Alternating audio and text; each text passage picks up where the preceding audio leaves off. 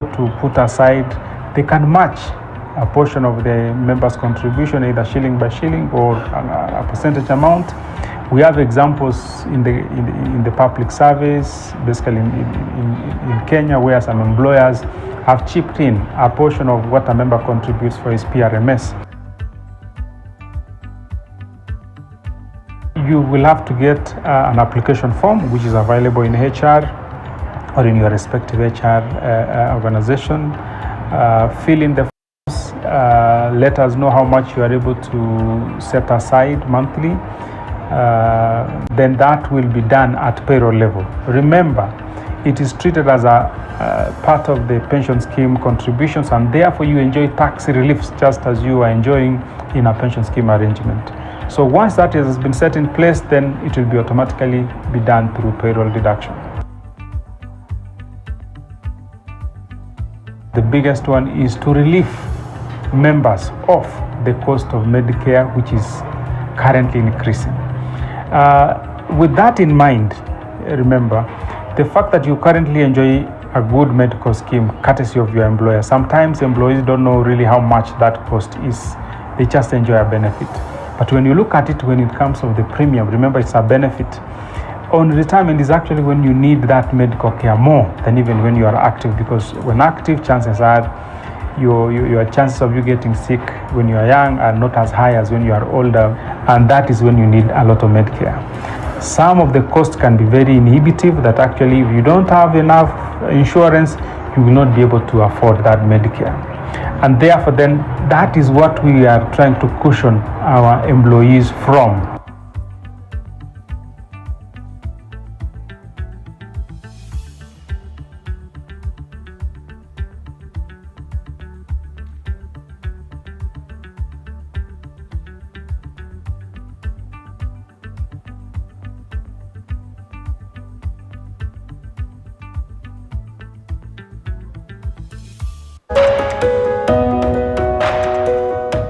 Laptrust nilijoin nilipoandikwa kazi kwa City Hall 1972.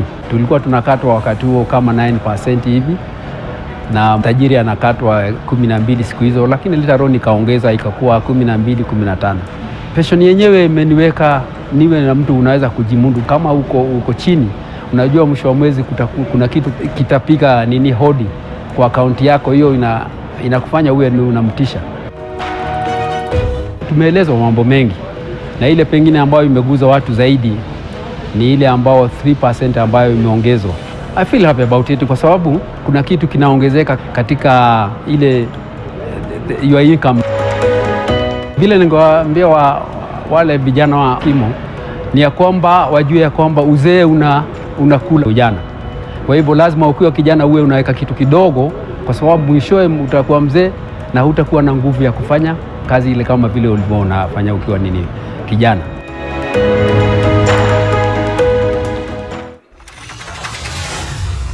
CPF is registered and regulated by the Retirement Benefits Authority to provide pension administration services, but we also do other things over and above that.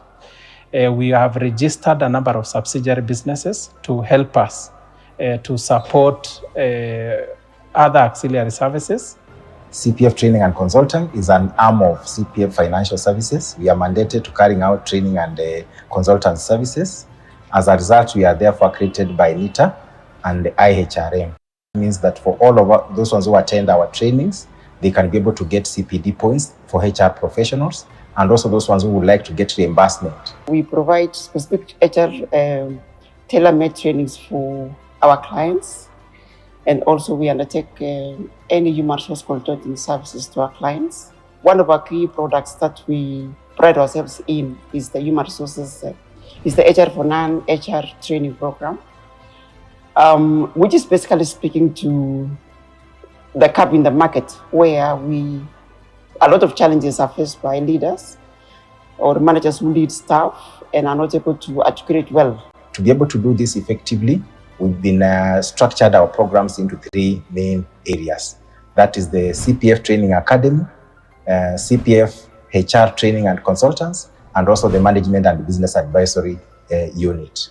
In the training academy, the programs are tailor-made specifically to suit what CPF does, alongside the CPF product. So our key program is the pre-retirement training program, which is again tailor-made to suit a specific group of trainees or participants. So we have the C-suite pre-retirement program, mainly targeting the HR, the directors, the CEOs, and high-end caliber levels within the organization. Then we have the pre-retirement program just for the junior staff members within the organization. Again, we've tailor-made this program basically to fit those ones who have few years to retirement and those ones who are joining the organization, so that they're able to prepare in terms of knowing that at some point in their life of journey, they'll come to for retirement. Beyond that, we also have other programs within the academy, one being also the finance for non-finance managers, targeting people who are not finance trained or accountant within the organization, but they are at the senior level or the management level, just for them to be able to understand what it means by issues to do with like managing costs and interpretation of the financial records within the organization. Another program that we run under the training arm is HR metrics and big data analysis. And this is one of the programs which is also very critical for any HR practitioner, wherein the question is how you talk to your executive, for example. The narratives don't really come out well, but when you do data analysis and ensure that you speak in terms of numerical values to your CEO, then that makes a lot of value, and people are quickly able to feel what you're talking about. Beyond that, we also have management and business advisory unit, which again has tailor-made programs specifically again responding to the business areas within the organization. So we have the strategic thinking for again managers and the high-level people within the organization. We also have risk management training program. We have data and data compliance training programs, and then we have tailor-made consultant services within that particular area. We also run leadership training program, a key one being also the leadership summit that we are going now to run for this year. We are going to have it in the month of April in Zanzibar, and we are targeting again the directors, senior professionals within the organizations and senior levels within the organization and board members. Why us? There are many consultants out there, but why CPF consulting, for example? So one of the things that we pride ourselves is, first and foremost, working with the client. We don't employ blanket consulting way. We come to your organization and meet and understand your needs, so that then and agree the approach we will use to meet a specific need. We are moving from staff satisfaction to staff engagement, because once you are engaged, automatically satisfaction comes in.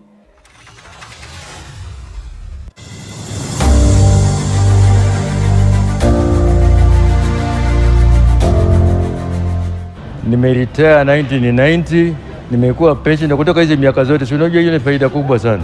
Mimi ni mkulima, mimi nafuga nyuki, nafuga kuku, nafuga nguruwe. Sababu ya hiyo pension, kama sio hiyo singepata hiyo vitu. Mkutano ya leo imekuwa mzuri, tumeongeza 3%, inanifurahisha zaidi. Kila mwezi natumaini nitapata kitu, na hiyo tumaini inapatia hope ya kuishi. Wala hawajaretire wajipange. Na unajua kama ungali kazini, watu wanakuwa na wasiwasi. Lakini kama umejipanga na unakuwa na hiyo kitu kama hii pension, hakuna kitu itaenda ubaya.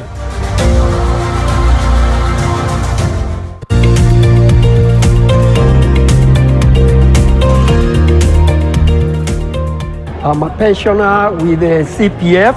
I retired in 2008. I have been living on that pension. I've educated my two last bonds with the pension money. I have no regret being there, because I had known there is a future after retirement. If I could get the over 3 million at that time outright, I would be having nothing. But you see, the pension keep me going.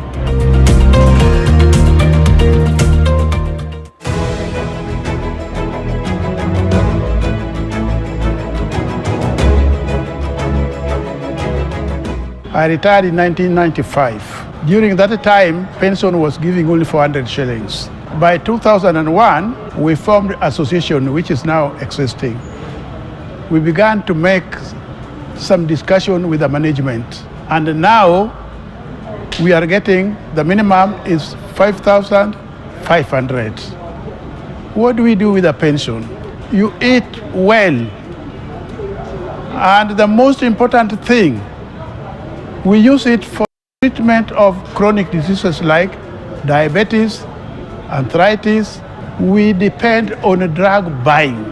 However, we divert sometimes and give fund to our grandchildren. To those people who have not retired, you remain with the 3 years. This is my advice. Make sure to deposit your money at that time. The 3% increment I've got today, I'll divert it, put it into the account, because I do not know what comes tomorrow.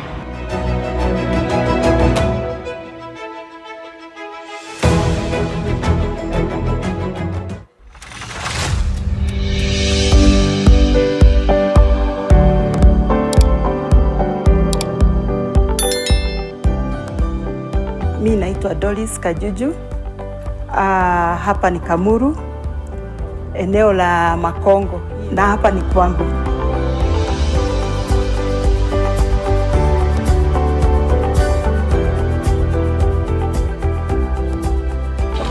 Nilijuana na Laptrust 2017 wakati nilimpoteza mume wangu.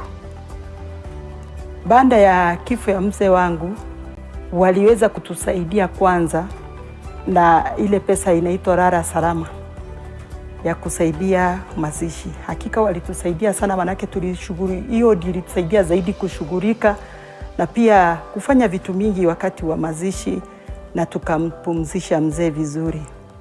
Kitu cha kushangaza ni vile, yani hii pesa tulifikiria itakaa sana ya pension, but walifanya kazi kwa haraka.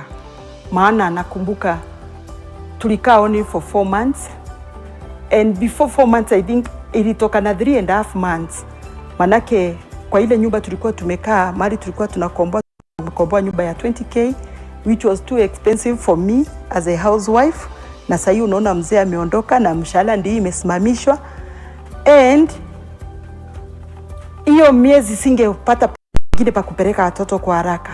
So ndio niliweza kulipwa ile pesa, na hiyo nyingine wakapeleka kwa masomo. Na ile niliweza kulipwa ndio nilinunua nayo mahali hapa Kamuru, na nikajenga hii nyumba mnayoiona hii, na hapa ndio tunaishi na watoto wangu. Hiyo pesa nyingine wakachukua ikaenda kwa insurance upande wa masomo kwa watoto, na imesaidia sana watoto wangu, manake hawajaifukuzwa shule. Wamekuwa hata yani ikiketa even for their uniform and shoes, even the books. I'm so happy. Nafurahia sana. Jambo lingine ni wakati wa COVID. Haikuwa rahisi kwetu. Na nilifika pale Laptrust na nikawaelezea vile tumewezwa na hii njaa, sababu watoto walikaa nyumbani karibu mwaka mzima. Lakini jambo la kushangaza nifikiria maybe hawatanisaidia sababu maybe ni juu ni chakula or something, but believe me, walinipea 20,000. Hiyo nikafanya shopping ambayo ilitusaidia kukaa miezi ingine 3. Mungu ni mwema. Asante Laptrust, asante watu wa Trust Fund. Vile mmekuwa mkitushughulikia, Bwana wabariki sana. Kitu kingine naweza sema pia ni vile kazi yenu mlifanya kwa haraka. Hakika service yenu imekuwa ya kufana na mzuri. Manake nimekuwa nikikuja pale, hakuna siku nimekuja nika regret. Na pia kusaviwa, nimesaviwa vizuri, mpaka hata kupigiwa simu. Saa zingine hata nikipigia mtu simu nilikuwa nafikiri sababu ni mobile ya mfanyikazi maybe hata nijibu, but hata usiku nakuta nimepigia wengi na wanachukua simu yangu wananiambia iko hivi na hivi na hivi na hivi, na vile wameniambia na mambo inakuwa sawa. So nashukuru for the workers also kwa ajili ya ushirika wao na pia kuongelesha watu vile wanaongelesha watu vizuri na service nzuri ambayo tunapewa pale. Bwana wabariki sana Laptrust. Thank you so much.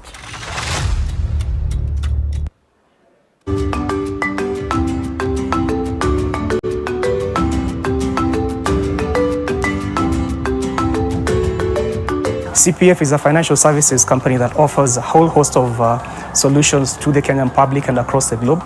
We have been recognized both locally and internationally as a trusted brand, and the following are some of the reasons why you should be working with us. Currently, we provide fund administration services to the largest schemes in the country. One of them is Laptrust, which is the oldest. Having been established in 1929, it currently has a fund value of 30 billion Kenya shillings and membership of about 20,000 members. The County Pension Fund, which is also one of the largest in the county space, and the Public Service Superannuation Scheme. Overall, we have total assets under management of 100 billion. Biggest challenges in the social security sector has always been enabling people save towards their retirement. And one of the solutions that we have developed internally as CPF is called Rukisha. Rukisha is a concept that we developed, and the intention is to help them save towards their retirement. We have incorporated a concept called Save As You Spend into the platform, where for every transaction you make, you're able to save a percentage of it, and over time, you're able to see your retirement funds accrue. One of the other benefits of utilizing Rukisha is you also have access to other solutions within the CPF group of products, among them being investments through the CPF asset managers. Good morning, ladies and gentlemen. Thank you very much for arriving for this year's annual general meeting. May I request, this is just a humble announcement. We have quite a number of members and delegates who are out there. They are through with their breakfast. May we request that we all join the rest of us at the hall. Please, this is a humble request that may we all join the rest of us in the hall, because in the next 5 minutes, all our guests will be here. The chief guest is around, the MD, group MD is around, the chairperson is around, the chairpersons are here, the trustees are here. So in the next 5 minutes, may I request that if you are not through with your breakfast, then we will have to postpone the breakfast to some other time. Because in the next 5 minutes, we will begin our program for today. It's just a humble request. May I make also some few announcements that we have a serious medical camp here. We have a group of 4 doctors, and the medical camp is courtesy of CPF, Laptrust. At this, the left side, once you get out from that exit, at the front desk of CPF, then we have a medical camp. So ukiwa na wasiwasi kidogo, ukiwa na headache kidogo, ukisikia sukari imepanda juu kidogo, ama majani imeteremuka, ama chumvi imechanganyika na majani kwa mwili, ama uone pia baridi, tuko na dawa ya baridi, tuko na dawa ya wasiwasi, tuko na dawa ya kila kitu. So wewe tayari, you will attend to our medical camp. We care about you. The way you came here healthy, we need you to leave here healthy. And the way you arrived with fitness in your body, then that is how we want you to exit, even better. So, ukitaka atakupima pressure, uangalie kama nini kila kitu, tafadhali. We have a medical camp just outside. You'll not really go outside, but after the hall, exit of the hall, then to your left, there is a medical camp there. We have washrooms all over. First of all, we have washrooms at the entry. We have washrooms just right here next to the lifts. And then we have others behind. And then we have other washrooms at the first floor. So, for the call of nature, you are well taken care of. Please, we have the washrooms all over.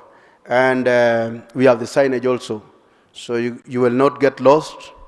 We have our ushers who really take care of you for the entire program.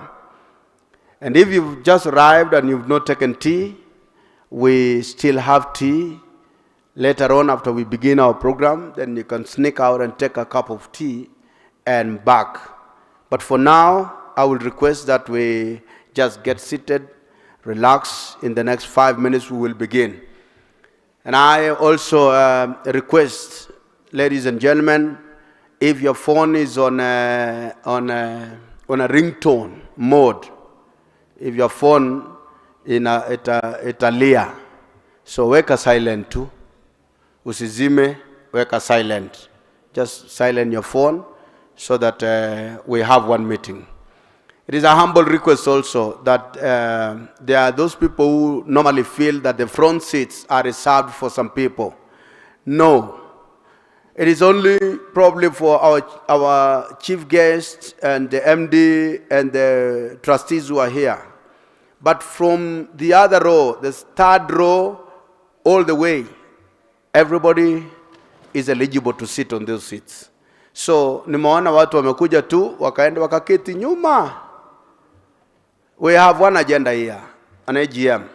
So I will request that wale ambao wamependa kuketi nyuma, and maybe it's your tradition, in primary school you sat at the back, in secondary school you sat at the back, at the university level, if you went to the university, you sat at the back, and even in parliament, you are a backbencher. So nataka ukuje leo, come and have a privilege to kaya hapa mbele. So for our two friends, they're saying they can hear me clearly and they have given me a thumbs up. There are two guys who are sitting at the edge and they are so happy. Unfortunately, I can't even recognize your faces. I can see a light guy and a dark guy. So may I take this privilege to welcome you, mukuje all the way, mpaka mukalie viti hapa mbele. Thank you very much, asante. And apparently, we are so happy. Thank you for the event organizers. Thank you for Extreme. Thank you, Extreme events organizers. I've made sure that we have a universal sound all through. We have two screens. If you are at the far end, then you can follow the proceedings on the screen and live. And then we want to also say that we have a live coverage today here. For all these people who are the camera here, they will make sure that they stream this event live. So it is a live event on all platforms. It is a live event on television, live event on radio, live event on social media, live event on Facebook, and at the same time, even X. So this event will be live for the benefit of those delegates who didn't make to this place. And otherwise, we will have, we will not keep you for long. We'll make sure the program is short enough to give you maximum concentration. But it is our happiness also that as you concentrate and as you have questions, we will make sure that we guide you on how to direct those questions, on how to ask those questions. We will take each and every question seriously. Even if it is a question out of context, we will take that question seriously. Because there are people who ask questions. Like, for example, when there was a serious wedding somewhere, and the pastor in the middle of the wedding, he said, okay, is there anybody who questions and challenges this wedding here today? We have 1 minute for you to challenge. Then when people are quiet, then one lady raised her hand. You know, even the groom collapsed. But the lady was asking, where is the washroom? So we will treat every question that you have with a lot of seriousness. So ladies and gentlemen, we are almost ready, and let me just give you a brief of what will happen. Once the MD, group MD is here, and the chief guest is here, and everyone else is here because they are already set. So because I've said 5, but it's now 3 minutes, they will be here. Once we usher them, we will all rise up and we will all stand up for the official opening, and we will have, as we are all patriots, we will have our national anthem. And as usual, we'll have a national anthem, Kenya national anthem, and the East African anthem, 1 stanza each.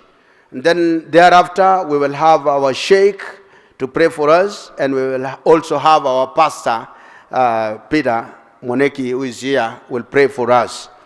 And then after the prayer, we'll have the welcoming remarks for all of you, and then from there, we'll proceed with the program straight.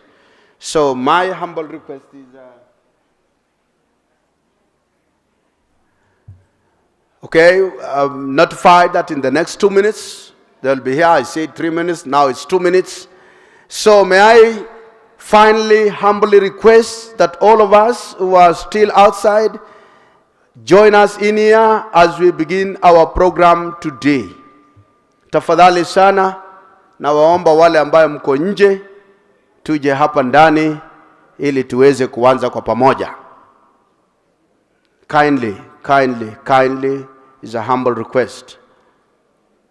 Thank you very much. For those who are serving tea, please, it's now time to a little bit pause until some other time. Asanteni sana. For those who have arrived, I see quite a number of you. Honestly, I've interacted with some friends from Malindi. We have one friend of ours from Malindi. I've seen the team from Malindi. I've also seen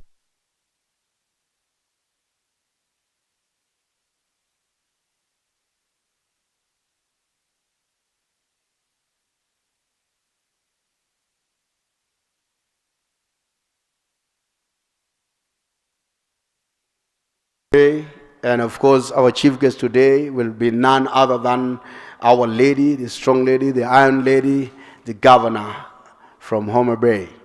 And then we also have from Kisumu City, I've seen you there, from Kakamega, that's the western region, from the Rift Valley, obvious, you are here, from Kericho, Bomet, Narok, and Samburu. I've also interacted a little bit from Garissa. Garissa is very good. We'll have a proper introduction of all of you. But for that matter, ladies and gentlemen, welcome to Nairobi. We are very safe in Nairobi. Today, stay safe knowing that we are safe in Nairobi. Hakuna maneno mengi sana. Sasa leo naona watu wengi walikuwa nasema we might not make it or make it because of so and so. So today, there's no stress in Nairobi. Everything is moving nicely in Nairobi.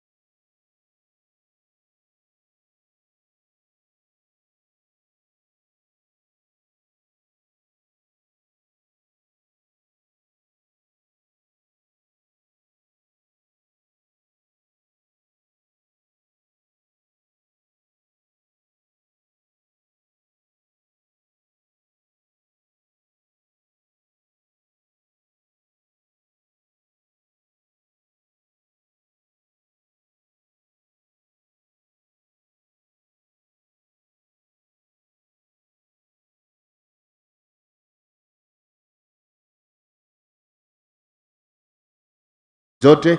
Naomba tu kwa unyenyekevu sisi zote tusimame, na kama uko kule nje, tafadhali join us in here as we proceed together. First of all, ladies and gentlemen, we are all Kenyans. Sisi ni wazalendo, na kama sisi ni wazalendo, kama wewe si Mkenya, basi wewe ni wa East Africa. And for that matter, we have a national prayer in national anthem.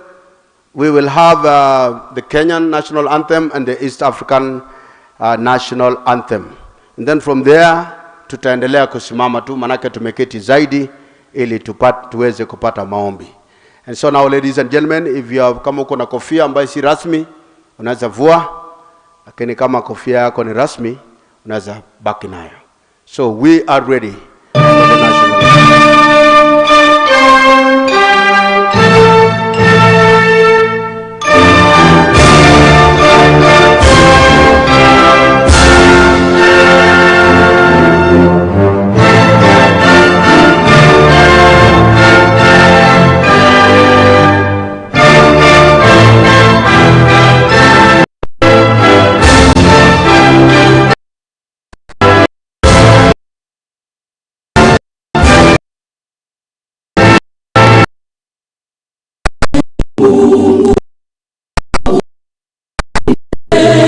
Jumuiya Afrika Mashariki, tuwezeshe kuishi kwa amani, tutimize na malengo yetu.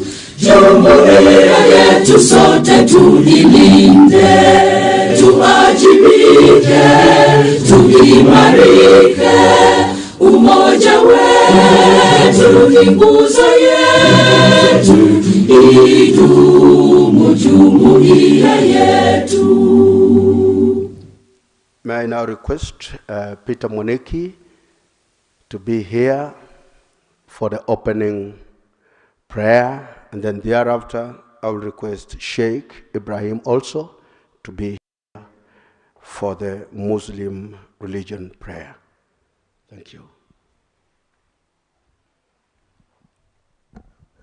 Amen. Shall we pray? Heavenly Father, we thank you this wonderful morning. You are the giver of life. It is in you that we live and move and have our being.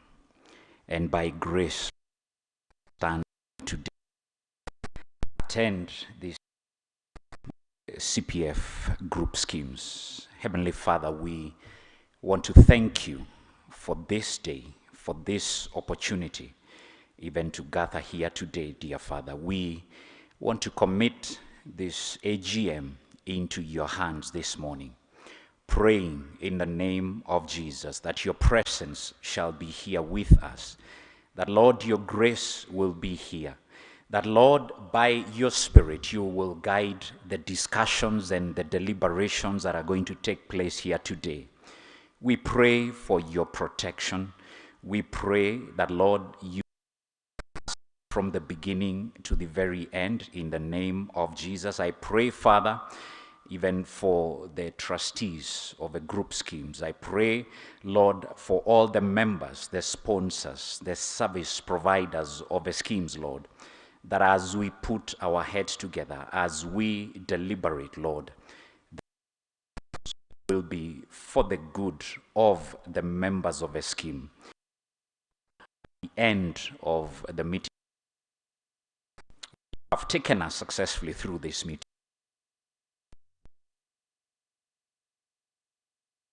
And all the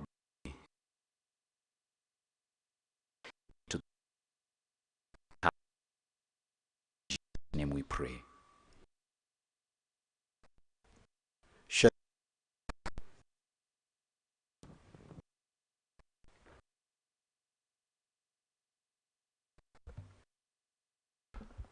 Bismillahirrahmanirrahim.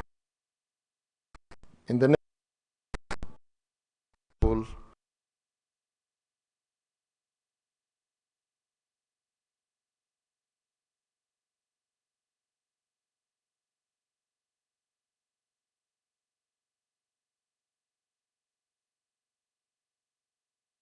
the gift of health, and for the gift of this beautiful and peaceful country, Kenya. Ya Allah, as we begin our meeting, we recognize our shortcomings, and we know that you are omnipotent, and you are the Almighty. And that's why at the beginning of this meeting, we call upon your name. Between the last AGM and this AGM, oh God, a lot has been achieved, and we can only thank you for that. And for our shortcomings, between the last AGM and this AGM, we ask you for forgiveness, for we are only human. Ya Allah, as the CPF family, and as we look back at the period between last year and now, we know that without you, we could not make it to where we are today. And as we plan for the future, we again beseech you to guide us, because we know as human beings we plan, but our plans will only succeed if God, you bless us. We trust that you'll continue to guide us. Ya Allah, you know that as a pension fund, we are entrusted with other people's resources. Ya Allah, for all those who have been entrusted to manage these resources, we ask you to give us wisdom and sincerity so that we manage the resources in a manner that is first and foremost pleasing to you and beneficial to those who have entrusted us with this responsibility. God, it has taken teamwork for us to be where we are today. We don't take it for granted that each stakeholder within the CPF family has played their part, and that we have succeeded. So we want to thank you for every stakeholder, the trustees, the directors, the fund managers, the pensioners who have contributed to this fund, and the people who run the day-to-day activities of CPF. God, we know that without peace, we cannot succeed and we cannot achieve anything. God, we ask you to continue blessing this country and the whole of Africa and the world at large with peace, for without peace, we cannot achieve anything. Give us what is good in this world and what is good in the hereafter, and protect us from the torment of hellfire. We trust that throughout the day, you will guide us so that at the end of the day, we will thank you for the deliberations of the day. Assalamu alaikum wa rahmatullahi wa barakatuh. May the peace and blessings of God be with you all. Thank you. And everybody say amen. Thank you very much, ladies and gentlemen. May you be seated now. Congratulations for those who have arrived to this annual general meeting. So I want you to face your neighbor and say, just say hi to your neighbor. Mwambie karibu sana. Just say hi to your neighbor, because there are people who have sat here, they don't even know their neighbor. Muulize unaitwa nani? Muulize habari yako. Just say hi to your neighbor. If you know your neighbor, ulize tu unaitwa nani. Mara wamebadilisha jina. Mwambie welcome to Cpf Group annual general meeting. Yeah, just say hi, just know your neighbor. Ndio simu ikipotea usiseme kuna mtu hapa na umjui. All right, say hi to your neighbor on the left and on the right again. You can even extend to the person. Very good. Asanteni sana. So ladies and gentlemen, welcome to... We did not have to wait to be great to start. We have to start so that we become great. Happy, first of all, may I make an announcement? I welcome a special lady here for the introduction. First of all, welcome to the Age Convention Center. This is, I believe, there are those who are, for the first time since creation, this is the first time you are here.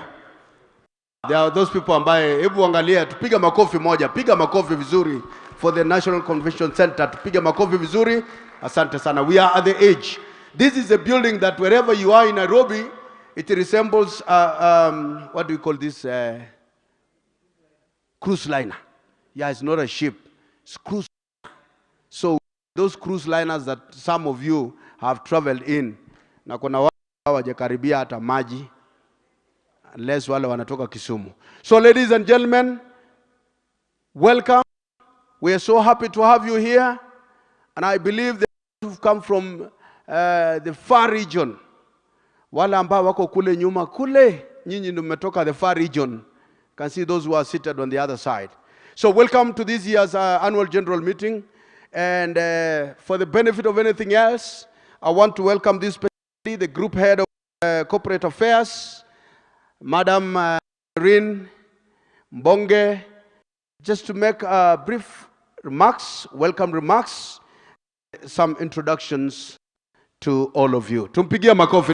Appreciate Irene Mbonge. Karibu sana. Karibu sana, Irene. Welcome.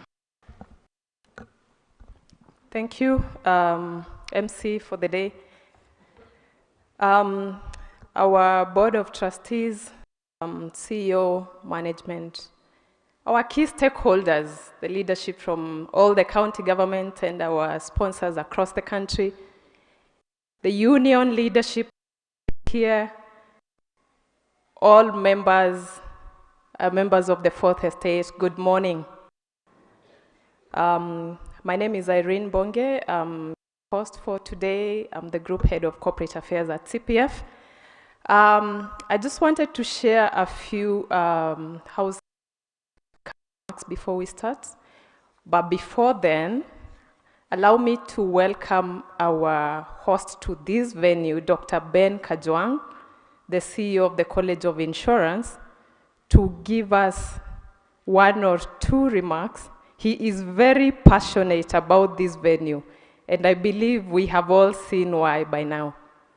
It's a beautiful venue they have here. He wants to say hi to the stakeholders gathered here and share one or two things so that we can be comfortable for the many hours we're going to be here. So welcome, Dr. Kajwang. Thank you. Can I say good morning, gentlemen? It is indeed an honor to have CPF here and to see Mr. Sayakili, the board, and everybody else. And before I make any remarks, I just want to indicate that when we were through with this facility, the first official activity that we had was courtesy of Mr. Sayakili and this team. So you can clap for the team. Mine is very brief. I was told to come in, and being a teacher, you know, when we're given the podium, we tend to talk. I will not do the talking. But I was told just to give the security and safety features of this facility, amongst others. Then just to give a brief of the other facilities over here. So where you are was already indicated is the Age Hotel and Convention Center, a facility owned by the College of Insurance. It's generally new. So this is the main ballroom, the plenary. And where you are, we have multiple exits, both ways, just in case of an emergency. Then you can exit through these other doors. We have the fire assembly area over there. Of course, the building is also served by multiple lifts. It has 7 lifts. Just in case you want to go to any other place, you will be guided. We also have enough security over here, the private security, and of course, complemented by the regular security. We have an arrangement with the Red Cross, just in case somebody is not feeling well, then you will be attended to. Luckily enough, I'm made to understand that you have also arranged a clinic within the facility, so we are covered. But very quickly to the facility. As already mentioned, this is the Age Hotel and Convention Center. It is in 3 chambers.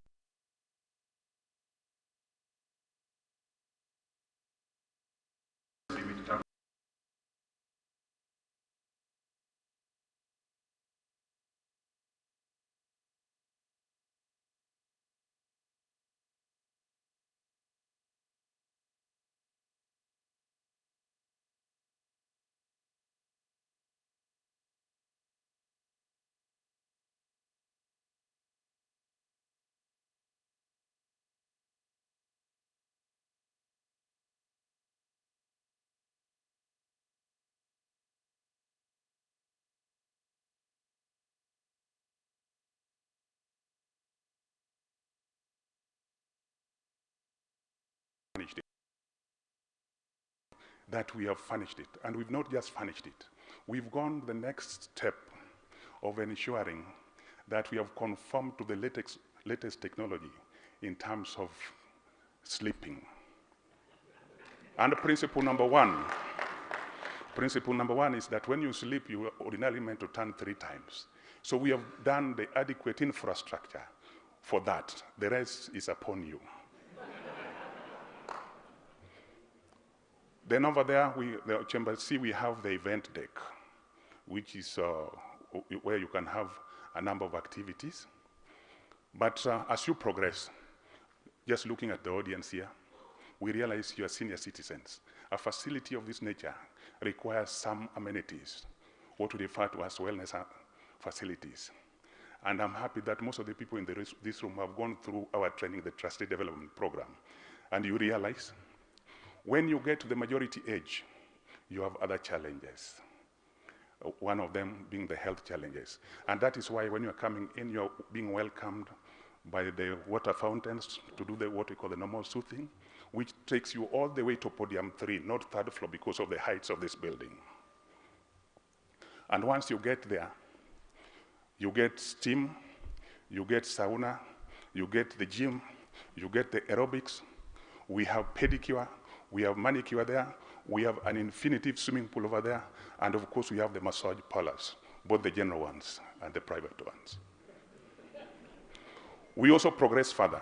We see the imams here, we see the priests here.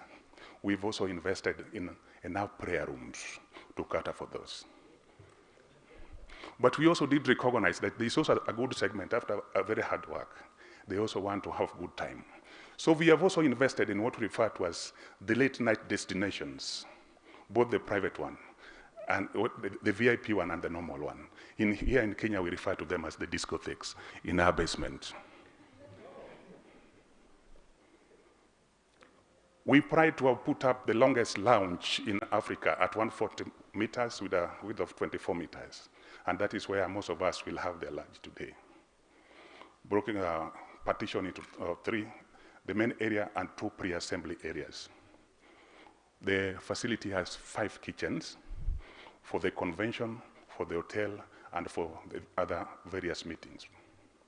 We've also invested in what we refer to as various concourses outside just to ensure that you are fine.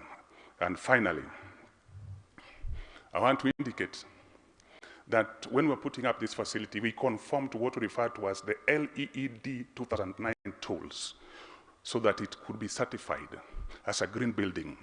And this is the first building certified by the American Green Building Council as green in East Africa. I thought you would have clapped for us. And maybe I just leave it there because this was not our occasion. But we take pride for you to decide to choose this facility. We know there are so many other venues in Kenya, but to ensure that you come the other time and even today, and I'm sure the numbers are still going to be big, that will be wonderful. For those who are interested in the tours thereafter, then of course we have people to take you for the tour after that is after your conference. So welcome. And the name, The Edge, in Kiswahili is Okuta. We are at the edge of the city and the national park, hence the name Edge. But equally, we thought that we have made contributions that the current hospitality facilities in Kenya, we are at the cutting edge. And in conclusion, our vision, our drive, was to ensure that at the end of it all, we leave the greatest impact to the greatest number of the greatest people to the greatest extent. Thank you very much. Thank you. Thank you very much. And Dr. Ben Kajwang is the CEO of this magnificent place. Thank you very much for having us. At this point, allow me to recognize the presence of all our stakeholders, starting with the county government's employers. I know we have many county secretaries in our midst. We are expecting a few governors. We are expecting many other people in the county executive wing. A round of applause for the county government's executive. We also have the county assembly leadership with us today. We have a number of speakers already with us, and we shall be recognizing them as we go on. A round of applause. We have our members who are the reason that we exist as a CPF group. And with the members, we have the employees' representatives, the leadership of the unions, the various unions represented here today. Can we give a loud round of applause for those, led by the GS General Secretary, Honorable Robert Duba. I see you. I see you, George Kibore, representing the clinical officers. I see many other leaders, Kelvin, Ndunda, you know, all the leaders represented here. I don't know whether the water sector is in yet. Oh, they are right there. Thank you very much. Thank you very much. You know, without the employees, really, there is no pension schemes in Kenya. So thank you for the great job you do in ensuring that workers are taken care of. I wish to recognize our service providers here. We have the fund managers in the house. We have the custodians. We have our trustees for all the schemes that are having the AGM today. We have the regulator present. We have industry representation through our industry association, the Association of Pension Trustees and Administrators of Kenya. And I'm sure I saw the Secretary General somewhere. Mr. Mwangangi, you're in the house? Thank you very much. So we have the industry with us, and Dr. Kajwang talked about some event that was hosted here by Dr. Kili, and he was in his capacity as the president of APTAC in that event. It was not a CPF event. So APTAC was the first one to host an event here, and we are proud members of APTAC. Thank you very much.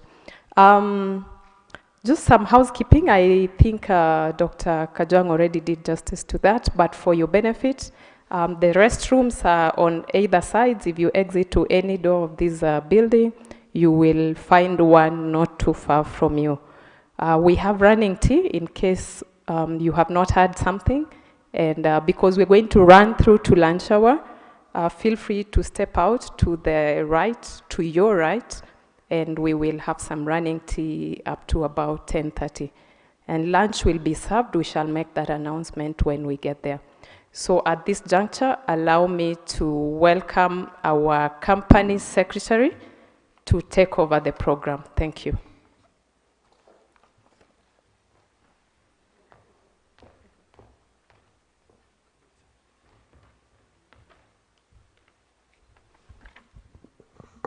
Thank you very much. Let's appreciate Irene Bonge. Tumpigie makofi. Let's appreciate.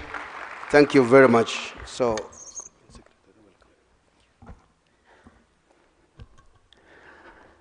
good morning, members. Owing to the fact that already Irene Bonge has recognized all of us, allow me to just kickstart the program by looking at the notices that were earlier sent to us or advertised through the newspapers. Today, unlike any other AGM, we have 4 schemes on board whom we are doing the AGM for. The newest one being the Taifa umbrella fund. I'm sure the presenters will be talking more about this new scheme. So, ladies and gentlemen, allow me to start with the first scheme, which is Laptrust. For Laptrust, you have in your bags or near you a booklet of this nature, and it is written Laptrust on top. And therefore, on page 4, of that booklet, you'll see the notice. This is notice of the 21st Annual General Meeting to members of local authorities pension trust. Notice is hereby given that the annual general meeting of the local authorities pension trust will take place on Tuesday, which is today, 9th of July, 2024, at the Edge Convention Center, Nairobi County, starting from 8:30 to 12 noon. The agenda is as follows. Number 1, introduction and opening remarks. Number 2, reading of the notice of the meeting. 3, reading and taking note of the minutes of the 20th annual general meeting held on 20th of July 2023. 4, presentation of the investment manager's report. 5, presentation of the scheme's custodian's report. 6, presentation of the financial statements and audited accounts for the year 2023. 7, presentation of the chairman's report. 8, presentation of the administrator's report. 9, presentation by stakeholders. Number 10, address by chief guest. Number 11, award ceremony. 12, question and answers. And number 13, vote of thanks. This is by the order of the board. Therefore, ladies and gentlemen, this is the way we shall conduct our business today. I do confirm that I have not received any other agenda from the members, and therefore I'll be requesting that we adapt the agenda for today by having a proposer and a seconder for members of Laptrust. Behind there is a hand. I, David Rono, I propose. Thank you, Rono. I, Edward Sigilai, I second. Thank you, Sigilai. Members, let us now go to the County Pension Fund. The booklet is of this nature, and it is written County Pension Fund.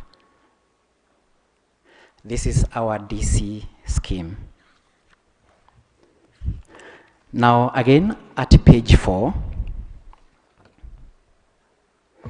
you'll find the notice for the 11th annual general meeting for our DC scheme.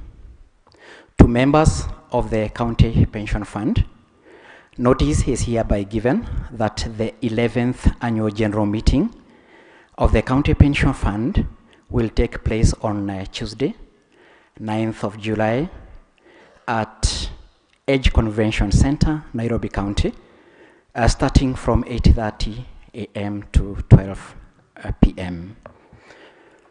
The agenda is as follows for our DC scheme. Introduction and opening remarks, reading of the notice and of this meeting. Number 3, reading and taking note of the minutes of the 10th annual general meeting, which was held on 20th of July 2023. 4, presentation of the investment manager's report. 5, presentation of the scheme's custodian's report. 6, presentation of the financial statements and audited accounts for the year 2023. 7, presentation of the chairman's report. 8, presentation of the administrator's report. 9, presentation of the trustee's remuneration report. 10, presentation by stakeholders. 11, address by chief guest. 12, award ceremony. 13, question and answers. And 14, vote of thanks. This is by the order of the board again. Therefore, ladies and gentlemen, I do confirm that I have not received any other agenda other than what is listed on today's notice. And to to confirm that this is the way we shall conduct our business today, we need to have a proposer and a seconder of the same. A proposer.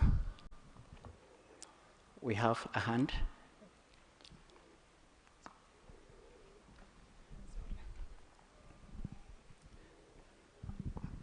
I'm Josiah Munyasia from Ketui County. I propose. Thank you. Paul Kiongo from Taita Taveta County. I second. Thank you, Paul. Ladies and gentlemen, in your pack, you also have the individual pension plan report, integrated report. It is written individual pension plan. This is another scheme of the group. Again, at page 4.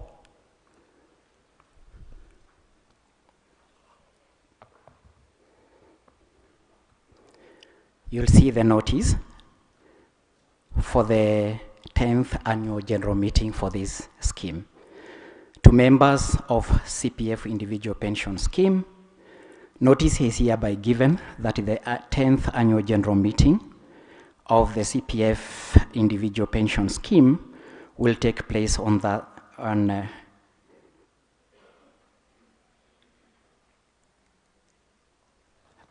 is a mistake there.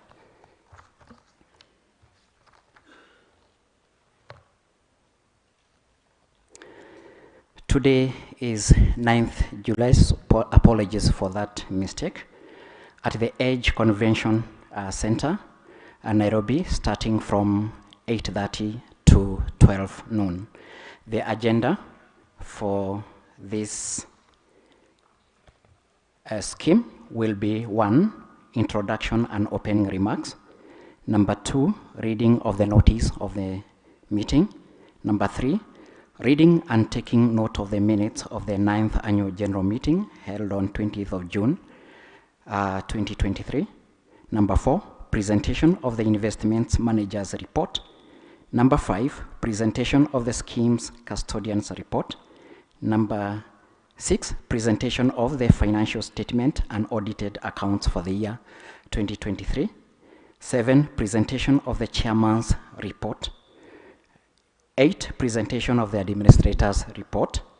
9, presentation of the trustee's remuneration report. 10, address by the chief guest. 11, award ceremony.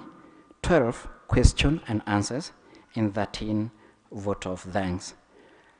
Members, I have not received any other agenda apart from what I have just read, and therefore let's adopt this agenda as the one which shall lead us for purposes of individual pension plan scheme.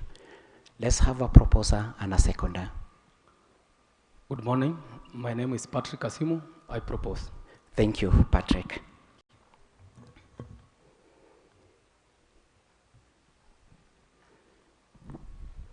Good morning. My name is Lydia Mukami. I second. Thank you, Mukami. And now, members, to our 4th scheme. This is Taifa Pension Fund. Ladies and gentlemen, in your bags you have, again, a booklet. It is written Taifa. Unfortunately, I can see that the notice is not part of the report, though our technical people will project this notice as I read it. Notice of the first annual general meeting. This is the first one, to members of Taifa Umbrella Pension Fund. Notice is hereby given that the first annual general meeting of Taifa Umbrella Pension Fund will take place on Tuesday, 9th of July, 2024, at the Edge Convention Center, Nairobi County, starting from 8:30 to 10 a.m. The agenda will be introduction and opening remarks. Number 2, reading of the notice of the meeting. Number 3, presentation of the investment manager's report. Number 4, presentation of the scheme's custodian's report. Number 5, presentation of the financial statements and audited accounts for the year 2023. Number 6, presentation of the chairman's report. Number 7 is the presentation of the administrator's report. Number 8 is address by the chief guest. Number 9 is question and answers. Then number 10 is a vote of thanks. Again, this is by the order of the board. Members, I confirm that I have not received, again, an agenda or an extra agenda, and therefore I request that we adapt what I have just read as having being the agendas that we shall present today.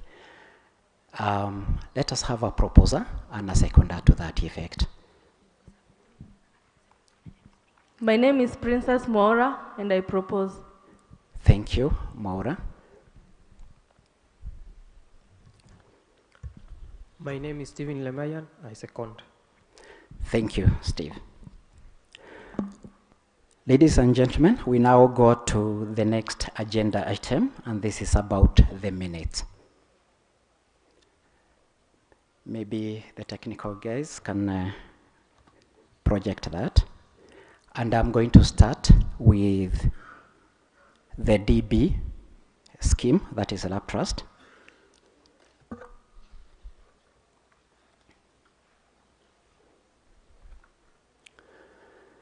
For those who have been able to check at the minutes, the first page and the second one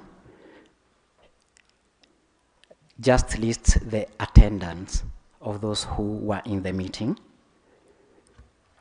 Then minute number 1 was introduction and opening remarks, details of which we have captured. Minute number 2 was about reading of the notice of the 20th annual general meeting. Again, details were captured. Minute number 3 is confirmation of the minutes of the 19th AGM, of which we did. Minute number 4 was presentation of the investment manager's report. We have captured the details all the way to page number 5. Where we have minute number 5, presentation of the custodian report. Minute number 6 was presentation of the financial statement of the audited account. For the year ended 31st December 2022, we captured the information. Number 7 was presentation of the chairman's report, details of which are there. Minute number 8 was presentation of the administrator's report. Again, we captured the details. On page 8 are the remarks of the chief guest under minute number 9. Minute number 10 was award and recognition, where every scheme which won is listed there. Minute number 11 was question and answers, of which the feedback was given. Minute number 12 was a presentation by a select list of stakeholders, and we really captured every person who spoke.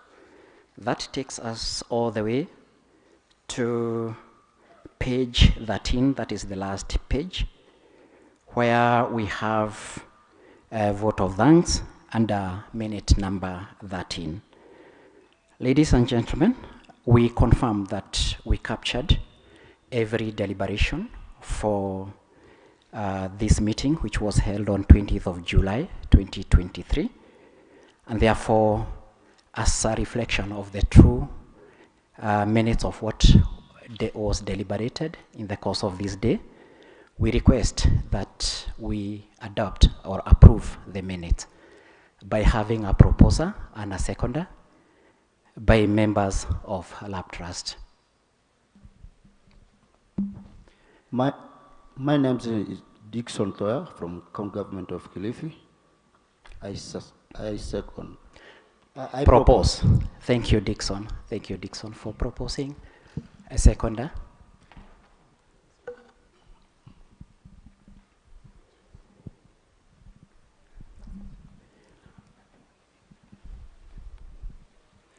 George Kibet, I second.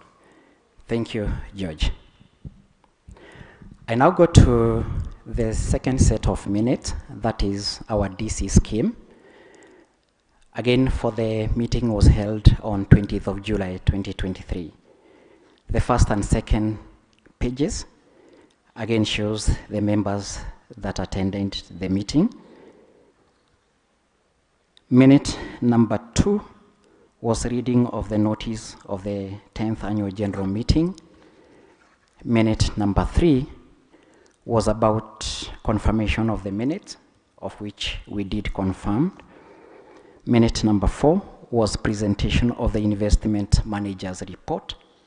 We have captured the details therein.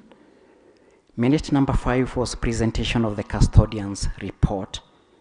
Again, the details were captured. Minute number 6, presentation of the financial statements and audited accounts for the year ended 31st December 2022. And we captured the details fully. Minute number 7 was presentation of the trustee's report. Number 8 was presentation of the administrator report. Address by the chief guest was under minute number 9. Under minute number 10, we had award and recognition. Minute number 11 was question and answers. Number 12 was presentation by a select list of stakeholders. And that takes us all the way to the last minute, under minute number 13, where we had a vote of thanks. I do confirm that we captured all the deliberations for this particular meeting on behalf of the DC scheme. And therefore, we need to approve the minutes as being the true reflection of what took place during this day. Members, let us have a proposer and a seconder to that effect.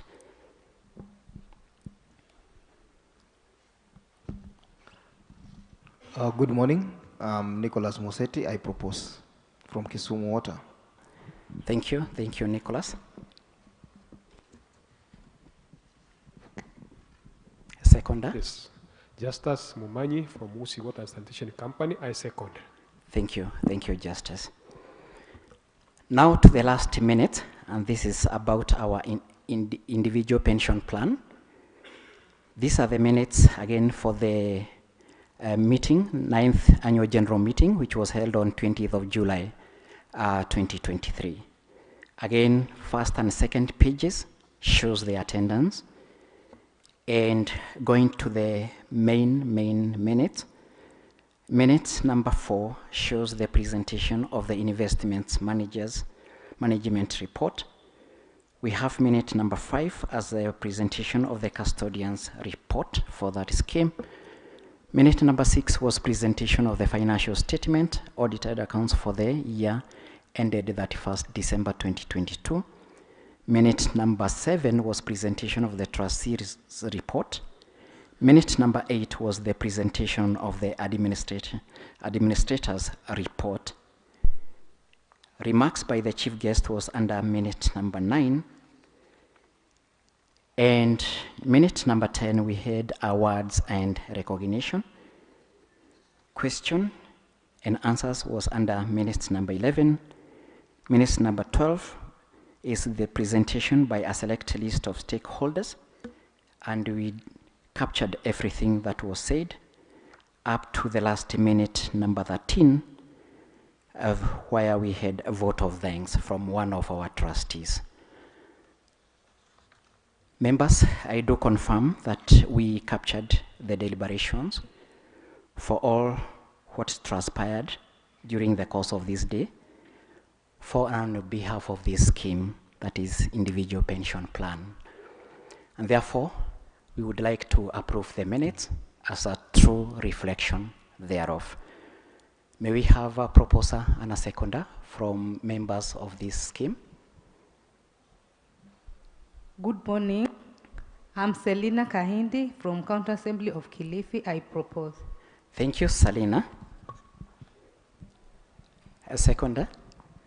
John Bogo. I second. Thank you, John. And ladies and gentlemen, that's all for agendas that followed the notices and the minutes. I thank you so much for listening to me. Thank you.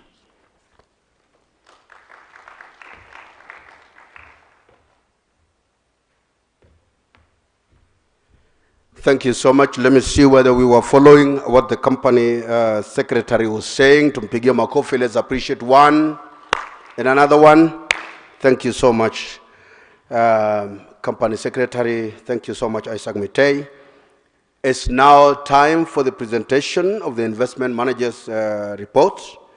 And I would like to call upon the presentation of Laptrust DB investment manager's report, Old Mutual Investment Group, by none other than John Kehara.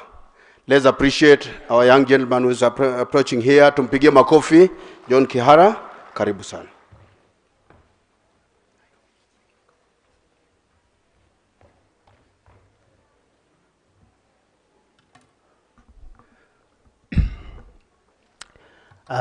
The various chairs of the various schemes, the general, the GMD, directors, trustees, fellow service providers, members, invited guests, all protocols observed. Good morning.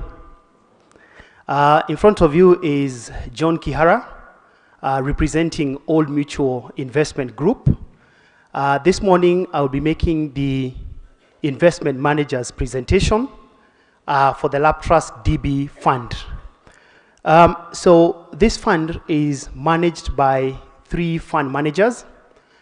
So I'm making a joint presentation on behalf of ICA Lion, who are also represented here, together with KCB Asset Management. Without further ado, I'll go to the agenda for the investment manager's report. It's going to be a fairly brief presentation. I'm going to cover 3 key elements. The first, of course, is about the macroeconomic review for the period that we are discussing, which is 2023. We'll also talk about where the funds were invested in as at the end of the year. And also, importantly, we'll also talk about the outlook for 2024, given that we are now firmly in the second half of this year. So I think members will be very keen to also know what is going on in the economy and how that is impacting the various investments. So let me go to the macroeconomic review. I think the key important thing is that for the year 2023, it was a fairly challenging economic environment. I think it's probably one of the years that most of us will really wish to move on from. There were a couple of challenges. The first one, of course, being issues to do with the currency volatility, where we saw the Kenya shilling significantly lose in terms of exchange rate to the US dollar. Of course, the impact of that was that since we are net importers in the country, the key important thing about that was that we saw a general rise in terms of cost of living, and also we saw the government remove some of the subsidies. But nonetheless, despite the very tough economic environment, the economy grew by about 5.6%, as you can see there. A lot of that having to do with the recovery that we saw in some of the sectors, especially the recovery in the agricultural sector and also the services sector. In terms of the cost of living, which I have alluded to, 2023, the cost of living was significantly high. So basically the chart that you see there indicates that especially in the first half of the year, we saw the cost of living measured by inflation rise above, even go above what the Central Bank of Kenya tries to target, which is upper band of 7.5%. We saw that go very close to 10%, just indicating the very tough environment that you're operating in. However, in the second half of the year, there was a slight deceleration in terms of that, as you can see. Of course, the key reason for this, as I mentioned, was because of the high cost of some of the key commodities that we are all consuming, be it fuel, be it food prices. So generally that had a very big impact in terms of reducing the cost, or rather the purchasing power for the country. The other key metric that we follow, of course, is the cost of money. And this is important, members, because if you look at the fund, as you will see, there's an investment of close to a third, which is in income-producing investment. By income-producing assets, I mean assets that derive their value from the incomes that you're getting. So the cost of money or interest rates is very important in terms of what's going on in the wider economy. And for 2023, what we saw is that as a result of a lot of pressure for government to obviously have to borrow from the market to support the various budgetary activities that we had, and also to support interest rates, to support the foreign exchange rate, we saw interest rates significantly go up. I think a case in point is what you're showing there. If, for example, you are to take government borrowing, for example, through a 2-year treasury bond, you can see within the course of the year, that cost moved from below 13% to close the year at just under 18%, just indicating the kind of pressure that the government was under to try and raise money from the market. The impact of this is twofold. So the positive impact of that is that with these high interest rates, for the new monies that the fund was getting, we're able to invest in these high-yielding government securities and also high-yielding bank deposits, which means then from an income perspective, as you see from the financials, the income that we got from those assets was quite strong. Of course, the downside to that is that from a valuation perspective and specific to treasury bonds, we saw sort of like a lower value coming in from the bond valuation. The reason is that some of the bonds, of course, we had bought them in the previous period when interest rates were lower, and obviously when interest rates go up, we saw some value erosion in terms of that. But overall, there was quite some significant income that we got as a result of obviously these interest rates going up. In terms of the currency, I've already spoken to this, but just to emphasize that when we have exchange rate volatility like what we saw last year, where the shilling moved from 100, just under 120, all the way to close to 160, that has a very negative implication on the economy. And basically what you're just showing there is that that was as a result of two reasons. We saw the dollar strengthen as a result of the US government raising interest rates. And also in Kenya, there was also quite some demand for dollar assets. So as a result of this demand for dollars, that's why we saw the Kenya shilling significantly weakening.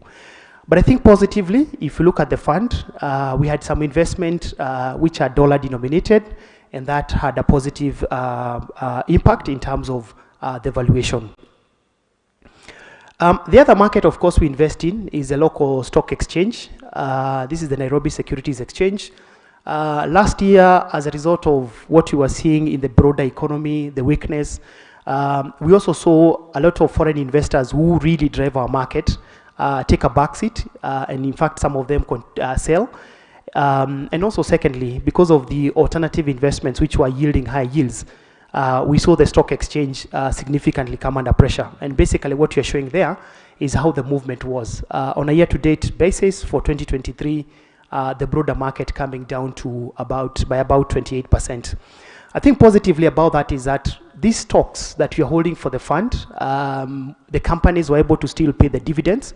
So in as much as their stock prices were coming down, the dividend income was still quite strong. And of course, we have seen quite some significant recovery in this year. In terms of the property investment, again, this fund has a significant property exposure. In 2023, we saw a lot of resilience within this property market space. If you look at the key metrics that we follow there, you can see there was a slight improvement in terms of some of the prices. And of course, the scheme has good assets within the property sector, which continued to give us quite some strong income through the rental income. So just going now to the fund summary in terms of how the fund value moved within the course of the last 5 years. I think the key important thing about this DB fund is that this fund is closed. This fund has significant outflows in form of pension that it has to pay.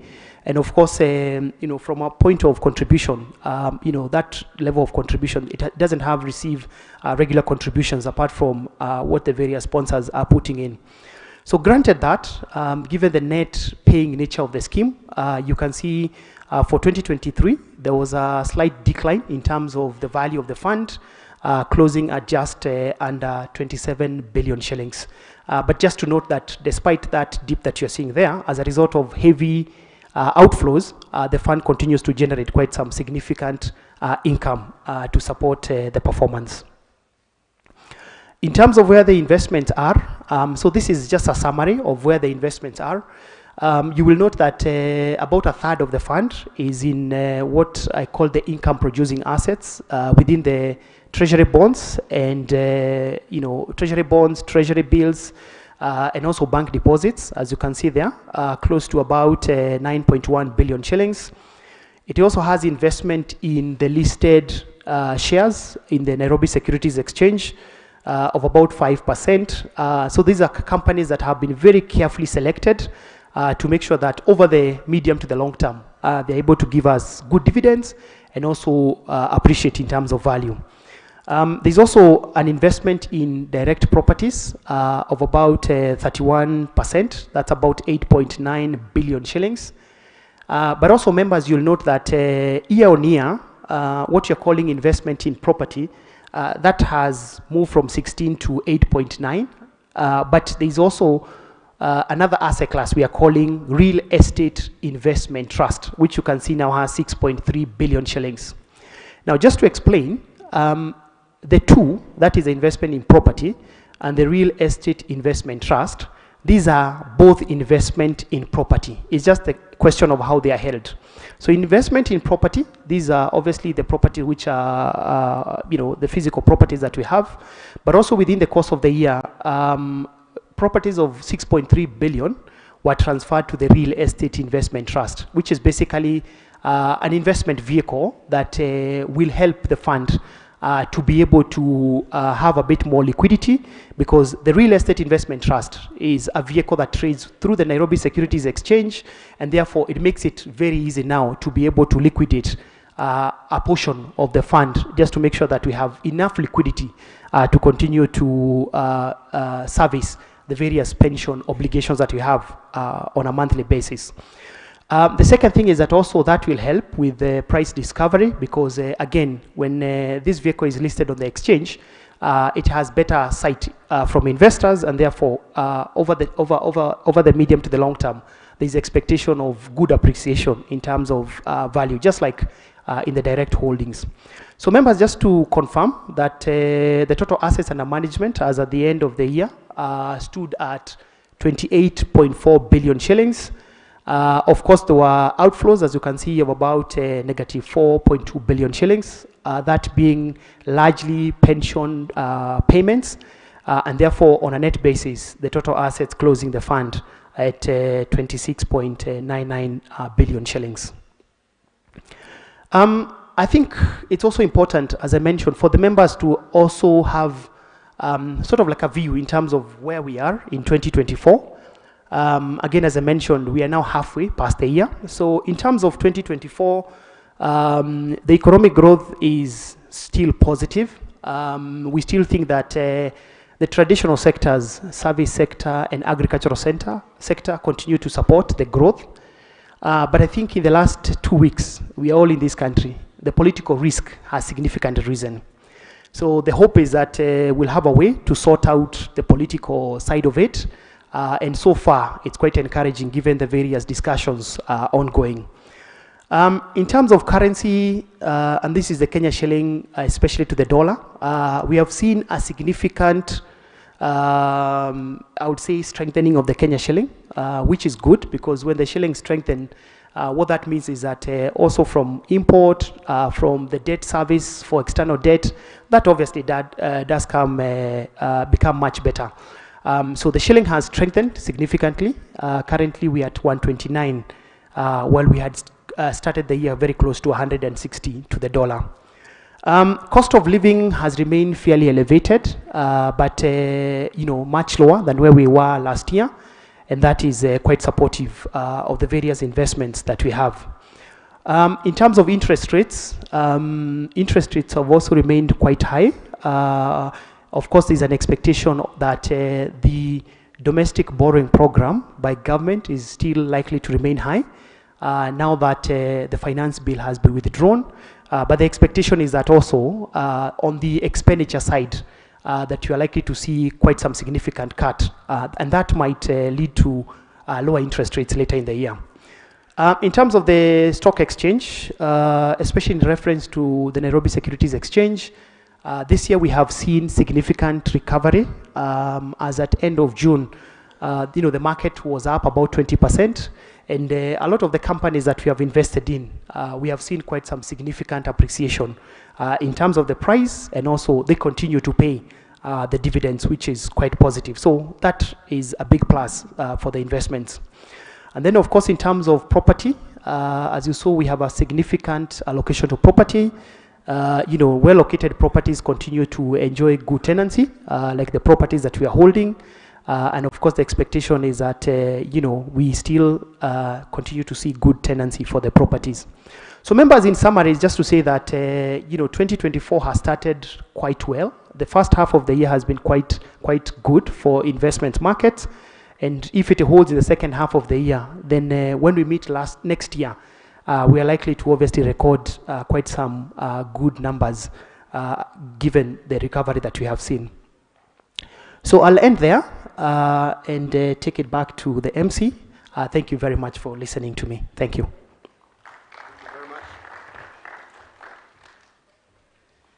Thank you so much. Let's appreciate John Kehara. Let's appreciate him again on All Mutual Investment Group.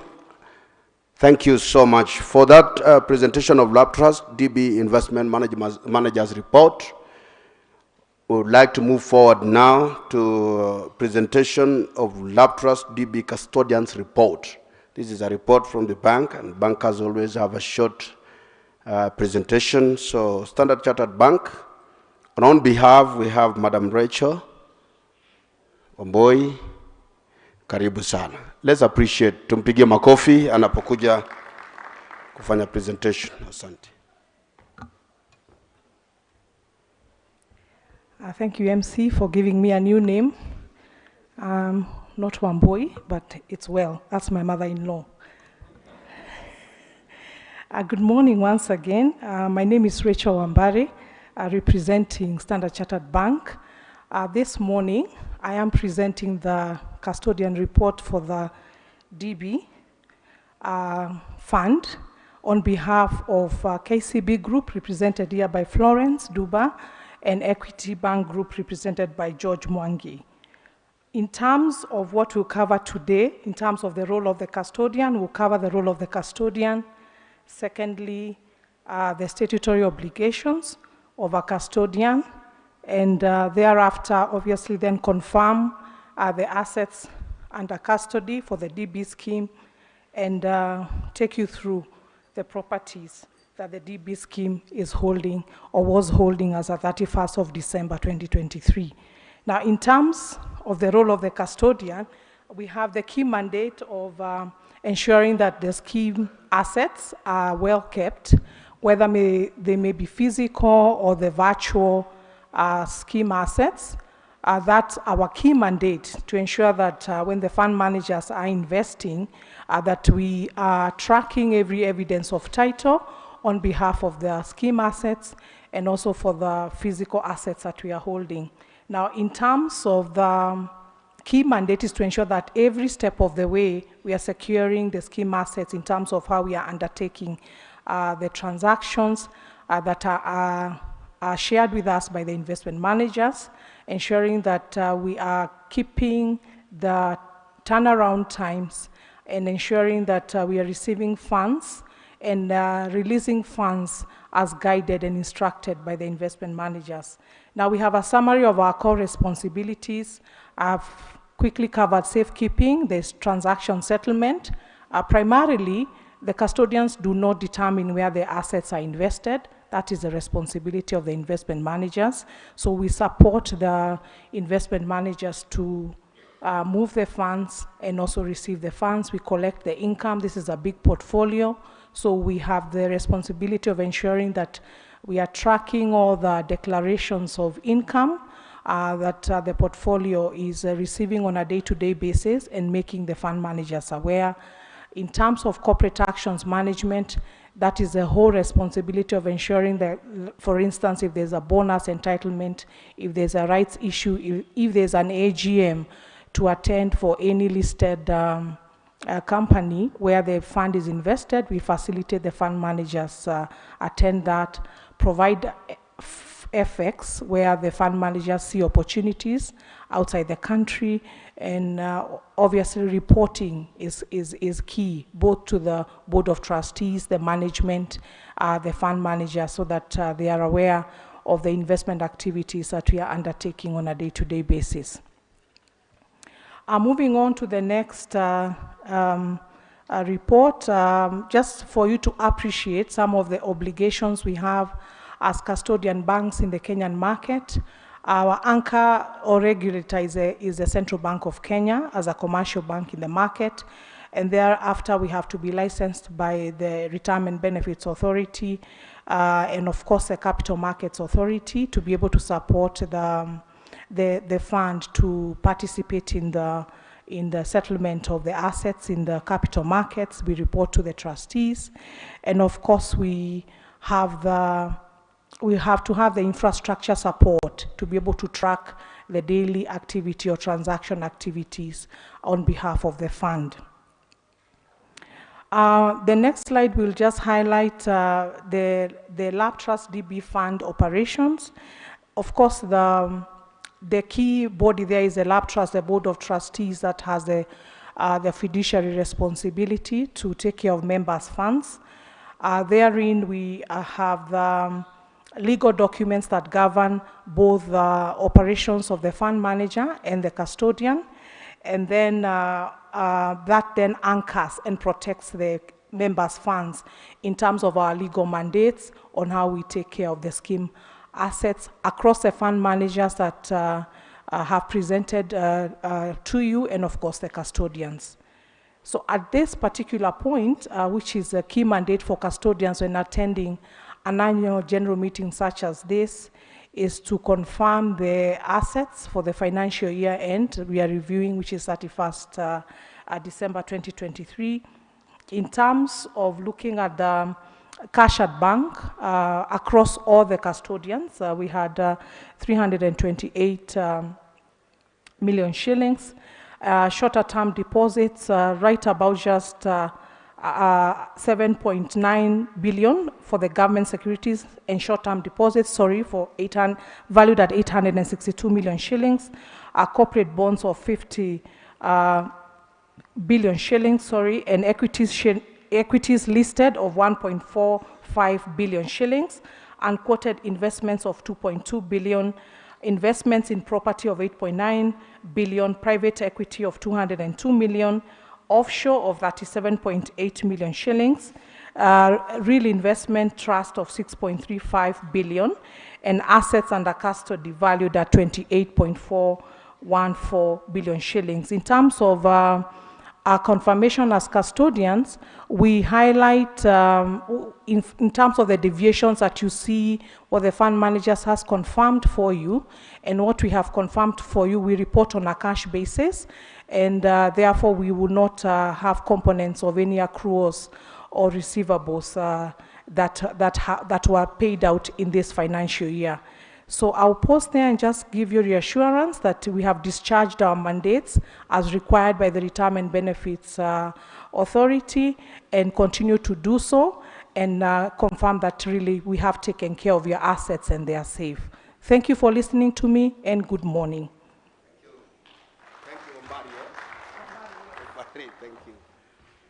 Right, ladies and gentlemen, let's appreciate Madam Rachel Wambari. The name is well corrected. Let's appreciate on behalf of the custodian report from Standard Chartered Bank. And ladies and gentlemen, once more, delegates, please, we have our governor in the house, His Excellency from Mombasa, Abdul Samad Sharif Nasir. Let's appreciate him. Tumpigia makofi, the arrival of governor from county number 001. Asante sana governor, basi karibu sana. Tutajaribu Swahili vile tunavyoweza, lakini utaturuhusu ama utatupa sijui mambo gani hiyo, lakini elewa tu vile tutakoroga sisi, basi taelewa hiyo. Asante sana. Huyu jamaa hapa toka majengo kule Mombasa, kule pwani, na hapo ndio tulisema majengo siendi tena, lakini tutakuja tena. Tumpigie makofi. Let's appreciate our governor. Thank you, Your Excellency, for arriving on time. We appreciate. Now we're continuing, ladies and gentlemen. We will go back again to the presentation of County Pension Fund and IPP Investment Managers Report. And this is from Laptrust Investment Services. We will have Nicholas Idondeka, who will come to make a presentation on behalf an investment managers report for County Pension Fund and IPP. Let's all appreciate Idondeka, Nicholas. Tumpigie makofi. Asante sana. Thank you, delegates. All right. Thank you so much. Thank you. Our chief guest, Governor of Mombasa. Just an employer, okay. If you insist, GMD. My special friend, the PS Devolution, Teresa, it's good to see you. Chairpersons of various boards and funds, chairperson of CPF, Bwana Morris Ndurano, GMD, Dr. Rikili, scheme members, hamjambo. Hamjambo tena. So I have a very simple role. My name is Nicholas Idondeka. I am the CEO of Laptrust Investment Services, and I've been given this privilege on behalf of the managers who are managing the scheme. I'll start with the DC fund. We have CIC asset managers. We also have African Alliance. I saw Asheni somewhere in the room. So I'll be making a joint presentation on their behalf. And members, allow me, again, it's always a pleasure to be with you. I think I've been with you in all the AGMs since I came to this industry. It's always a pleasure to come and present on the County Pension Fund and to go through the various innovative schemes that we are trying to do for you.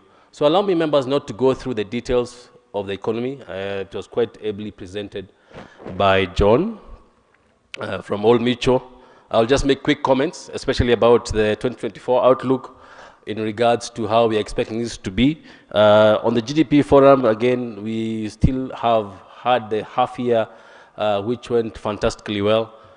As John presented, most of these funds you're seeing here, 6 months into the year, we already at levels of 13% return, which is quite good for us, given the kind of year we had in 2023.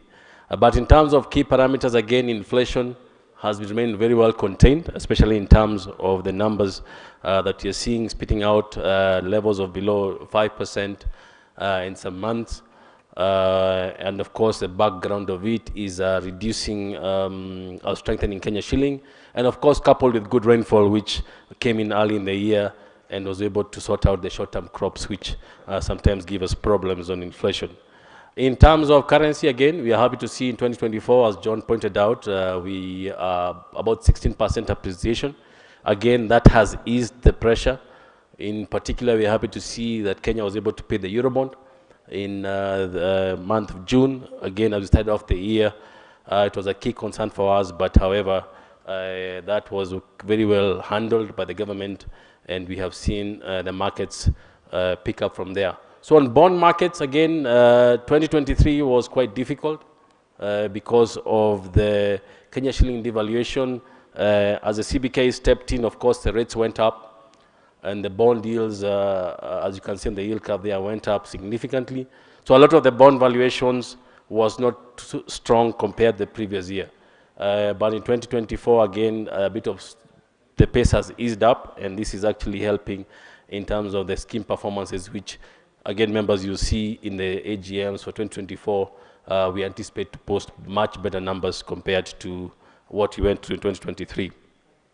Equity markets, again, good recovery, 2024. already we are levels of 20% up compared to last year. Again, this is mainly because of what had happened last year in terms of background, of currency, and of course the people took flight and moved treasury bills, and of course the stock market suffered. This year, good postings by the banks, which helped the numbers, and of course the comment that John made, we are all in this country, so we are really waiting to see what will happen in the second half, just to stand and see how the stock markets react, and we pray that they will maintain the value as they have taken up as we in the 2024. In terms of some money, I'll start with the various funds. Again, we have what we call the conventional fund, which is quite broad, and I'll talk about the sub-funds in that fund, which will show you the numbers. Again, on the conventional fund, just to take you through the 3 sub-funds, you'll see there the growth since 2019, levels of 12 billion. We were just slightly below 40 billion by the time we closed 2023. Compare that to the previous year, in 2022, we were at levels of 32 billion. And again, you'll see also that in the booklet you were given on the audited accounts, which tells you that there's fantastic growth in the portfolios across the last 5 years, which we are happy to talk about to members and also present in today's AGM. In the Sharia compliant fund, one of the sub-funds as well, again, this was formed just slightly before 2019. It was below 2 billion. You're happy to see that now we are almost getting levels of 6 billion on the Sharia compliant fund, which has become quite popular. And of course, as the investment avenues grow for Sharia compliant investments, we'll be able to expose the members of that scheme into the various instruments that are Sharia compliant. So this is a morphology of the fund, and you'll see in there are sub-funds. There's a conventional fund, which is what we have been used to before, which was closing fund value of about 37 billion. There's the Sharia compliant fund, and we also have the Sharia compliant board, which helps us make the investments and also guides us when you're doing investments which are compliant to be Sharia compliant. There we are at 5.4 B. It grew by almost 1.5 billion compared to the previous year. Then there's a post-retirement medical scheme, which is fairly new, but is of course catching traction, which is again a testimony of innovation in CPF. The scheme was able to open a sub-fund which talks about the post-medical retirement scheme, which is contained as one of the sub-portfolios in this particular morphology of assets. Asset allocation, again, as earlier explained, we have RBA, which is the Retirement Benefits Authority, which dictates what we can invest in. We have CMA, Capital Markets Authority, which also has a hand in it. But most importantly, we have investment policy statement, which we agree with the Board of Trustees, and of course the corporate trustee, like in the IPP case, which I'll be talking about later, and guides what we can buy and what we can invest or put our affairs into. So you see the makeup of the assets. Last year, we are largely in fixed deposits and government securities. As you'd expect, as the rates were going up to levels of 18%, most of the funds spent a bit of money, especially contributions and maturities, into that government securities docket. You'll see in the main fund, we are almost close to about 75%, both in government securities and term deposits, again, mainly because of last year's movement. We still have a portion on stocks, which is very low for this fund, our fund of about 36 billion at 9%. That was quite intentional, because last year, as I mentioned earlier, the stocks took a beating in terms of prices. But as your fund managers, this is the year we've been piling up because of the low prices, and that return, as I mentioned earlier, has already done 20% year to date, and we hope that it will be able to hold until the end of 2024 in terms of investment return. Sharia compliant fund, again, everything here has to be under the Sharia compliant board, which is advisory board, which guides us on what to invest. And we have a few parameters in the market, and we have been able to deploy the assets quite well. As they continue to expand, of course, this is fairly new to the country in the last 10 years, and the investment avenues continue to expand. The post-medical retirement scheme, again, this is purely government securities. This has very minimal risk, so you don't see it buying into stocks. So you buy mainly fixed deposits, we buy government bills and government bonds, just to manage the return for the post-medical scheme, to ensure that members are able to seek the true function of the post-medical retirement scheme and access good health care when they need. Asset allocation, I am happy to report we have no compliance report on terms of this fund. We are compliant, and you can see there we have quite a raft of investments. We have offshore investments, which last year did quite well because of currency. We have rates, we have property equity, private equity, sorry, term deposits, and quoted stocks and bonds, which if you look at the booklet as well, you'll be able to see the details there. Government securities still maintains the largest portion, which is about that 75%, which, as I mentioned earlier, was quite intentional. SALI fund, which is again Sharia compliant, again the morphology of the individual holdings we have in percentage, again just for members to be able to appreciate the diversity of the fund. So on the conventional fund, this is the fund movements. Members, as I mentioned, in every AGM, we're able to post numbers and see the growth. 5 years back, we were talking about 12 billion. Now we are actually just touching 40 billion with a 20% return we've seen on stocks in 2024. We are praying that we'll be able to cross the 40 billion mark again, making the fund grow by almost 3 times, which we are very happy to present to members. On the SALI fund as well, again, this has had fantastic growth since it was initiated and formed just before 2019, and at levels of 1.7 billion is where we started. Again, we are dealing with almost close to 3.5 times growth to levels of 5.4 billion, again for us, which is quite remarkable. Again, it's a first Sharia compliant fund that was launched back then, and of course for it to grow this way is something we are happy to report. I'll now move to the IPP fund, which is still under our mandate as Corp Trust Investment Services. I'll still present this report. This is one of the funds which has individual members contributing and various organizations.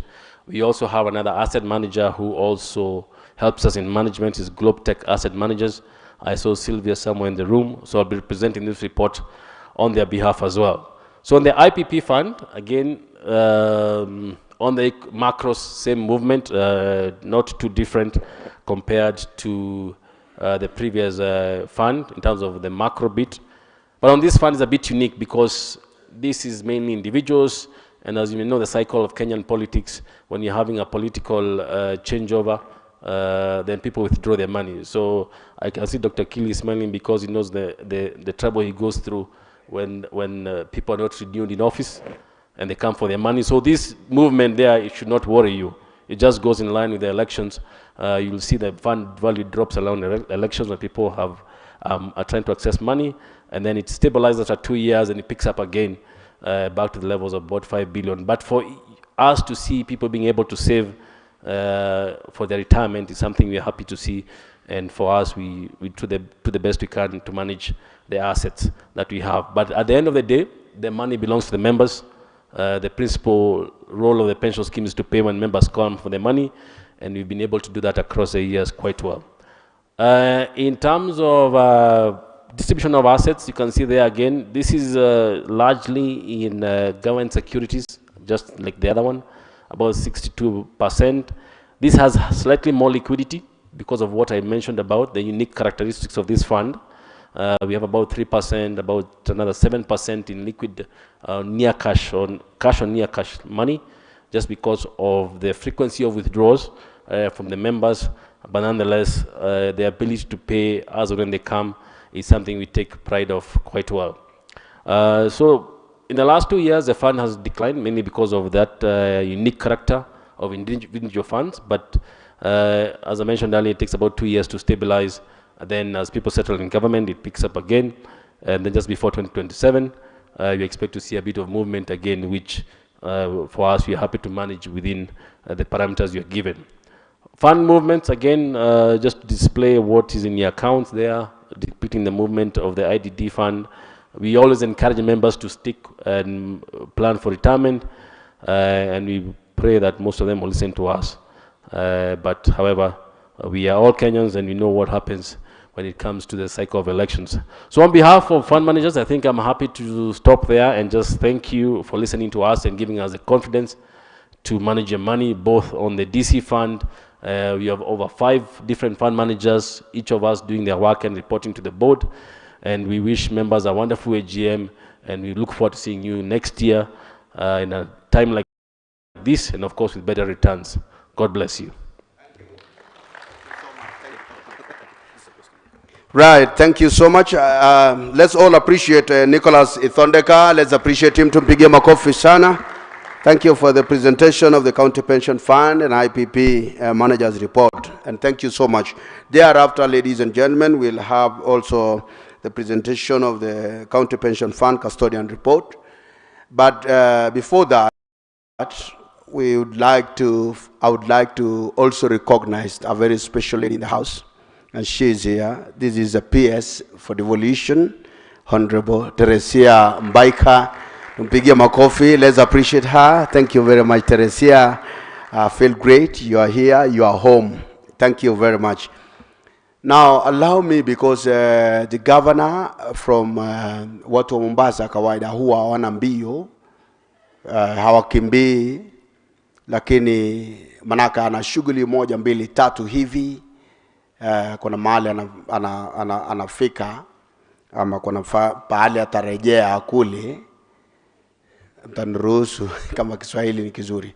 We want to appreciate the governor from Mombasa, and we would like to invite him just to greet us and make his speech. He's the greatest employer for the CPF, pensioners and the team. And hatutaki arudi kule bila kutusalimia. Nataka basi tumpigie makofi matatu mazuri. Tumpigie moja, nyingine tena, na nyingine tena. Karibu sana, Your Excellency. Welcome, sir.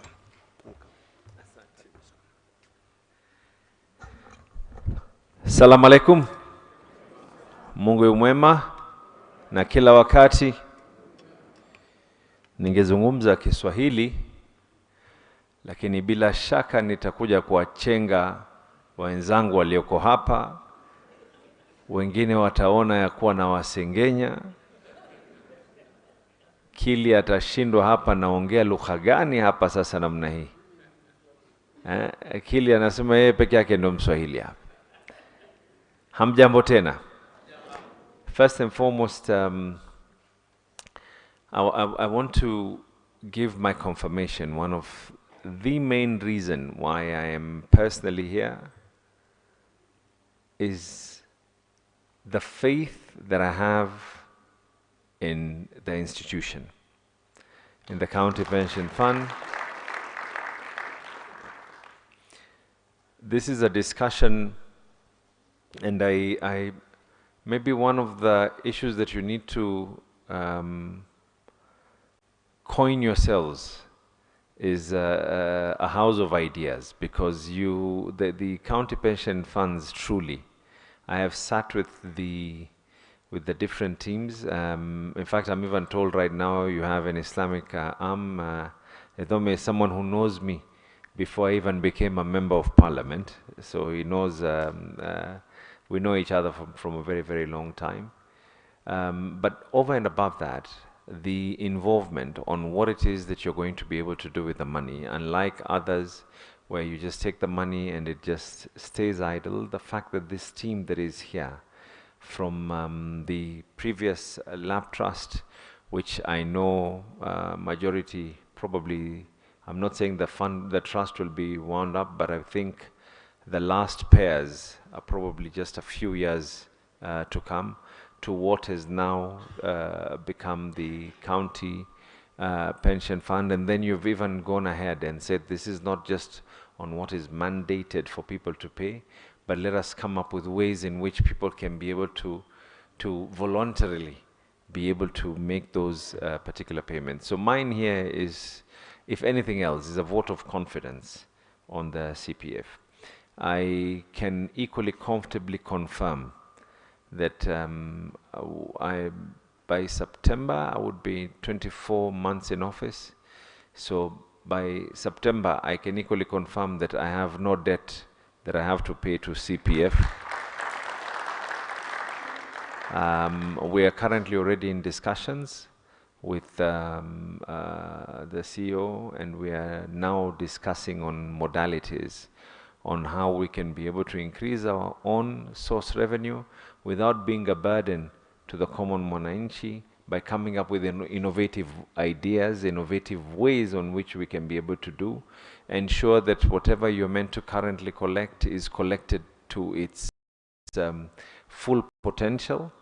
And as we are doing that, we are equally discussing so that we can now make your balance books more rosy. The county government of Mombasa is equally amongst those that have strong plans to pay the old debt. I know that the debts go back from the time of municipal, but our intent is to be able to clear them so that during the tenure that we're in office, at least we will be known we left the workers of this country, people who made the country where it is.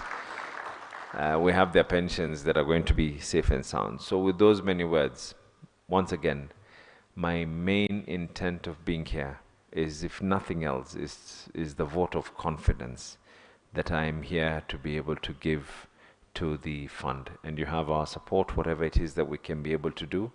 Please do count on us. And I'm seeing a good team from Mombasa. Watu Mombasa pengine wanyoshe mkono tu. I'm seeing a good team from Mombasa. I think kwa sababu sisi pia tunalipa uzuri to the CPF and to the Laptrust. Kwa hivyo asanteni sana na Mwenyezi Mungu awabariki. Asanteni sana. Kisha mkikaa hapa mtamfundisha MC Kiswahili kidogo. Alikuwa anakorogeka. Asanteni sana.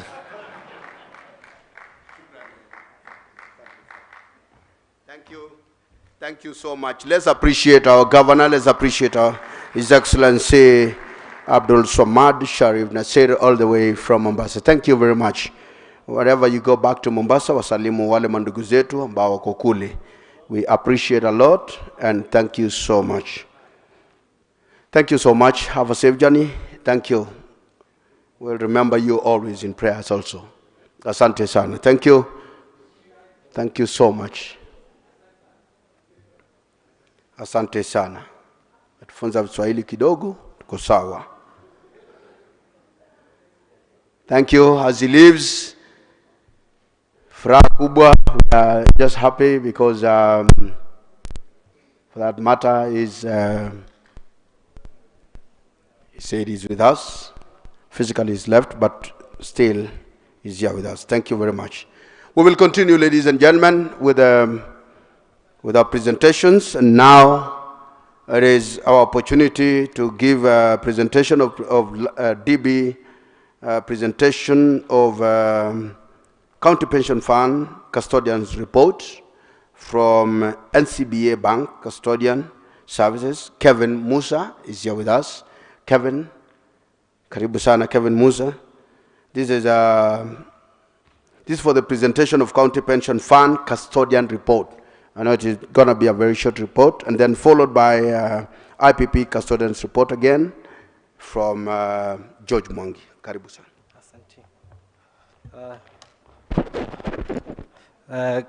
The PS, Board of Trustees, management of CPF and staff, service providers, members, good morning. My name is Calvin Musa.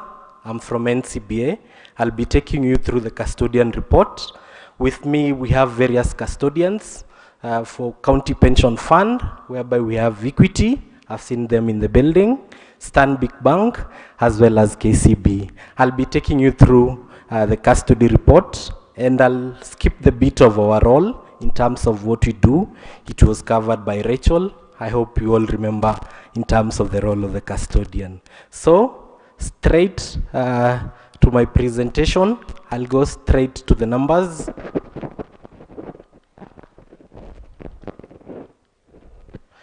In terms of the assets that we held as at 31st December 2023, I'll cover the presentation in three fronts, whereby we have various funds. We have the conventional fund, Salih fund, and then finally we have the post-retirement medical fund. In terms of the holdings that we held as at conventional fund, I wish to confirm that we closed the year at a fund value of 34.2 billion shillings. This was investment in various asset classes, whereby we had cash and cash equivalents at a fund value of 1.4 billion, term deposits 1.9, government securities 24.6 billion, corporate bond 198 million, unquoted equities 439 million, quoted equities 3 billion, offshore investment 75 million, rate investment 836 million, private equity 444 million, and then investment in property 1.1 billion, bringing the total fund value under custody as at the end of the year to 34.2. We also have inflows and outflows that were due to the scheme, so that will bring the total fund value as at the end of the year to 36.9, as compared to where we had closed that year at a fund value of 30.9 billion shillings. In terms of the Sharia compliant fund, that is the Salih fund, closed assets under custody for the year ended 31st December 2023 was at a fund value of 4.7 billion, as compared to where we were at December 2022, 3.4 billion. These was investments in various asset classes, cash and cash equivalent, 32.7 million, term deposits, 4 billion, quoted equities, 3.5 million, offshore investment, 476.3 million, rate, 68.7 million, and private equity, 100 million, bring the total assets under custody as of 31st December 2023 to 4.7. When we have inflows and outflows that were due to the scheme, that will bring the total fund value as at the end of the year to 5.4, as compared to what 2022, 3.9. Then finally, on post-term and medical fund, we close the year with assets under custody 41.3 million, where we had investments in cash and cash equivalents 1.5, term deposits 8.5 million, government securities 31.2 million shillings, bringing the assets under custody as at 31st December or end of the year 2023, 41.3. When we have the inflows and outflows that were due to the scheme, brought the total fund value as end of the year to 47.3, as compared to 2022, where we had closed the year at 14.5 million shillings. So I'll take you to the next bit of the report that talks about the growth of the fund as from 2019 all the way to 2023. And as you can see on the presentation, as at 2019, we were at a fund value of 13.8 billion. The fund has continuously grown over the years, and as at 2023, we closed the year with a fund value of 42.2 billion shillings. So with that, allow me give assurance to members in terms of the assets that we hold. For all custodians, we wish to give a confirmation that the assets are held in safe custody, and the assets that I've talked about, the 42.4 billion, do exist and are held in safe custody. Allow me stop my presentation there, and then hand over to the MC. Thank you for your time. Let's give a round of applause to Kevin Musa. Ladies and gentlemen, delegates, please. That is a presentation of the County Pension Fund Custodian Report from NCBA. We will also have a short presentation of the IPP Custodian's Report from Equity Bank. George Mwangi is around here with us. Please, let's appreciate member tumpigie makofi, George Mwangi. Thank you very much, George, please.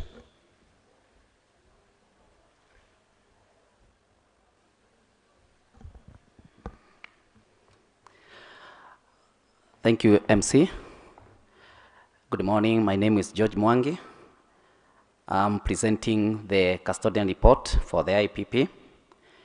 And I'm doing that also. We are with the housing finance. I know they are in the room. And all protocols observed. I'll take you through this very brief report because I will not go through the roles, those ones that were ably highlighted by my colleague. I'll start with the growth of the fund.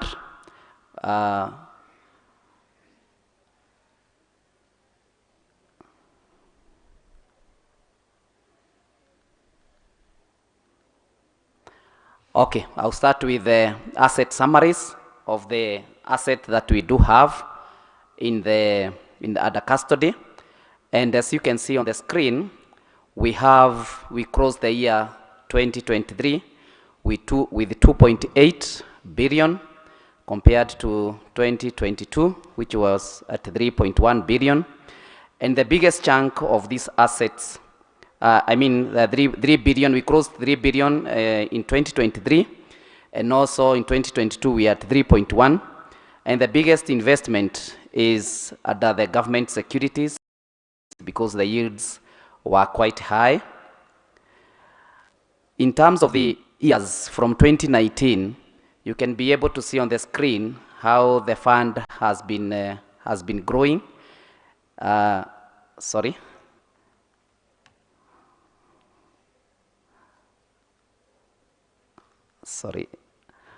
for that. The assets that we were holding for the IPP, as I have indicated, has been growing, and also the growth has been very significant for the fund. And members, I would like to assure you that the assets under the IPP, all of them, as they have been highlighted in the fund management report, they do exist. We can account for all of them, and they are in the safe custody. Thank you, and back to you, MC.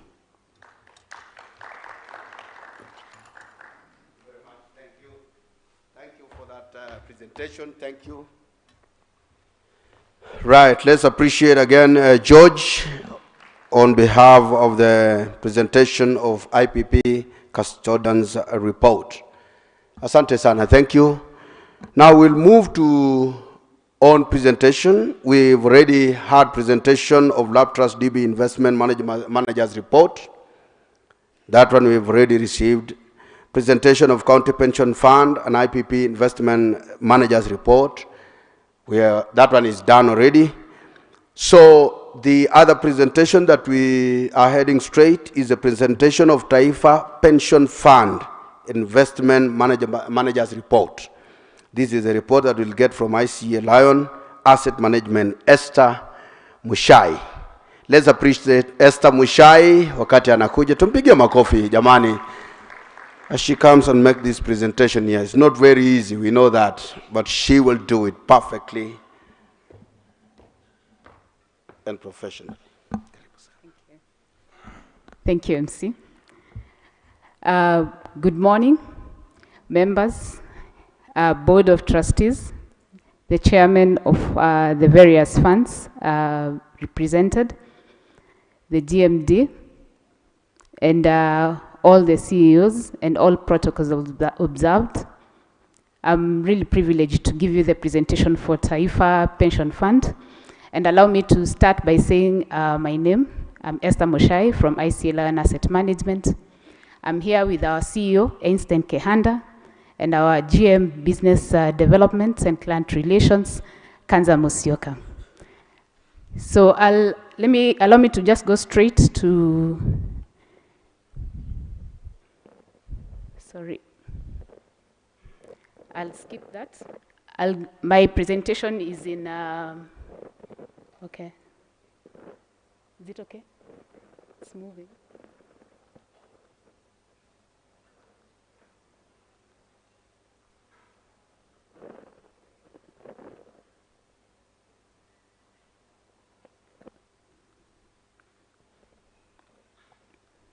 Allow me to just go back a little. Great. So the previous fund managers, Nicholas and John, have ably represented the economic overview. I'll just give perhaps our perspective as ICA Lion very briefly as I get into the numbers, just to appreciate the economic environment we are operating in 2023. So allow me to start with the offshore markets. And perhaps this is something that I didn't hear really mentioned by John and Nicholas. The offshore markets last year really performed very well. because of the hype around artificial intelligence.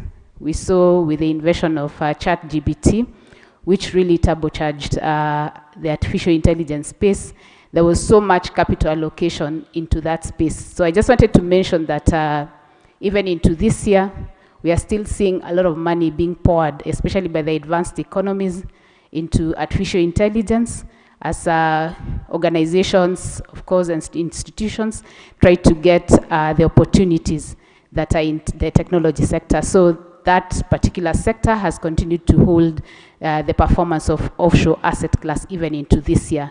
So I just wanted to mention that.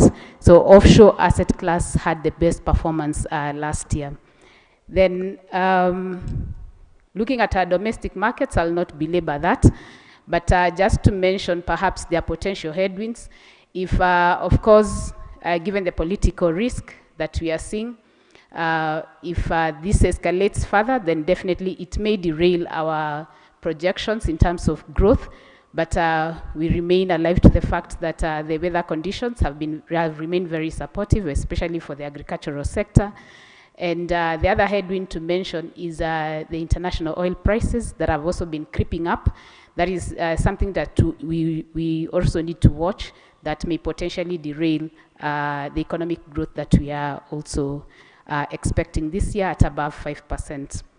Then looking at the macroeconomic indicators, again, for inflation, I just want to mention that it's quite benign, or rather it has remained quite low. In fact, this last month, that is in June, we saw it coming at around 4.6%. What that basically means is that cost of living, I don't know whether that is really in tandem with what you feel in the pockets, but what that basically means in terms of inflation, which is the price change of commodities, is that inflation or price level has come lower. And as such, there is no inflationary pressure within our economy. Then perhaps for currency, the only perspective I may perhaps put here, especially after seeing the strong rally in our currency gaining across all the major currencies that we follow, is that this will definitely remain supportive, especially for businesses, and this is positive because we have seen some level of stability. The other thing to mention is that the World Bank and the IMF have continued to really pour money, or rather to support us in various ways.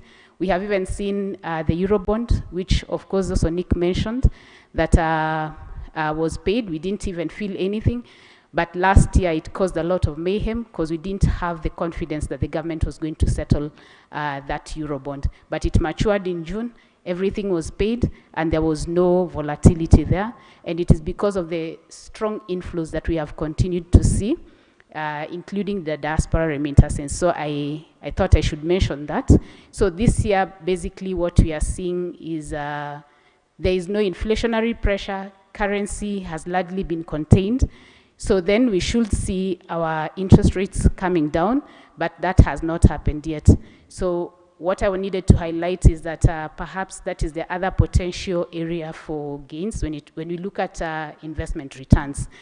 For the bonds, we have seen the bonds remain at levels of 18%. So if that comes down perhaps towards the end of the year, given that there is no inflationary pressure, the currency is also perhaps stable through to the end of the year, given that our imports cover our reserves at a decent level, then we should see a lot of potential in terms of our investment returns because our huge holdings are in fixed income. So allow me to quickly just go into the numbers. Taifa Pension Fund is a relatively new fund. It started last year. And as you can see, it's worth around 50 million. So that was at the end of last year. And perhaps mine is just to say that when you look at the allocations, we have an investment policy guideline that has been given by the Board of Trustees, and we ensure that we're also compliant with the RBA limits that are provided in the RBA Act. So I can confirm to the members that we are not in breach when you look at the allocations in those various asset classes. So this is a bit straightforward because it's a relatively small fund. So you can see how it grew quarter by quarter last year. And That was the performance of the funds as we continued to, of course, get the contributions. We invested largely in the fixed income space, which was giving us good returns. Then on outlook, I think this has been mentioned. I would not like to belabor, but largely this may potentially be a very good year, and especially if we see interest rates really turning around. Thank you so much.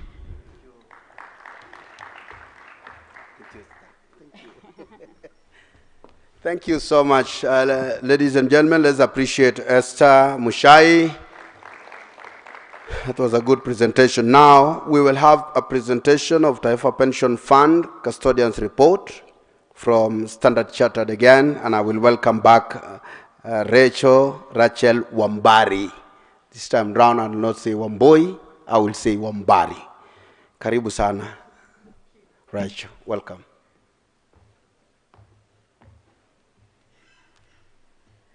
Distinguished ladies and gentlemen, I have the honor of standing in front of you twice.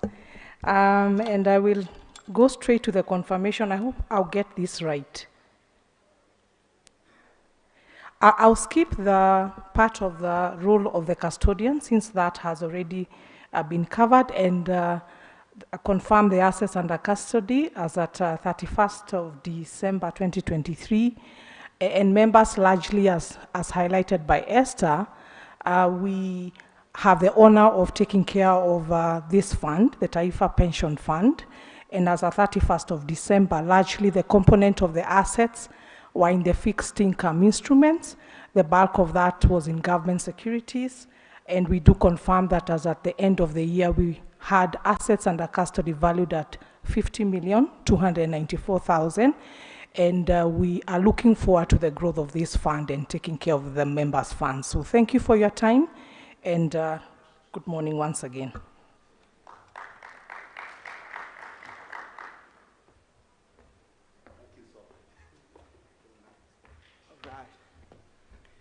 Thank you so much. Let's appreciate again Rachel Wambari. Asante sana. Now, before the presentation of corporate trustees, I would like to welcome Sheikh Ibrahim Lethome, just to give us a brief about Sharia and then compliant products. On this, Karibu sana. Assalamu alaikum.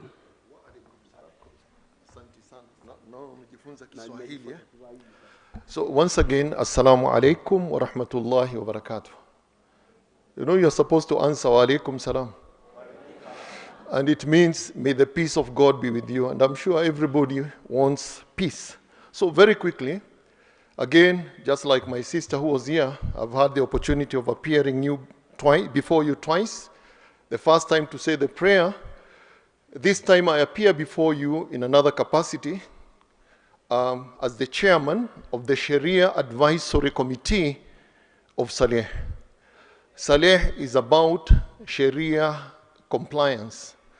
As you all know, Sharia compliant finance in this country is a growing phenomenon, and not only in this country, but globally. And it simply means services, financial services and products that are in compliance with the teachings of Islam.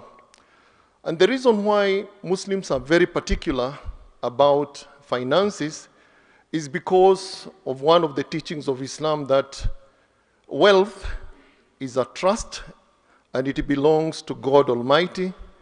We have to earn it in a manner that is pleasing to God, and also invest it in a manner that is pleasing to God, and spend it in a manner that is pleasing to God. And that's why you hear people talking about Sharia compliant banking, Sharia compliant investments, and the rest.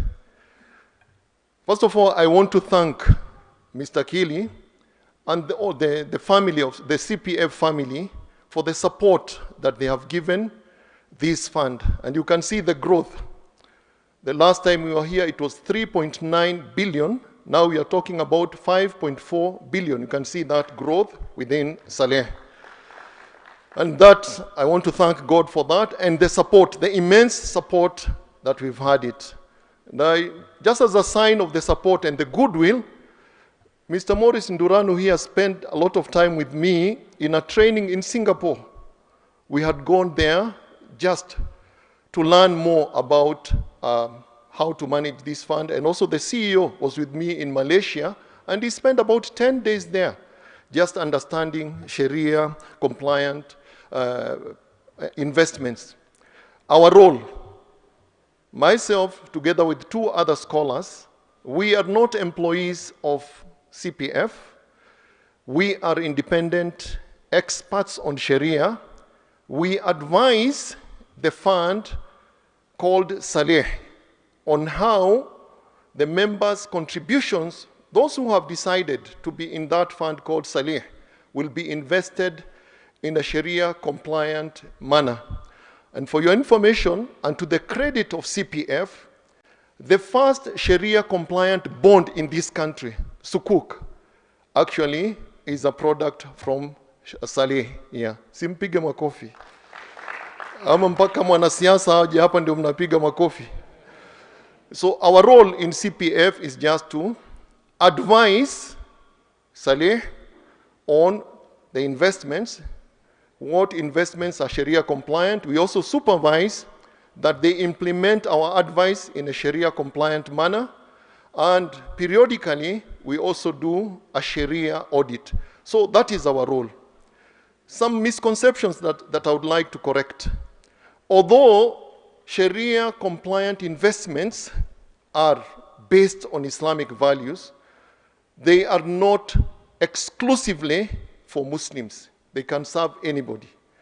Actually, Sharia compliant investment or Sharia compliant financial services and products, they just avoid 3 things. 1, no dealing in interest. You can invest your money in a manner that you get profits, but money cannot beget money. That is one of the teachings of Islam. Again, there has to be certainty. You put in your money, there is no guesswork. There has to be certainty. And of course, we know that there are things that are beyond us. We leave that to God. And again, it should not be like a game of chance. So our work at Sharia, at Saleh, is just to advise.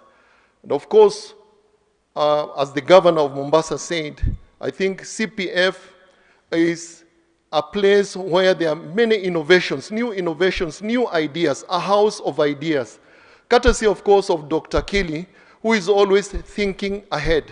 Even CPF Saleh is his brainchild, and he has supported and nurtured this child called Saleh, and hence the growth.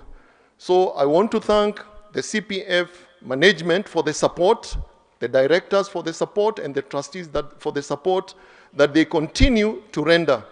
And I believe within a short time, people will be able to appreciate what we mean by Sharia compliant investments. So I want to thank you very much, and may God Almighty continue to bless this big institution called CPF, and may we continue being the blaze trailers, some of the trailers of the trailblazers. Yeah, I told them about the first Sharia compliant bond, Sukuk. It is a brainchild of CPF, and we are the leading Sharia compliant fund in this country. I want to say that proudly. Thank you, and God bless you. Oh yes, let's appreciate Sheikh once more, Sheikh Ibrahim Lethome. Thank you very much. Distinguished delegates, in the house we have our chief guest. She is arrived. This is actually what I can follow from what Sheikh has said. She is a trailblazer herself. This is the lady from Homa Bay, the governor, Her Excellency Governor Gladys Wanga. Tumpige makofi. Let's appreciate. Your Excellency, welcome. We have the program is ongoing. We have had presentations from the various investment managers, and then we also had presentation from custodians also. Then earlier on, we had our governor from Mombasa, that is from the ocean, and now we have our governor also from the lake. Tumpigia makofi. Let's appreciate our governor who is here. Thank you very much, Governor, for being here with us. We've really tumeangoja wewe sana, and for that matter, sasa najua kuna wale ambayo tumefurahi. Earlier on, the governor was here from Mombasa. Kiswahili ilikuwa ngumu sana, lakini vile wewe umefika hapa sasa ndio imekuwa ngumu zaidi. But we appreciate you for arriving here. We have delegates from every part of this country. Actually, the entire Kenya is here. Tuko na delegates from all the way from Turkana to Narok to Malindi to Kisumu and all the other parts of this country. They are here. So feel welcome, Your Excellency. We are very proud to have you here, and we are also very happy that as a second governor from Homa Bay, you've made tremendous changes affecting us here all the way from Homa Bay. Tumpigie makofi. Let's appreciate our governor. Asante sana. Ladies and gentlemen, now we will go straight again to presentation by corporate trustees, presentation by National Bank, Bank corporate trustee, and I will welcome Victor Odendo to make presentation on County Pension Fund and IPP and Taifa Pension Fund. Let's all appreciate Victor Odendo as he comes to make his presentation here. Karibu sana, Victor. Welcome.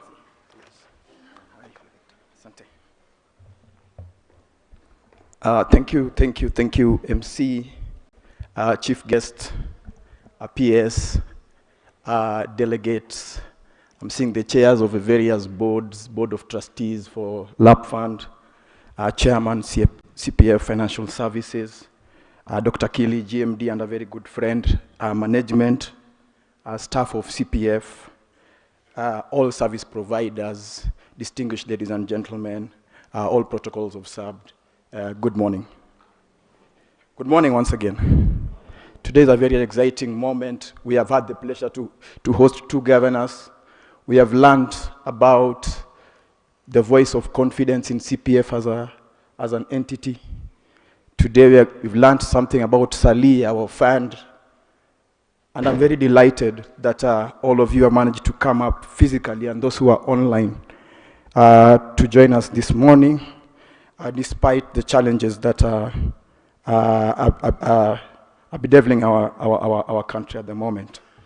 So I serve as a corporate trustee, and my role is very simple, and I've indicated that in our full statement, that I'm responsible to you scheme members, I'm responsible to sponsors, I'm responsible to other stakeholders. This will include regulators, the service providers, among others. And one of the things that we have to embrace is corporate governance as one of the pillars as we manage these schemes.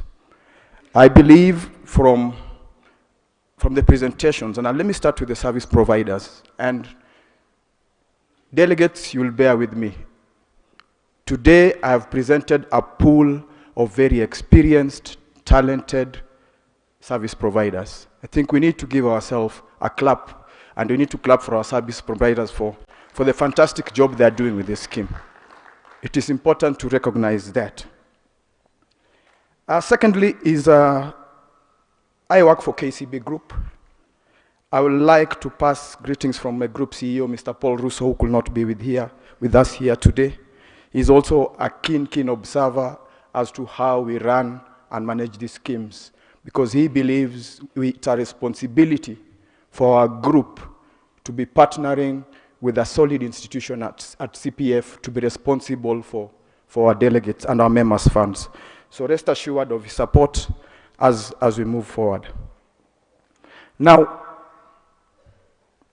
I have a couple of statements that I would like to present. Sorry about that. Some are fiduciary because we have the regulator here and I'm responsible to the regulator.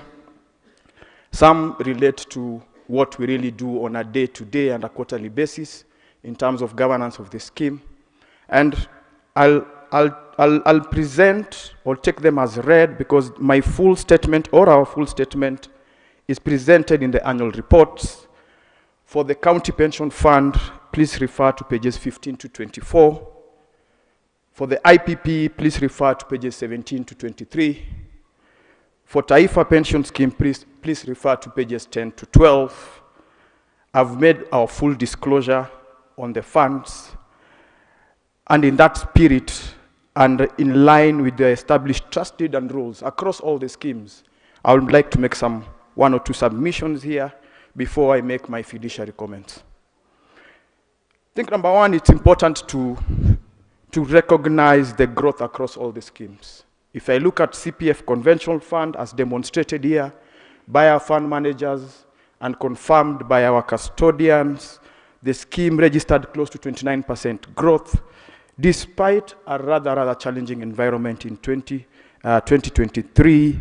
The fund managers have spoken about the volatility in the economic environment, issues relating to interest rates, inflation, weak exchange rate, among other things. Tough year, but what came out is the schemes remained resilient and they continue to register significant growth. So I don't want to belabor much about our IPP. We have given justification in terms of performance. But what I would like to appreciate is we expect the performance of the schemes to improve this year, and we shall work closely with management in their efforts to onboard new members. I believe in the GMD's report, you'll have a detailed presentation on how we are doing as a fund. Sheikh Letome was up here and spoke about our very exciting scheme called the Salih Fund. We have demonstrated that through innovation, you can attract members to your products. We have seen Salih grew from 3.9 to 5.4 in under 1 year. We applaud not only management for their diligent work, but I also want to give gratitude to the Sharia Advisory Council, which continue to support me as a corporate trustee to ensure that fund is Sharia compliant. As a scheme, we are proud of the milestone. 5 billion is not a mean feat. It has been a journey, and we're excited about the future. And as it stands, I believe that our Sharia compliant fund, Salih, is likely the largest in Kenya. Yeah, if GMD are going to confirm this to me, but I believe it's the largest in Kenya at the moment. And we shall continue to pursue the diversification strategy as guided by the Advisory Council, taking into consideration many developments around Sharia investing. And I like what Sheikh has said. We have done a lot of benchmarking around what else can we do for that fund. About Taifa, we are very clear in terms of what it can also offer to the nation at large. From the numbers, in just under 3 quarters, we managed to register close to 507 members, and it's growing. And we remain optimistic of the future of this scheme, and we shall continue to support, again, management, all staff, all trustees, even the corporate administrator, to scale up membership and in turn grow the assets under management there. Let's talk about membership and why we exist as CPF Group. We note that active membership has risen to around 76,000 and growing, up from 68,280 for the conventional fund. For Salih Fund, we saw membership rise to around 9,131. And for the newly registered post-medical retirement scheme, we have already onboarded close to 377 members. It shows that as a group, our products really enrich and touch the lives that we try to serve. And as corporate trustee, we will ensure that that's the purpose that this institution is going to provide its members. Now, lastly, I want to bring to the attention of the members, delegates, and give confidence to other trustees here. As trustees, we continue to benchmark with local and international portfolios. And this is not just around governance, we're also talking about best practices. And now we are specific in terms of what we want to do with our sustainability agenda. I think ESG is the future, and as a scheme, we cannot run away from it. So I believe with the support of all the diligent service providers here, our cooperative regulator, the RBA, all our schemes shall employ best green practices in the years to come, and this shall be supported by a well-crafted investment policy as to how we are going to ensure our portfolio turns green. Now on to order of the day on trustee responsibilities. A couple of statements that have to be stated here. Number one, I wish to confirm that the scheme's assets continue to be managed in line with the investment policy statement and in compliance with the RBA guidelines, as was demonstrated by both the custodian and the other service providers. I wish to also validate that at no time during the year there was any self-investment, nor have any of the scheme's assets been used as security or collateral on behalf of the employer or any connected business or individual. As corporate trustee, our role is to ensure that the highest standards of corporate governance are maintained at all times in the operations of the scheme. I hereby then confirm that the board held all mandatory meetings as provided in regulations during the period under review. I request that, as members, please refer to the annual report for the details of all meetings, including workshops that we managed to facilitate during the year. And more shall be provided by the institution. Members, before I progress, I also wish to restate that during the year under review, as trustees, we discharged our professional mandate in the best interest of the members, and at no time was there any conflict of interest. In practice, the trustees expected to avoid any conflict of interest in the decision-making process, especially in instances where the decision will impact the members negatively. Now, back to mandatory statutory remarks as provided by RBA that I need to state in front of the members. Number one, RBA regulations require that the trustee to prepare financial statements for each financial year which give a true and fair view of the disposition of the scheme assets and liabilities as at the end of the financial year and the financial transactions of the scheme for that year. The annual accounts have been provided to each and every one of you and can be downloaded within the website. The regulations also require the trustee to ensure that the scheme maintains proper accounting records that sufficiently show and explain transactions of the scheme and disclose with reasonable accuracy the financial position of the scheme. Members, in your notes, you'll find a detailed explanation for all the transactions that were conducted during the period under review. So I hereby confirm that as trustees, we have discharged this fiduciary responsibility as guided by the RBA. Secondly, I wish to state that the trustee, having made an assessment of the scheme's ability to continue as a going concern, the trustee is not aware of any material uncertainties related to events or conditions that may cast doubts upon the scheme's ability to continue as a going concern. The governor, Mombasa, in addition to other governors and management, have made steps to ensure that any outstanding debts are corrected within the period of their governance. The trustee wants to appreciate the management team for their continued efforts to run the operations of the scheme efficiently, including the engagements they have had with the various counties to collect outstanding pension contributions, conversations that I have personally been a part of. Last but not least, I want to acknowledge that the independent audit of this financial statement does not relieve us as trustee of our responsibilities. Members, those are mandatory fiduciary statements that have to be provided during an AGM, and I have done as such. So to close, I would like to reiterate my gratitude for affording us to serve as your corporate trustees during the period under review.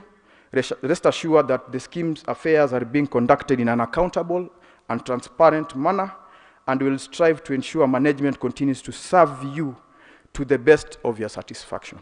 Thank you very much. God bless you all. God bless Kenya, and looking forward to seeing you next year. Thank you. Thank you, Victor. Thank you. Thank you so much. Appreciate him once more. Ladies and gentlemen, let's appreciate him. Tumpige makofi Victor Odendo for making that presentation on corporate trustee.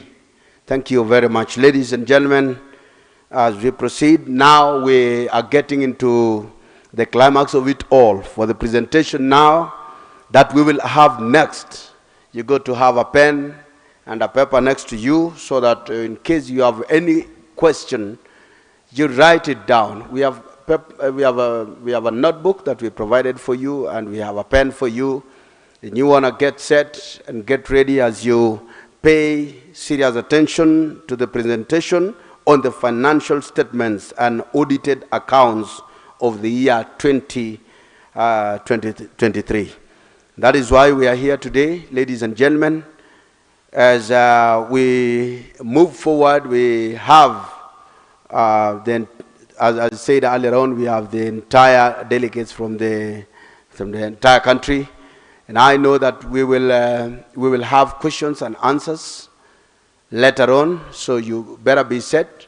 And maybe we might not get a chance of asking a question yourself because of time, but you have to write it down and give us also your contacts so that the team here, they are ready to give you a very satisfactory answer.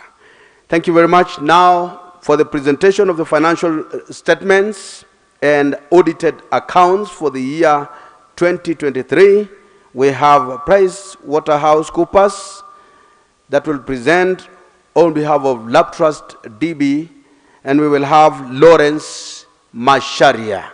Lawrence Masharia, tafadhali karibu hapa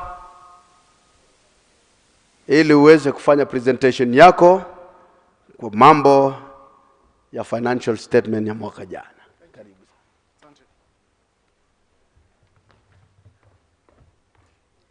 Good morning, everyone. My name is Lawrence Masharia. I'll present the independent auditor of Laptrust DB scheme. Sorry for that. Can you hear me now?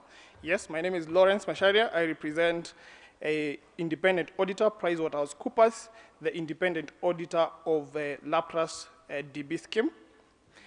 I will present our independent auditor's report, a confirmation that we've reviewed the financial statements presented. And if you allow me, I will read our opinion on the financial statement presented. We have audited the accompanying financial statements of Local Authority Pension Trust, the scheme.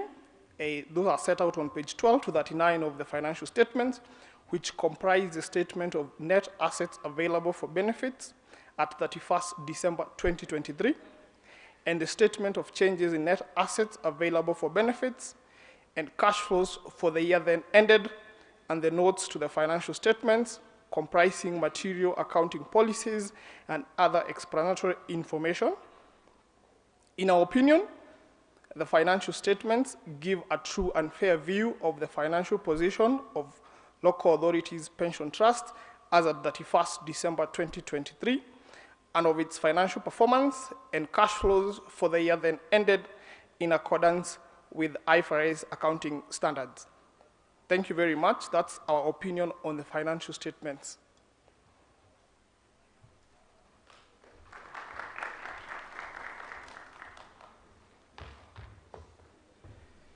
You know what I like with people who deal with finances? That is how they speak less, na pesa haitaki kelele.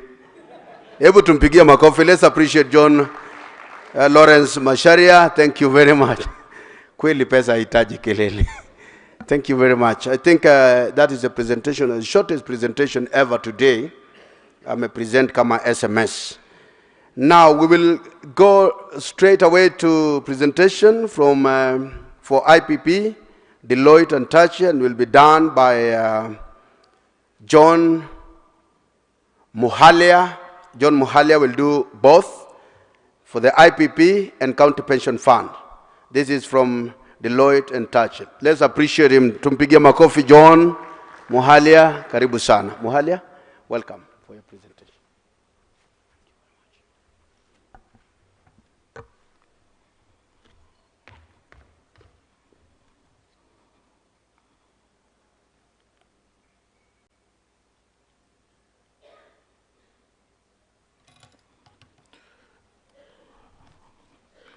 Good morning, members. I'm John Muhalia, representing Deloitte & Touch, the independent auditors. I will start with the opinion on County Pension Fund. I confirm we have audited the financial statements for the year then ended, that 1st December of County Pension Fund, the fund, and it's set out on pages 28 to 60 on the annual reports that you have. I'll proceed to read our opinion.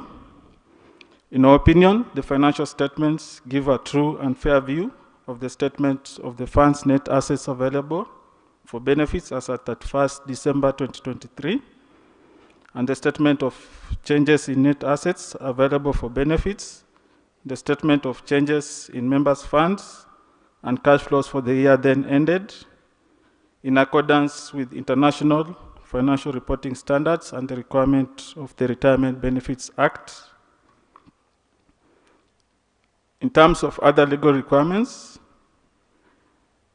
in relation to the Retirement Benefits Act, we confirm that there are no matters to report in respect of the foregoing requirement, and further confirm that the financial statements have been prepared properly in accordance with the Retirement Benefits Act.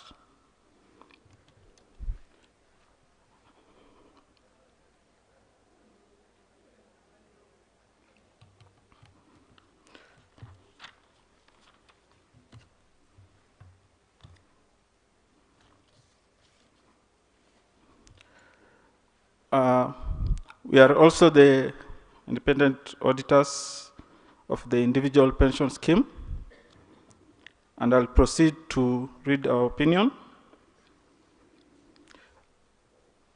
In our opinion, the financial statements of CPF individual pension scheme give a true and fair view of the statements of the scheme's net assets available for benefits as at 31st December 2023, the statement of changes in net assets available for benefits, statement of changes in members' funds, and the cash flows for the year then ended in accordance with the international financial reporting standards and the requirement of the Retirement Benefits Act. Terms in relation to the other legal requirements, in relation to the Retirement Benefit Act, we confirm that there are no matters to report in respect of the foregoing requirement, and further confirm that the financial statements have been prepared properly in accordance with the Retirement Benefits Act. That is our opinion. Thank you. Back to you, MC.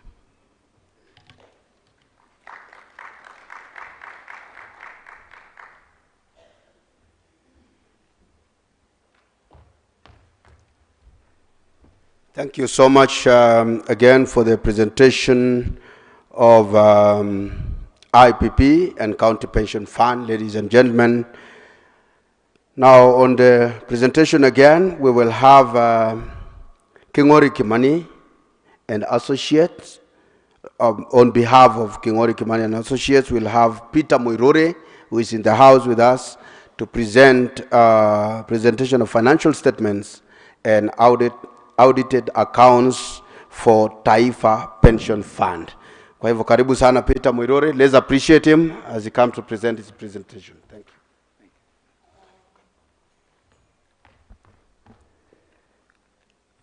you. Ladies and gentlemen, good morning. My name is Peter Muirore. I represent Kingori Kimani and the company. We are the auditors of the Taifa Umbrella Pension Fund, and as it is, ours is to confirm the audit of Taifa Umbrella Pension Fund and report to the members that we did the audit. Just a moment, please.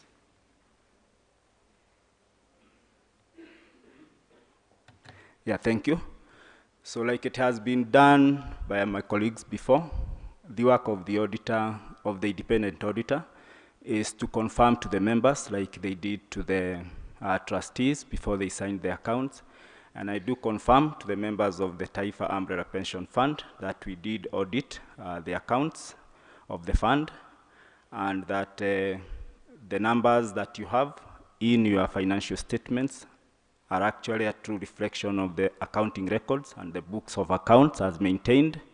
Our opinion, I'm going to read it, is that the financial statements give a true and fair view of the financial position of Taifa Umbrella Pension Fund as at 31st December 2023, in accordance with the International Financial Reporting Standards, and the reporting has been done also in a manner that is required by the Retirement Benefits Act of 1997. So I'll end it there. Thank you so much.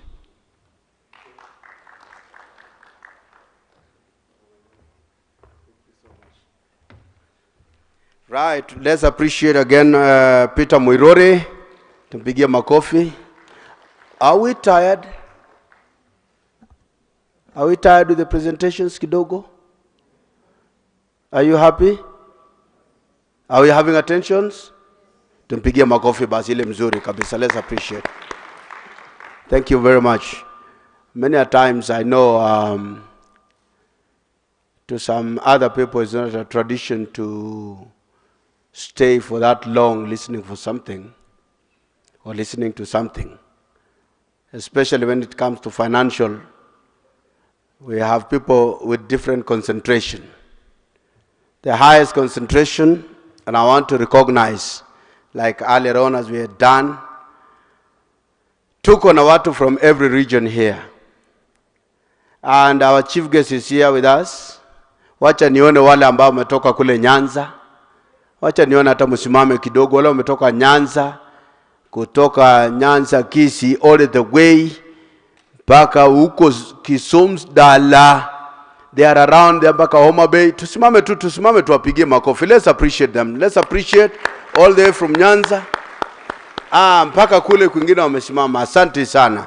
Can I see the hosts from Nairobi? Wale wametoka Nairobi City. Kariobangi, Kawangware, Kanugaga, Dhatia, Bao wote. Wale ambao wako Nairobi. Oh, Nairobians are here. Original. Tuwapigie makofi. Let's appreciate them. Tuwapigie makofi. Asante wana Nairobi. Hebu tuone wale wametoka Central. Wale wametoka Central region, they are here. The Central region wako hapa. Tuwapigie makofi. Let's appreciate them. Tuwapigie makofi Central. Okay, wale wametoka Mombasa kule coast region. Can I see you? Okay, Waswahili ndio wale pale. Tuwapigie makofi watu wa Mombasa pwani. Asante. Can I see from Eastern? Wale wako you. Wale wametoka Eastern, all the way from Eastern. Where are you? Kitundu Mo, wako wapi wote? Hebu tuwapigie makofi wale wametoka Eastern. Let's appreciate them. Okay, the Rift Valley record breakers wako wapi? Wala bataji wakimbiaji ndio hao wote wakimbiaji. Wakimbiaji wako hapa. Hebu tuwapigie makofi. Asante sana. Can I see from Western? Wale wanararua mambo. Western mko base. http www.western.com. Wako wapi? You know the meaning of http. Tuwapigie makofi. Let's appreciate them. Hata tukitukana tutapata president. Asante sana. We have from the northeastern region. Northeastern, can I see you? Oh, from northeastern they are here. Oh, let's appreciate them. Tuwapigie makofi. Asante sana. We're good. And then we have from wale wametoka wapi tena? Wenye wametoka Australia. Do we have them here? Thank you very much. We appreciate each and everyone. Asanteni sana. Now it's our high time to welcome presentation of the administrator's report. This will be done by none other than, I heard you referring the MD, Group MD as Mr. He's not a Mr. Seriously, this is Doctor. This is Dr. Hosea Kili, OGW, Order of the Golden Warrior. And as he comes here, let's appreciate him. Tumpigie makofi. Kubwa kabisa. Welcome, sir. Karibu sana. Asante sana. Hivyo tumpikie makofi huyu Excellency Arab Kemei, our chief guests, His Excellency Gladys Wanga, the PS for Devolution, who is also our trustee, Teresia Mbaika. We are speakers and members of county assemblies who are present, the executives, county executives from all our counties represented here today, the managing directors and heads of departments from the water and sewerage companies who are represented here today, our board of trustees of Laptrust, county pension fund, and all the other funds we have here today.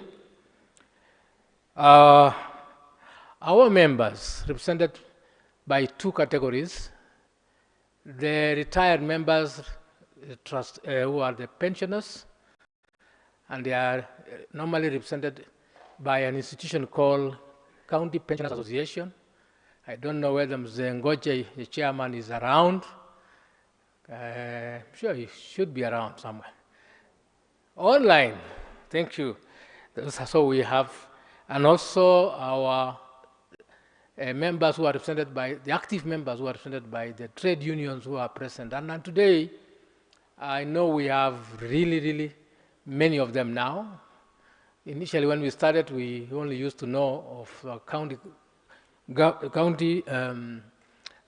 the County Government Workers Union, but now I know we have the clinical officers, we have the nurses, we have the pharmacists, we have the lab technician, and so forth and so forth, and of course any remnants from the Civil Servants Union. All of them, if you have come here to represent your members, as a delegate, I want to say welcome.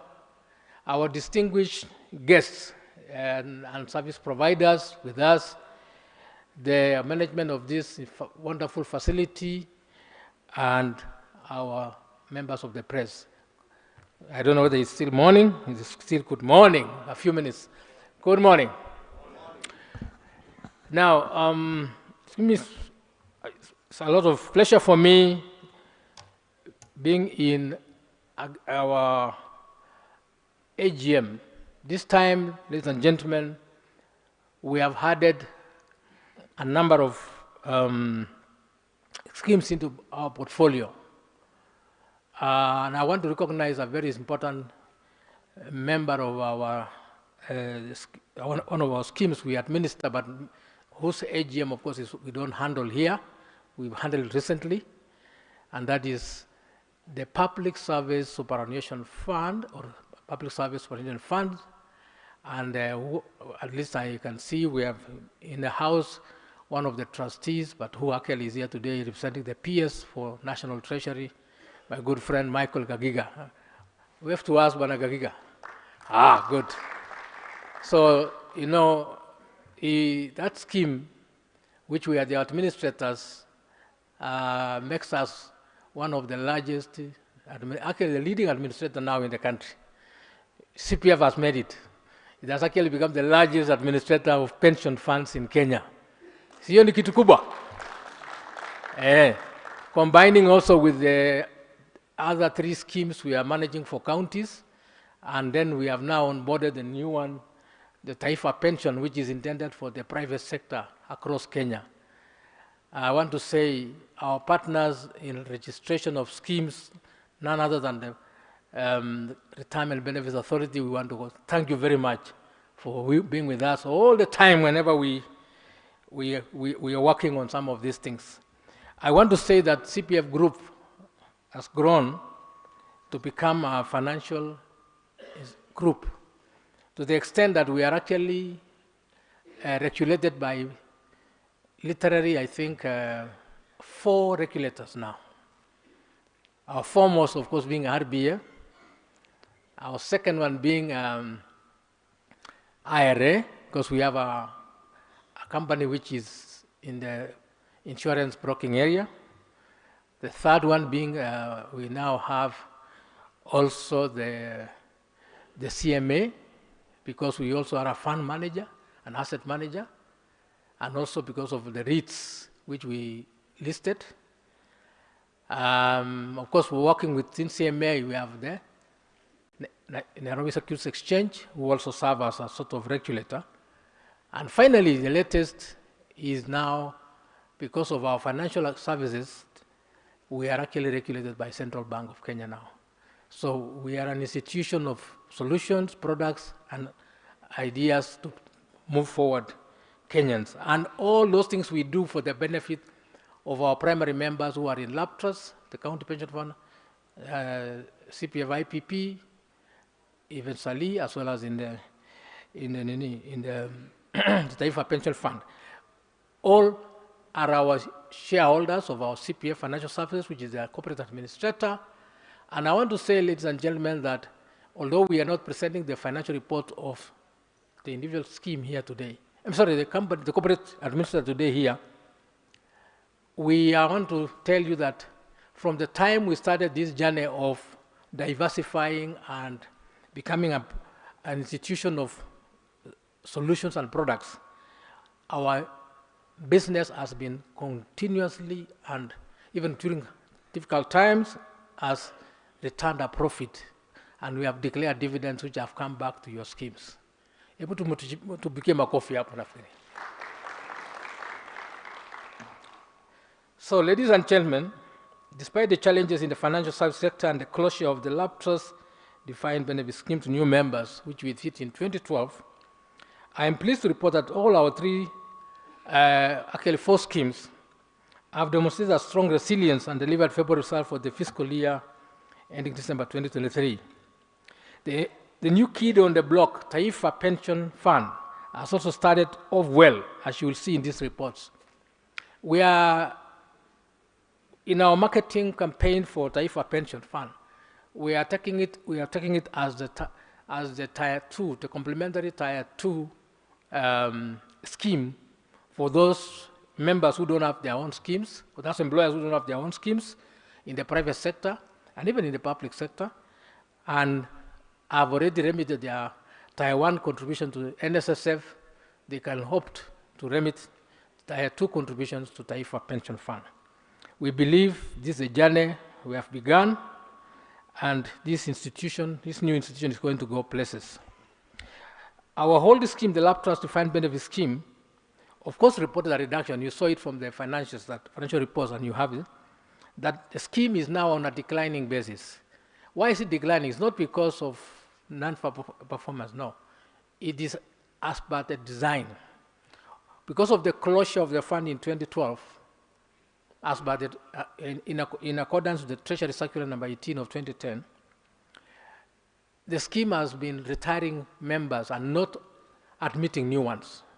So you will see from the statistics that membership is reducing, and we do expect that in the next 6 to 7 years, all our members in Laptrust will have retired, and now we shall only be managing the scheme for pensioners.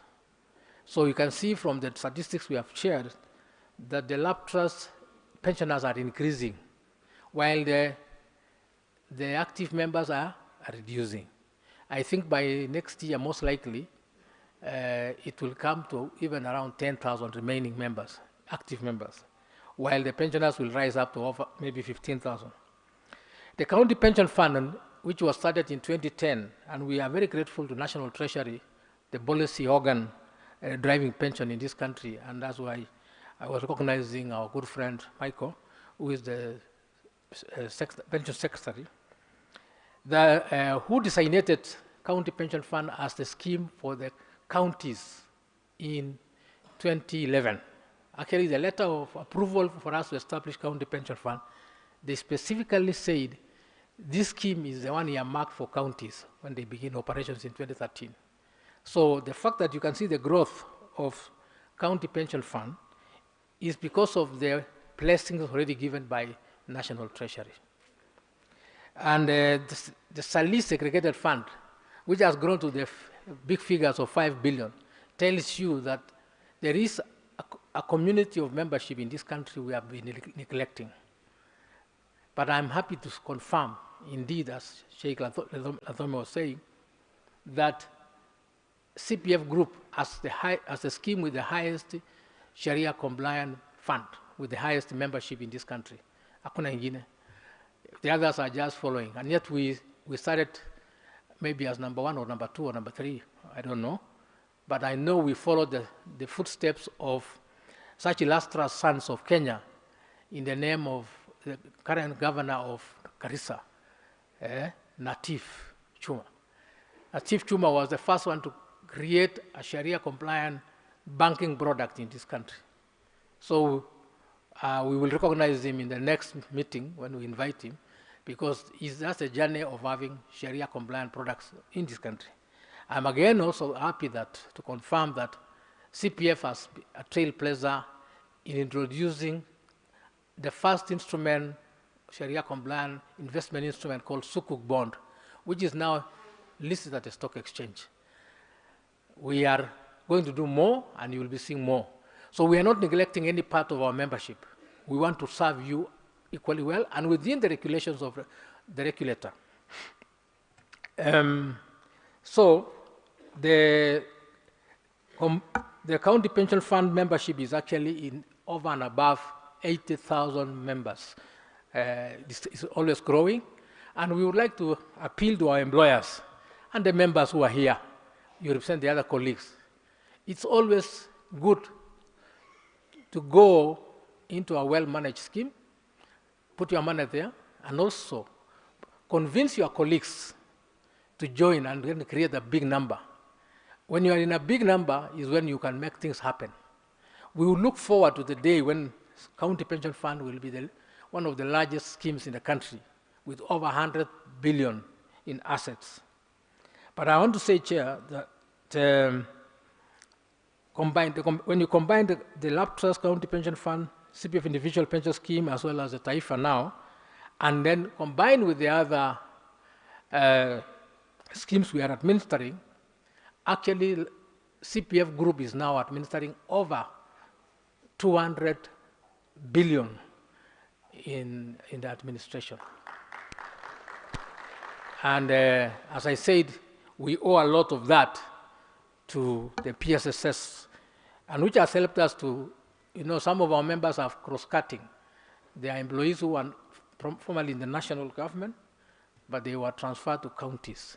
So we have created a bridge between so we can serve them if they come and ask questions about their membership in the PSSS, we can explain, we can deal with them.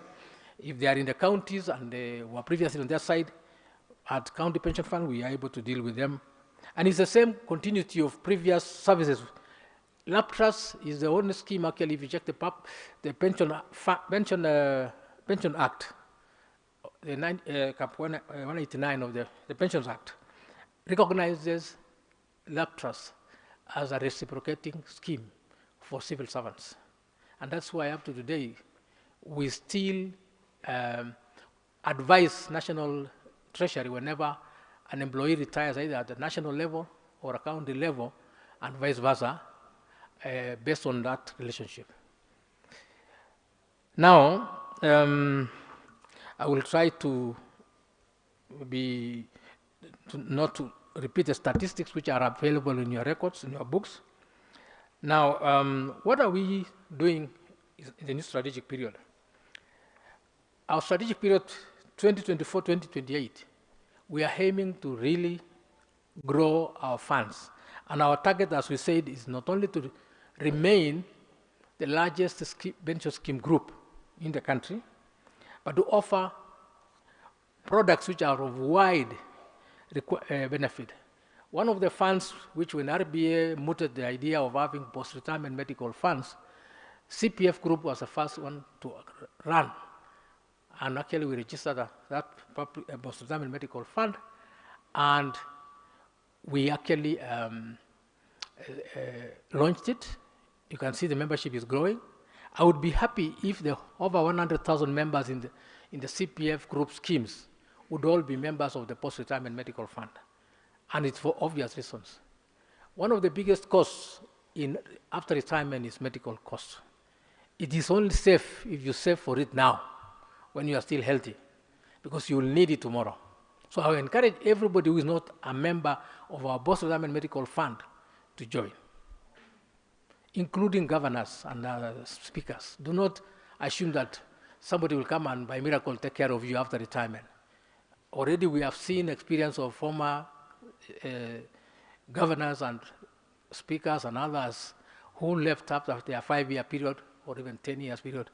Now they are looking around and realizing that they are exposed. They don't have a medical scheme. They are no longer in employment. So we want to tell you, please, there are 2 ways in which you can join. Join and contribute through your salary, deductions, and this is very simple. And some of those things you can do right here. We have officers here who are ready to give you the forms and even allow you to do it online. Secondly, you can also organize so that when you are paid your gratuity at the end of your term, transfer a portion of it to the Post-Retirement Medical Fund. Now, in that respect, therefore, we are absolutely ready to introduce even more products. One of the challenges we know for funding the Post-Retirement Medical Fund is that SRC is not willing to give, or even the National Treasury also come up with a policy for employers to fund this fund. I want to suggest this, and since my dear brother Michael is here, he can allow us to have this conversation. In our scheme, we receive 15% contribution for members from the employer. I would like to suggest that by members' resolutions, and the trade unions here can work with us, we don't ask for more money from the exchequer. We deduct out of 15%, which is inclusive of house allowance, we can deduct 2% to go to fund this post-retirement medical fund, and remain with 13% to go to fund pension. I'm saying this because I've always tried to be creative, because we don't have, you can hear the austerity measures, we can't ask for more money from government. The only way is, can we accept as members to share the contribution rates, split it into 2. A certain amount goes to fund your pension from the employer. And you can also equally, as a member, because our members are very generous, they are contributing 12% of basic and house allowance. You can also say, I will put in my 2%. So all we need to do to be able to achieve this, I believe there's no impediment. I believe our friends from RBA will possibly confirm to us that there's no impediment. If the members agree and make a resolution and the employers agree, we just simply divert those 4% to fund this post-retirement medical fund. And we will do it without having to ask employer to chip in more money. What do you say, ladies and gentlemen? Mnakubaliana na mimi? Do you agree with me? Ama mutaki post-retirement medical fund? Mnataka? I know you want it. If you are well, and we are Mungu Sunday because we are well. Even me, last year I was well. I was not walking with a walking stick. And I can imagine if I did not have an employer to pay my bills, I would not be standing here because I got an accident. And each one of us is vulnerable. Let us remember, the pensioners know it very well. If you are to ask them, they'll tell you.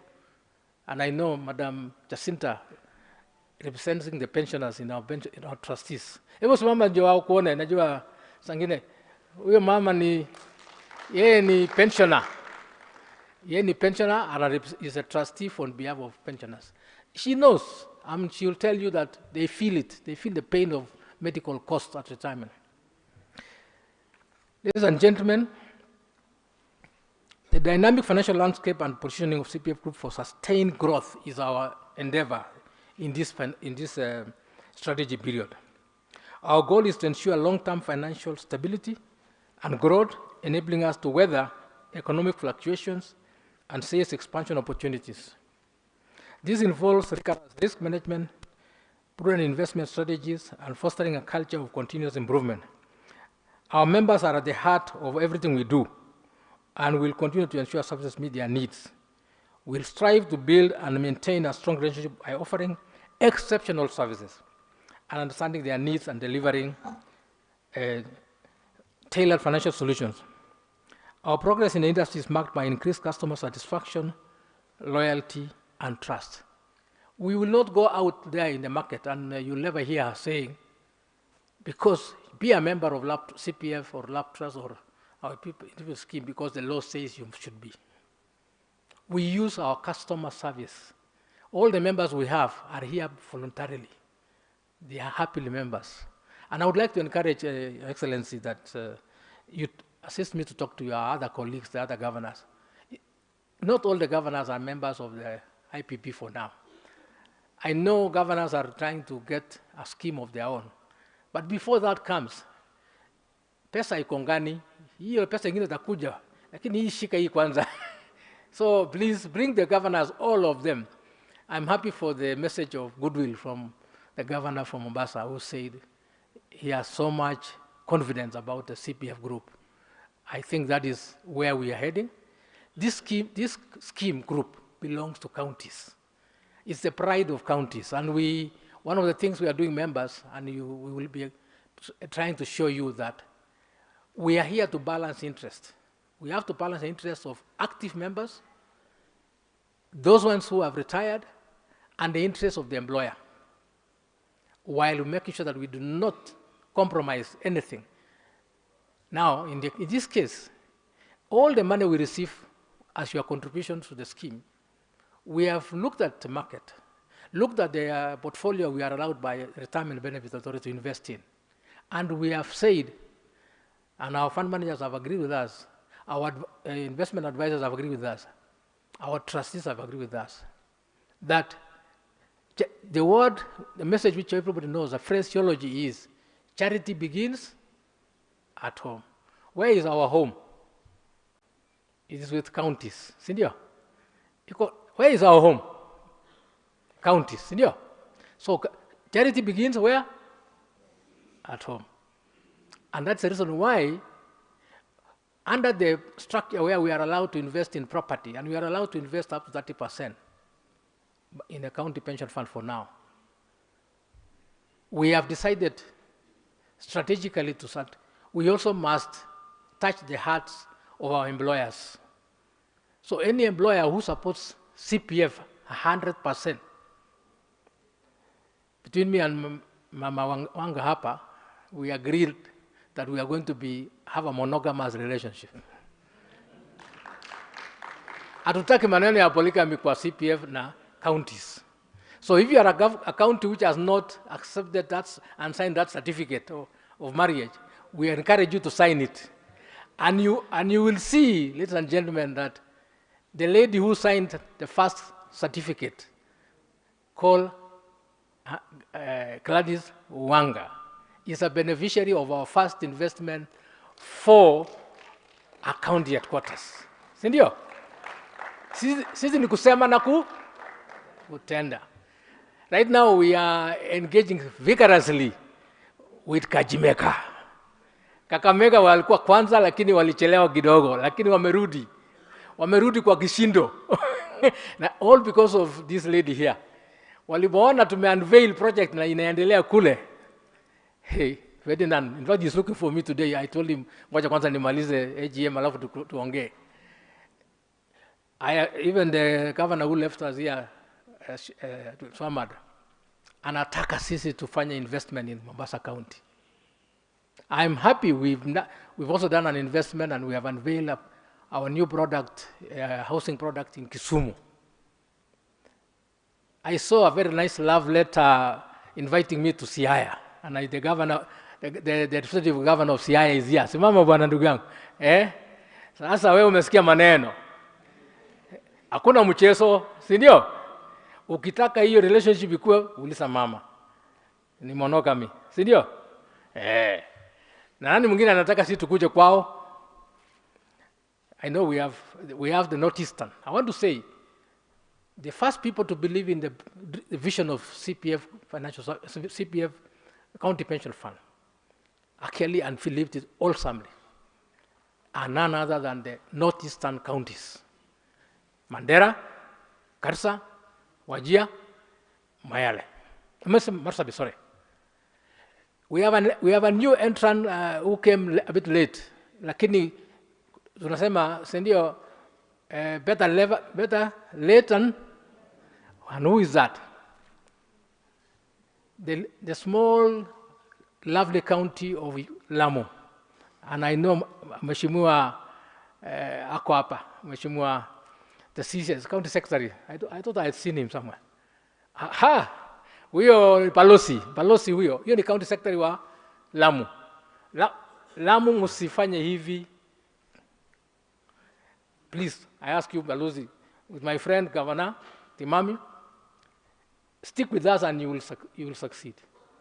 You saw I sent a team last week to come to your county. We are exploring a very serious project in your county. So it's important that relationship of usiende huku na huku, hivyo tu, na hiyo benefits itakuja.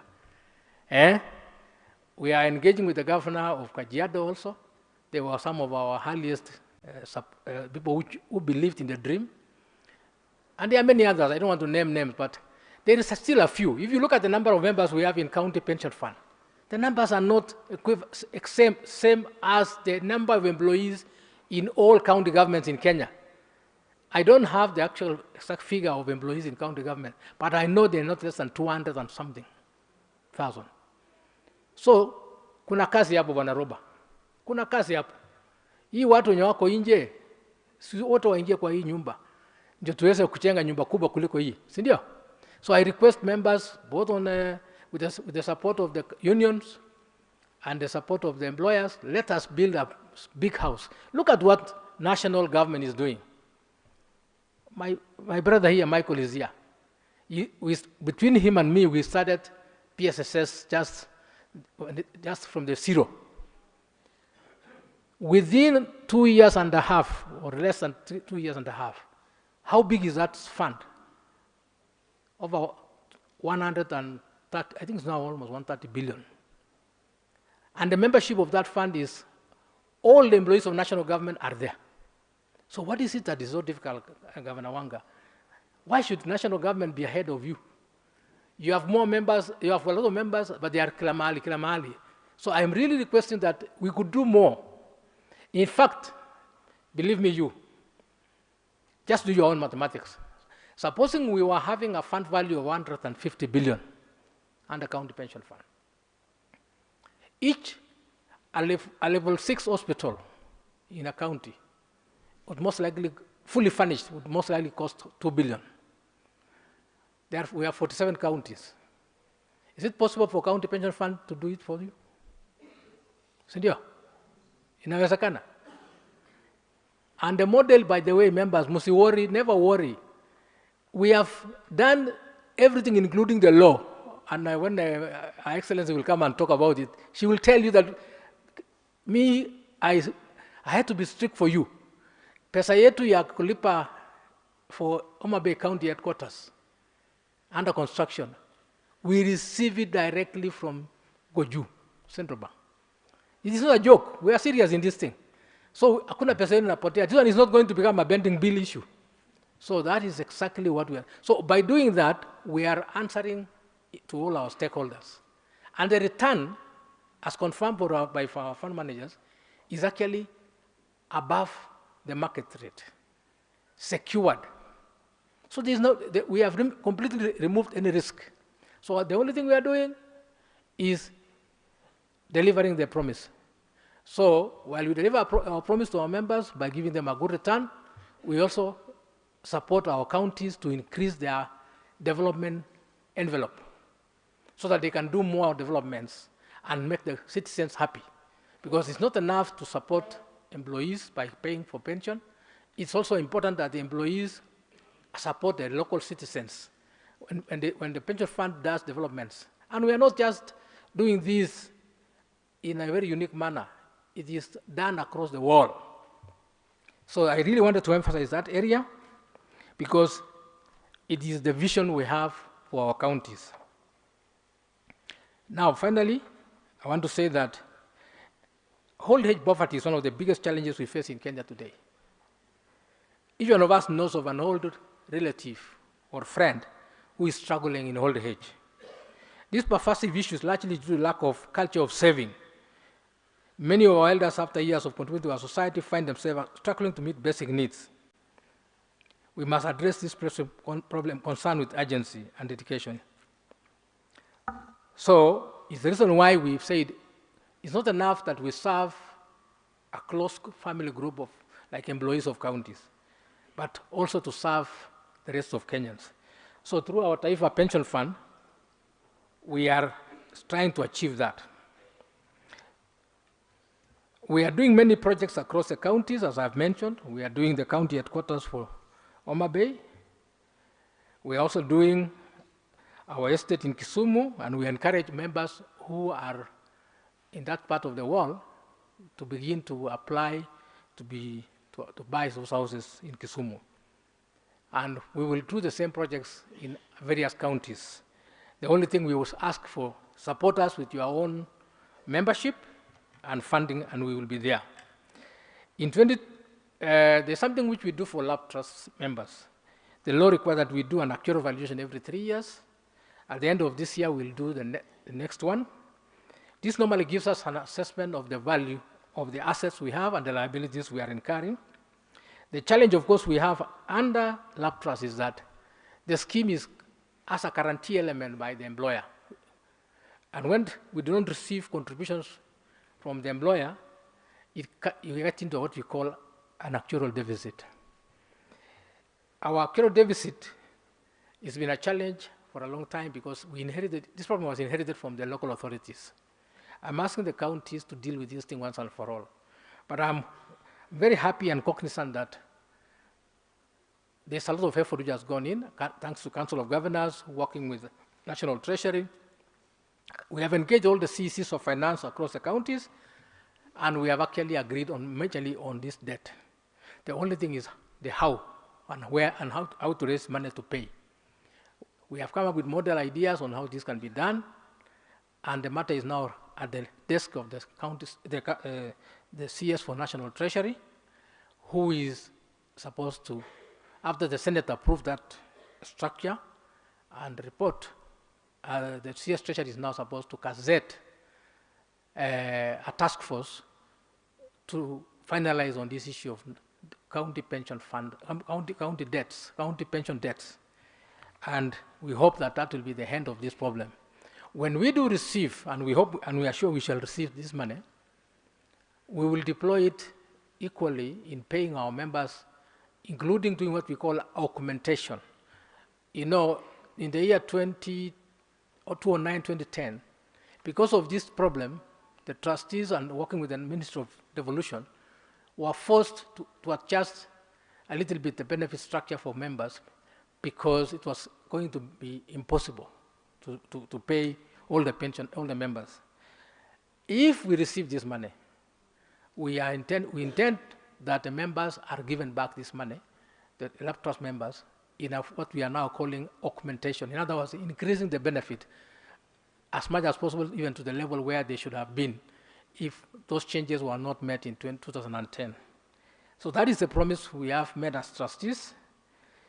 Equally, I want to applaud the effort we have made together with the trustees and the employer of Nairobi Water and Sewerage Company, who have actually, we have done quite a lot, and we are at the tail end of collecting over 2 billion, which will also serve the same purpose for the employees of Nairobi Water.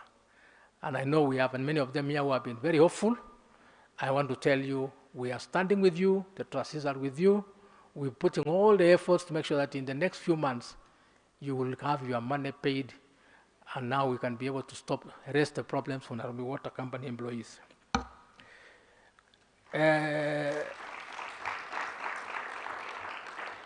In fact, maybe just to say it, we are actually appearing before the County Assembly of Nairobi on Monday. I would like to invite all the members who are able to make time from Nairobi Water to join us as we convince the County Assembly of Nairobi to approve that move. Wale mtaweza kuja. Simuko Nairobi, watu wa Nairobi hapa. Join us on Monday 15th in the morning. It makes it better when you are there to say, hii pesa ni yetu, si ndio? Haya. So finally, we are an institution which has actually done many things and in many sectors that we have merited a lot of awards. I want to mention just a little bit that we have several awards we have won in the year. One of them is a certificate of merit in the social security sector.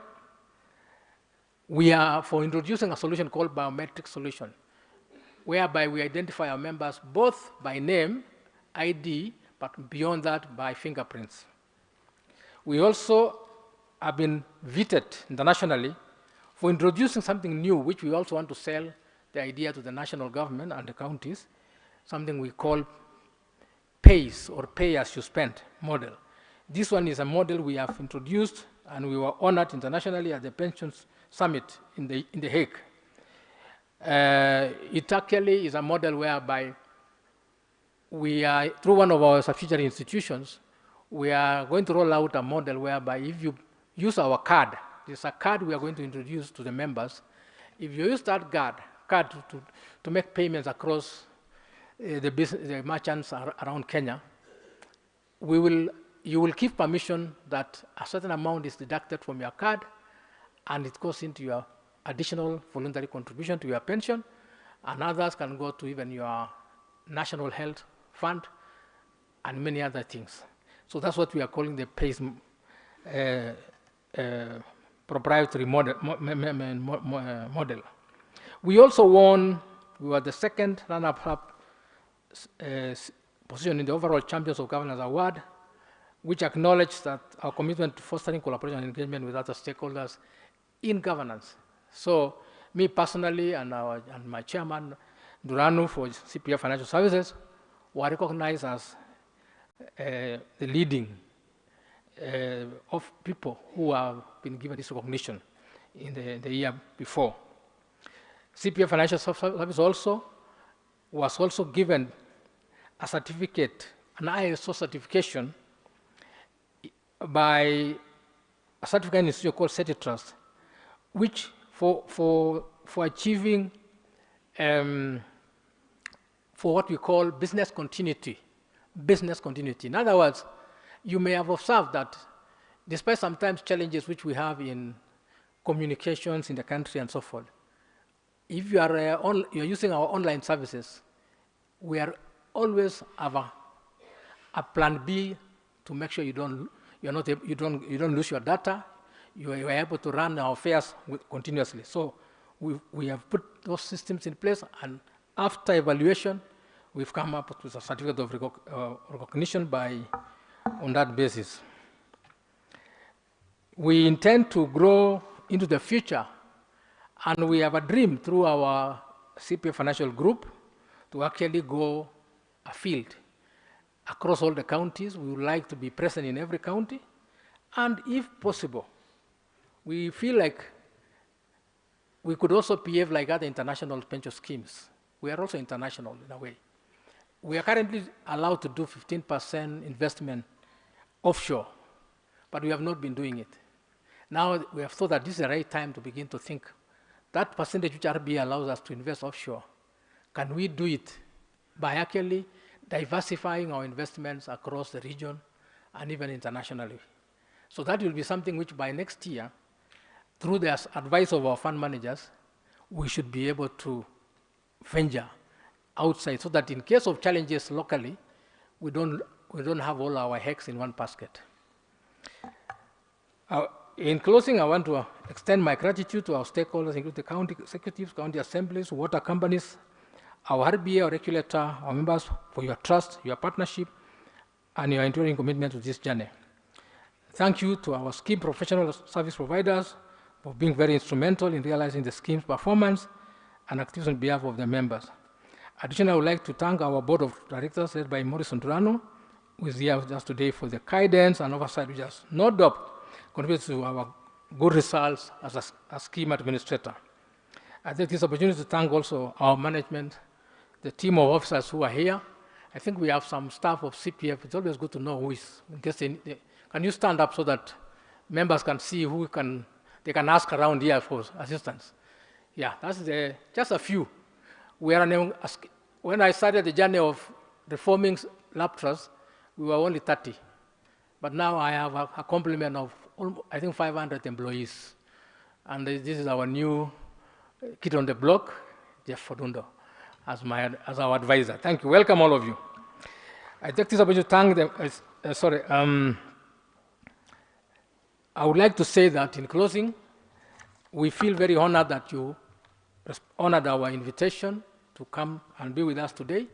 I know there were doubts about whether we could hold this AGM, but God has been great that you have come. This is a wonderful place to have an AGM. Of course, we normally do rotational. Hopefully next year we shall be in a different county, and we will be, as usual, intending that we serve our members well. We encourage you to visit our branches across the country. We have our branch managers around. We have our customer service. We also have our what do you call it? Our online communication, which is very versatile. It's a 24-hour online services. You can dial and call a call center throughout in case you need services anytime. And you can also do chatting if you're a Gen Z member. Yeah? You can do, we have a chat bot where you can communicate. We also communicate and using WhatsApp. There's a way of communicating and giving you information through the WhatsApp channels. We are there in the social media. I'm sure right now, even though we are few here today, thousands of our members are actually there. Maybe at the time when you come back, MC or Irene, you can tell the audience here how many people are actually dialed in, listening to us here today. I want to thank you for the support. We don't take it for granted. And with that, I would like to ask that, I think can I invite the chair now? Yes. Let me invite chair of Laptrust, the only lady who is of power in our scheme. Karibisha Madam Winfred Shombua. Karibu sana, chair.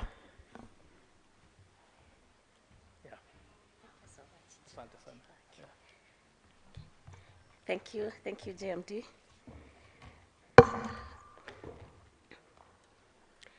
Okay, to our chief guests, Her Excellency, the Governor of Homa Bay County, Honorable Gladys Wanga, the CPF Group Managing Director and CEO, Dr. Hosea Kili, the scheme sponsors on board, county governments, the water companies, and associated organizations, the board, management, and staff of CPF Financial Services, the scheme custodians and the fund managers present, the union representatives, that's the trade unions on board, members and pensioners of Laptrust, members of press, distinguished guests present, and those joining us online. Good afternoon. Before I present to you the report, kindly allow me to recognize the presence of Board of Trustees, Laptrust, and I would request that trustees will be upstanding and wave to the members.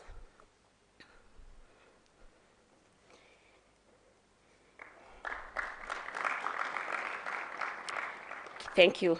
Distinguished guests, ladies and gentlemen, it is with great pleasure that I present to you the annual report and financial statements for the local authorities pension trusts for the year ended 31st December 2023. The Laptrust defined benefit scheme remains a closed scheme, and this is because we've not been enrolling new members since the government directive through the FEMA's circular number 18 of 2010 This allows us to prioritize serving our existing members and ensuring a secure retirement to them and their beneficiaries. While membership and fund value will naturally decline over time, our unwavering commitment to their well-being remains our top priority. In terms of the scheme statistics, the scheme's value as at 31st December 2023 was 26.99 billion, a decrease from Kenya shillings 31.26 billion in the year 2022, and this translates to a decline of 13.64%. Of course, this reduction is primarily due to the increase in normal withdrawals as the scheme matures and most members join the pensioners' payroll. On the downside, the contribution receivables from the scheme sponsors currently stands at 38.1 billion shillings. Ladies and gentlemen, during the year under review, the scheme was supported by 83 sponsors, including 47 county governments, 36 associated organizations, and other approved reciprocating bodies. As at December 31st, 2023, the number of pensioners increased to 9,330, up from 8,843 in the previous year. While the past year presented its share of difficulties, the trustees are encouraged by the dedication and strategic efforts undertaken by the corporate administrator and service providers. These efforts are propelling the fund toward achieving its long-term goals. One key area of focus remains a persisting challenge, and this is where I'll call the attention of our chief guests, honorable grantees, that we join in conversations towards ensuring that the remittance of the outstanding debt is done, and this will ensure that we add a smile to the pensioners as well as take care of the future of the active members. However, as trustees, we are committed to implementing effective strategies to resolve this issue definitively during this strategic period, but we'll need the collaboration of all the stakeholders, all of us present here today. As the scheme trustees, we are actively committed to growth and innovation following the launch of our ambitious strategic plan 2024-2028, which will be our compass in the stipulated strategic period. This plan prioritizes sustainability for the scheme as well as for our members, both active and those who have already retired. To achieve these goals, we'll work closely with our stakeholders to tackle the very pressing matter of collection of outstanding debt so that we can ensure that the scheme continues to pay the deserved benefits to members up to the last beneficiary. I think Dr. Kili had also alluded to the same. Ladies and gentlemen, in the year 2023, it marked a significant milestone for Laptrust with the launch of the Laptrust Imara IRATE. This achievement positions us as the first Kenyan pension fund to issue an income real estate investment trust. This strategic move signifies our commitment to diversifying the investment portfolio and maximizing returns for our members. The Laptrust Imara IRATE, listed on the Nairobi Securities Exchange in March 2023 with an initial market capitalization of 6.8 billion shillings, represents a shift away from traditional investment avenues such as rental property, bonds, and equities. We commend our corporate administrator, CPF Financial Services, for proactively seeking out investment opportunities that deliver superior returns for our members in our drive towards ensuring the fund's long-term sustainability. Achieving this goal requires a well-defined investment strategy that balances achieving superior returns while actively managing and mitigating potential risks. Ladies and gentlemen, this current year saw a significant development with the groundbreaking of the Anderson project in Kisumu. This exciting initiative adds to a robust investment portfolio encompassing properties across various Kenyan counties. The Anderson Estate exemplifies Laptrust's unwavering commitment to prudent investment and sustainable growth for the scheme. Beyond generating returns, our investments are driven by a core purpose, building a secure future for our members. Projects like the Anderson Estate contribute not only to our members' well-being, but also to the prosperity of the communities we serve and the nation at large. In closing, on behalf of the trustees of the Laptrust DB scheme, I take this opportunity to thank our esteemed stakeholders, members, pensioners, and beneficiaries to whom we owe the privilege to serve. I also extend my appreciation to the scheme sponsors, including the county governments, water companies, and associated organizations. In the same vein, I also extend my recognition to the industry regulator, the Retirement Benefits Authority, for continuously steering the industry to excellence for the greater good of the members. I wish to thank the corporate administrator, CPF Financial Services. The strides made by the scheme in the year under review can only be attributed to your tireless efforts. Thank you. Finally, but not the least, I want to express my gratitude to my fellow trustees who have continued to provide leadership and ensure that the scheme continues to thrive and strive to fulfill the lives of its members. Thank you, and God bless us all.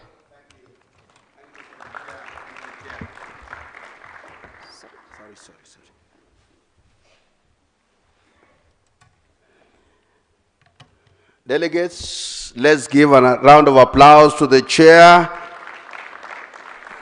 Chairperson Wilfred, that is so nice. Thank you for your presentation.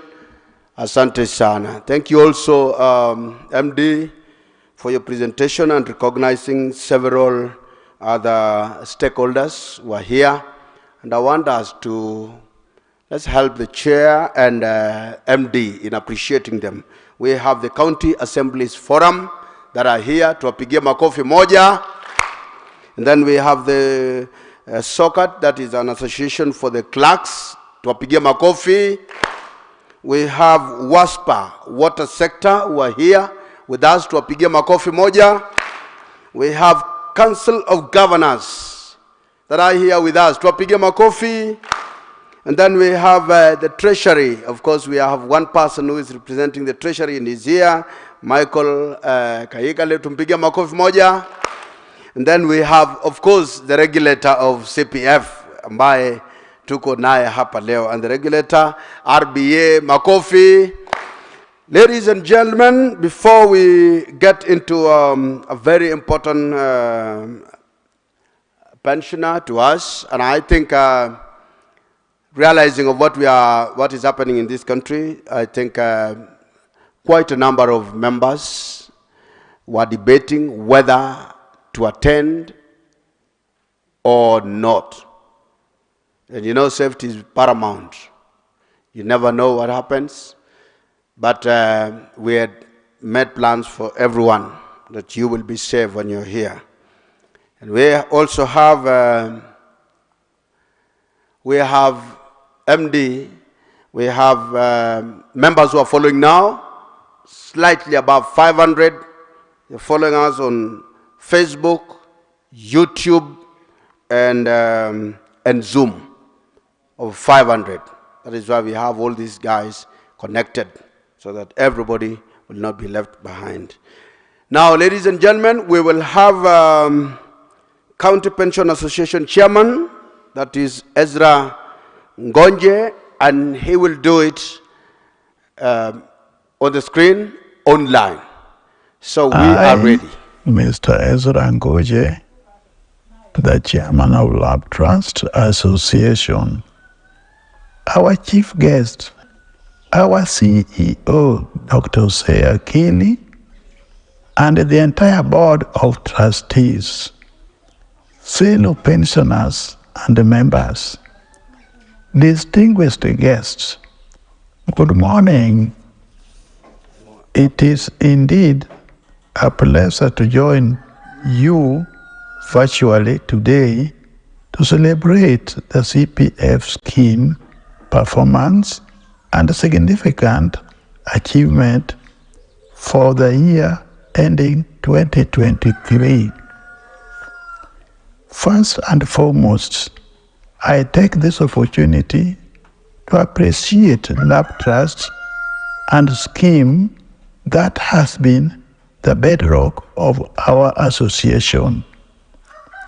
They have supported us from the very beginning, and we are here today courtesy of CPF and Laptrust.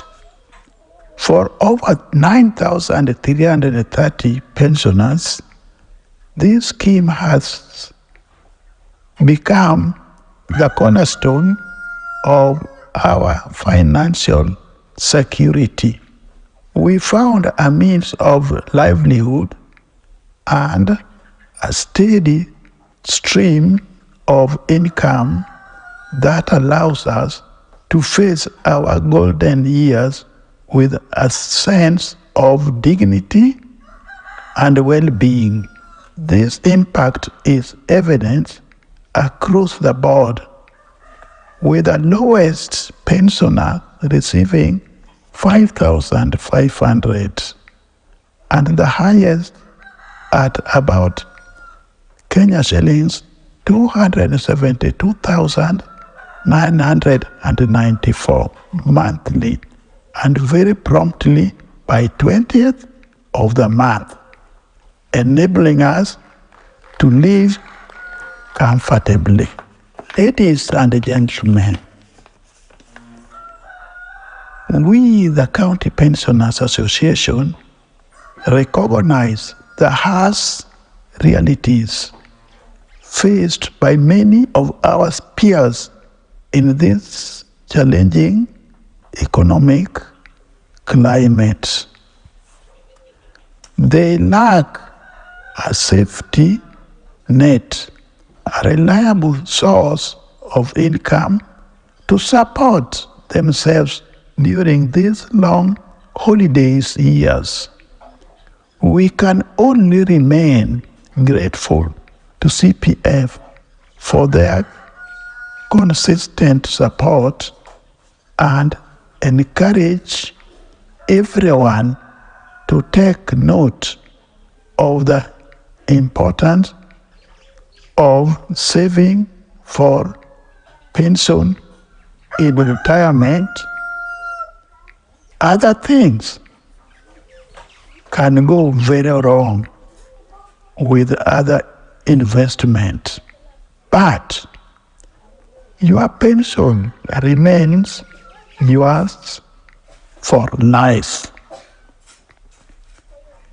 As the County Pensioners Association, we continue to strive towards a future where every pensioner, regardless of their past circumstances, can enjoy retirement without being a burden to our children, and I'm sure fellow Wazee understand this very well.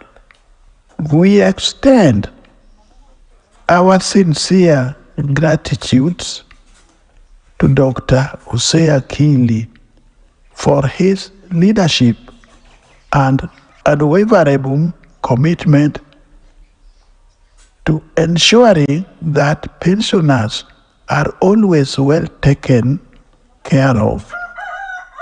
Further, we request the fund to assist in securing the payment of our dues from our sponsors, particularly the Nairobi County, for the time worked, as this has been a pressing issue over the years for many pensioners. We believe if these debts are fully paid, we can see a serious increase to our pension. Ladies and gentlemen, we were scheduled to have our AGM on the 8th of July 2024. But due to the ongoing protests by the young people, we postponed the event for the safety of our elderly members. This has been pushed to a later date, which we will communicate in due time. Asanteni sana, and God bless you. Thank you. Thank you so much. Thank you so much. And the date has come to this day. Thank you so much, Chairman, County Pensioners Association. Ladies and gentlemen, let's appreciate him once more. Tumpigie makofi. Asante sana. Wherever you are, mzee, stay safe. Asante sana. And continue. Today, ladies and gentlemen, there is, as the MD said, there's a new face within the CPF. And I know where you normally see this face in the CPF. We have Jeff. Jeff, can you stand and wave? Wave at the delegates. Jeff, I know you've seen Jeff somewhere. Tumpigie makofi, Jeff Odundo. He's been the CEO of NSC and now with the CPF. Asante sana. Let's appreciate him once more. Tumpigie makofi, asante. Now, ladies and gentlemen, we are almost coming to the climax of it all. We have the Water Services Providers Association with their chairman, engineer Moses, and several other MDs who are here. We've not forgotten about you. Tuwapigie makofi. Let's appreciate them as we welcome the Kenya County Government Workers Union. GS is here with us, Honorable Roba Duba. Tumpigie makofi anapokuja. Hapa sasa ndio tumefikia kwenyewe. The Kenya County Government Workers Union. Karibu sana. Welcome, sir.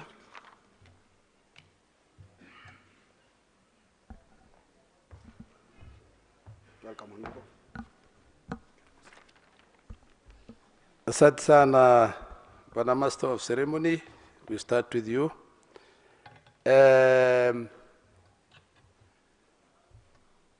I want to start by one thing, the obvious. The obvious ni kusema, I worked at the coast also during my lifetime as an employee within local government. Na wanasema, Mungu haachi kuumba. God does not stop creating or adding more and more to creation. The first time you and I, all of us here, came into being, or it was proposal of God or His making, was a meeting of your mother and father. From day one, God continued to add parts until birth. From the time of birth until you are 3 years, did you know that you will have increased 11 million times? God has put in new parts to make you 3 years old. From the time of birth, you will have grown 11 million times. From the time of conception, sorry. So, He doesn't stop. Then He puts more and more with the food you eat that has been provided until you are 45. When you are 45, He starts plucking them out again. Anaanza kutoa ile alikuwekea mpaka ukawa 45. Until you are 80. Until you are 90, if you are lucky to get there. There's no luck in being 90 anyway. But until you are 80 or something like that. If you are healthy, maybe. Even after you die, He sends ants and worms to destroy you completely. Until you become mchanga. So this process continues. If you have this knowledge, like in American people where they say 2 things are must, taxes and death. Kifo ni lazima. Na kifo kama ikiwa lazima kuwa mzee ni lazima. Na katika uzeeni kukosa nguvu ya kufanya kazi ni lazima. So pension provides you that necessary income. So necessary because you have no energy to go and hunt, to go and gather. So you need pension. And there was one time RBA used to promote, they say, A person who's employed today used to say he's in the first line, the first lane, I think he used to say, first lane to retirement. The day you get a job, just know two things. You will get out when the employer has sucked all the juice out of you. You walk out like praying mantis. You can't even get out. And that is the time you need this money. And that's why I take it there. I think I'm the second highest earning pensioner with Kili. I know this. People ask me, how come? You look fairly grown now. Why are you so energetic? Because I am well covered by the pension. Believe me. So it's very, very important. Pension cannot be overemphasized. My brother Kili and members of today's assembly, starting by Her Excellency, my sister Gladys Wanga, who had the opportunity to serve with as a member of parliament, very vibrant, outstanding performer in the National Assembly. And congratulations, you made it to be a governor. I didn't make it. I was kicked out after the first term. But that's what it is. So congratulations. My sister PS, Madam Baika, we have had interaction. I know there is something from the union before you, and you are giving it due attention. We appreciate you. Make sure it is something that will go a long way to your credit during your life at the devolution if you get that thing, see it through. And you can. I have seen you have the ability to do that. Karibu sana. Now, the CEO, the board of management of our dear fund, led by the chair and the CEO, my brother Odundo. One thing you know I have seen about you, even when I was your critic, even when we used to accuse you of having perhaps a little bit overemployed, but the beauty with you is you get the right people, qualified people, very qualified people. And I check and I see through. You have got a great asset in the name of Mr. Odundo. I know him personally when I was in the other fund. And members of the labor movement, particularly my fellow general secretaries who are present, you have Gibore, simama juu wakuone. This is a tough guy. Of late, he is one who is holding out, the clinical officer general secretary, and we wish you well. I think you are having a breakthrough, and you will manage. You have our prayers, and you will be okay. And I think Brother Panyako was also to come. I don't know whether he came. I got a confirmation he's coming. And I'm sure his members are here. They are bulk of membership of CPF and the members of the County Government Workers Union. Dear colleagues, good afternoon. Good afternoon again. Asanteni sana. Me, I'll be to the point, to the extent that I'll touch on. I don't have a formal written things to present to you because I don't work here. But I am number one stakeholder, being leader in the labor movement, particularly the intended fathers and mothers of this scheme. That is Laptrust, meaning Local Authority Pension Trust, Lap Fund, the other fund, where I've had the privilege to serve, Local Authority Provident Fund. Both of these, the origin, the intended beneficiaries were what we call first-tier government workers. That is local government, county government, regional government, call them by any name. Like in serikali ya mishinani. This pension is for those workers.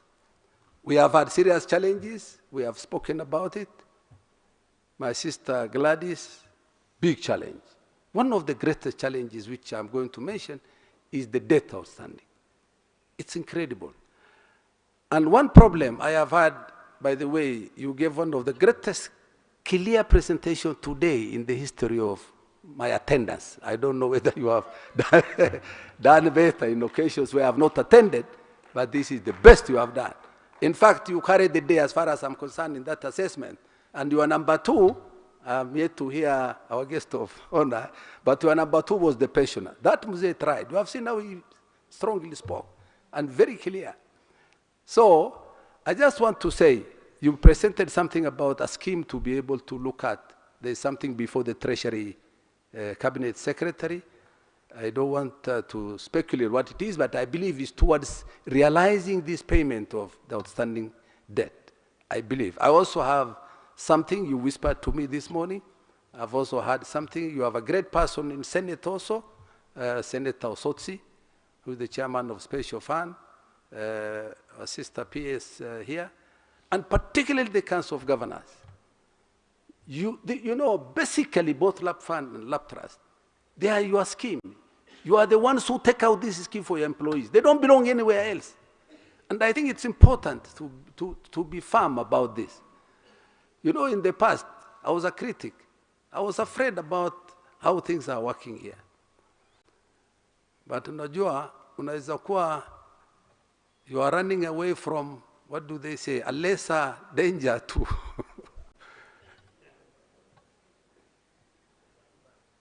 to a frying pan, from fire to perhaps a frying pan. And I think the earlier you take charge, the Council of Governors, as with your team, my sister Gladys, the better. Both in terms of the welfare of workers in labor movement, like for example, the CBA. We have not been treated well by devolved system since it came into being. It's quite a challenge. 12 years without a review of salaries. And we have taxation every day. What are you taxing? Tax is legitimate, it must, but it must be from an income. If you have not reviewed my salary since 2012, and every year you have a finance bill one after another, in all their forms, how do we say these people are expected to produce? It's very difficult. And one challenge I want to give to the Council of Governors, my sister, is it is your business. It's not the national government to take care of the welfare of the county workers. It is the governors themselves. You are an independent employer. And I'm happy he left, this governor from Mombasa. Very clear mind. He took us, you know, some governors leave it to us to go and deal with this RC. I can't because the law protects them. I wrote to them the other day, they said they are not prepared to see me, to talk to me. I mean, that is completely bizarre. But you as an employer, you can come and say, look, I have employees who are unable to work. I have looked for something little. Here it is, I want to give them.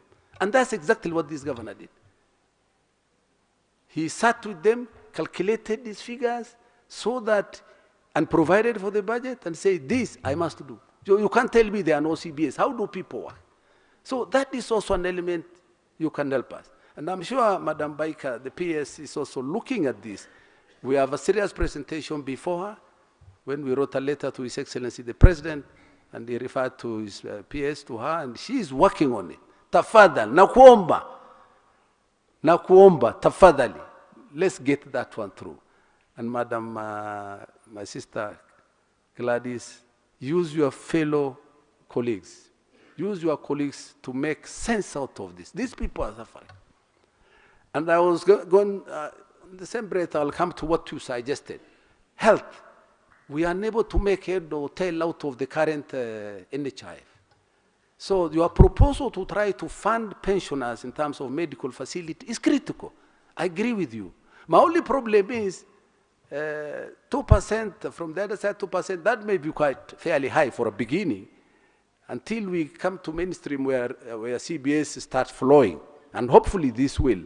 We have already begun with Mombasa and others. I'll see my sister Gladys also before long and give the same proposal. We can use the same path, the same template that SRC has agreed.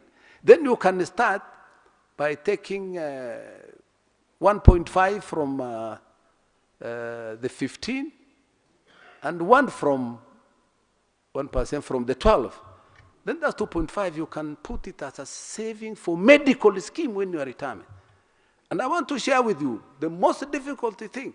In fact, they say 40 years, ukifika 45, let's say. 45 is noon. Jua ikifika noon baadaye inafanya nini? Si ina bend, ina disappear huko. It's going towards death. It's dimming, you know. Once you are 45, just be aware. One of the toughest things you will face are medical issues. Inaanza kuingia huko. Kutoka kidole ya ngumba mpaka nywele hapa. Unaanza kuumwa huko. Na pesa sayo mwajiri anasema you have 1 year to live. And after you leave, you are on your own. You know, kuna mtu aliniambia hata Mungu ni machache saa zingine. If you don't become serious about providing for yourself, you know, prayers are not enough. God can't be cheated. If you become reckless, you cannot hold him to have been unkind to you. So we must agree to this resolution. I think save something for pension. Fortunately, I was imagining even my pension will all go. Today, generally I'm healthy. I haven't seen these things. I don't know when they will be coming. Sukari, na nini, na pressure, na nini. But I can tell you, very close people who are even younger than me were facing this. And they are just about to retire or they have retired. The hardship from medical bills is incredible. Kwa hivyo, I think we better resolve. Because that one we don't need any approval. CEO, Kili. Yeah, I know you have high concentration. Ukiangalia pande moja wezi mbuku. Did you say you don't need any approval for that? For the 1.5 and the 1%? To save that, to start medical scheme for the county workers who retire. Yeah, here you will get, we believe you can get, but you don't need any this bureaucratic approval from Treasury, from what, RBA. Yes, exactly. When it comes to you, you appropriate. Yes. Members present, what do you say about that? To save for your medical scheme when you retire, when you exit. I think the most critical thing this is, in my view. This money doesn't even come quickly when you retire, when you leave. But at least you have the medical, ukitoka tu leo, you go to Kili if you are unwell and you get your medical cover. At least kitambo hata hawaja kulipa haki yako. Doesn't it make sense? Does it make sense? Do we agree? By resolution, can you wave your hands? We see whether this is okay. Asante sana, Kili. This is approved. Yeah, it is true. They need it. You know? So asanteni sana. Please do it so that mtu akitoka huko at least anajua akingojeka na employer has booted him or her out, is not going to die instantly because he can't get treatment. That is a great thing and it's a great proposal you have made here and I like it. So, debt outstanding. It is terrible. It is terrible. Nairobi is outstanding, incredibly high. Ndio hata inachukua, even some counties who are trying to pay for these debts outstanding. Ikiingia hapa, pia inazama kwa Nairobi. I think the governor of Nairobi, in my view, we are engaging him also, hasn't done enough in repayment of debt. It is not enough. I see some caption also in the papers, but I think we'll engage him, but we must pay those debts. And it's even getting costly to collect debts. It shouldn't. You should be penalized for not having paid these things. But instead, collecting it is costing more. Marketing. You spend so much marketing. Lab fund, I have been there. The money spent in marketing is incredible. Now what are you? You are going to collect 50 million. You need 20 million to collect. Ini kazi ya aina gani? You can't go on like that. There will be no fund within no time. You know, I like this, although I criticized you before, and I'm sure you have pardoned me. Somehow you somersault. Unafanya namna hii, you talk to them well and you are managing. The other side is having even more problems, I realize. Right now, as I speak, and I pray it's going to take place, there's even no board. Zimezozana huko, ile conditions ya parastato ni mingi. Here, sisi naweza kuja kufinya wewe. Sasa wewe ni members na wewe. Huko, member, pension, and something else. The rules are slightly different. So it's getting tricky, but we are engaging. We are not, as a union, we are on it. We hope things will take shape. But I want to appreciate what you have done. You are doing great. Your ideas is ahead of many things. I'm surprised. Every day you are bringing new ideas. We are on the fourth fund. It's called Taifa something. What did I see? Well, you are killing me, sana. And I think that is great. So I want to encourage you, nobody should delay to join the scheme, particularly wale wamekuja baada ya devolution. There is a feeling, they are generally young people. Please tell them, there is no shortcut. Join now. They must be members. And they must start here. We have reason to believe this will be a good start for you. Na tumekaa tukichambua mambo mingi katika ofisi. So, my brother Kili, the final thing is that in this search for debts, you have involved governors a lot, I know. Also make sure the risk assessment is well done. I know you have been doing it very well. And keep on keeping us informed. These members are waiting. Why I'm emphasizing debt is that the formula changed. And many of them here for DB, they're still waiting to see that happen. And you gave the assurance that the moment we get that money, even those who retired in when did you first put it to effect? 2010? We will start paying back. We are engaging him every day. Tuko na kila siku tukifuata hayo mambo. We are going to pay back. Otherwise, I want to thank you so much. I am told there will be questions and answers, but that's not for me. Kuna wale wanakula mshahara kujibu hiyo maneno. RBA, tafadhal, tunawaomba. Stand up. The challenge in pension, particularly in public sector pension, is too much. I hope we have RBA here, the executives. Tafadhali, ndugu yangu. Maybe I'm pointing at you because you have power that you are not applying. I have reasons to believe. I don't want to, of course you, not individually, but as an authority. And that's the purpose of RBA, is to make sure there is sanity in these things. Sasa kama watu wanaenda nyumbani bila kupata pension yao, then what's the purpose of RBA? That's the purpose of the schemes. Kila siku tunalia miaka na miaka. And you can emphasize. Now those matters are before the treasury. Tafadhali. Make an input sufficient. Talk to us also from time to time. Otherwise, I want to thank you so much. God bless you, Madam PS. Mekuomba sana. My sister Gladys, I have reasons to believe you can cause a change within the Council of Governors. In their heart, ingia kwa roho, and I know you have the capacity. So that mambo ya CBA na hii pension, wafanyakazi wakipata hayo mambo mawili, watadeliver. Otherwise, thank you so much and God bless you.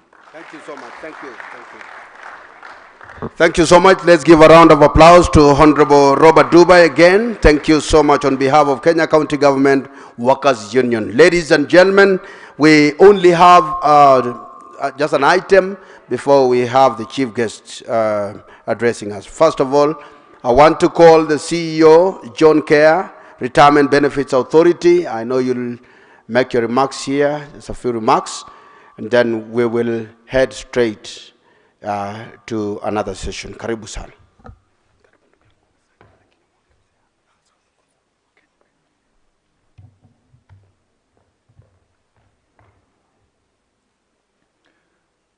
Good afternoon, ladies and gentlemen. From the onset, let me say I'm not the CEO of RBA. I'm just standing here on behalf, but I shall convey his greetings. Let me read a few remarks that had been prepared by the authority in the interest of time. The chief guest, Governor of Homa Bay, Her Excellency Gladys Wanga, the Principal Secretary, State Department of Devolution, Teresia Mbaika, the representatives from the respective sponsors, represented here, the chairperson and members of the Board of Trustees of the 4 schemes represented here, distinguished members who are here physically and virtually, and their representative union representatives, service providers present including the CPF Financial Services led by the Group MD, Dr. Jose Akili, representative of various industry stakeholders and associations and members of the Fourth Estate. Good afternoon. Good afternoon. As introduced, my name is John Kerr, and I am here on behalf of the RBA to give our few remarks in relation to this scheme status. I want to convey greetings from our Chief Executive Officer, Mr. Charles Mashira, and our Head of Directorate, Mr. Jackson Nguthu. I think these are names you are very familiar with, and it was important for me to recognize them.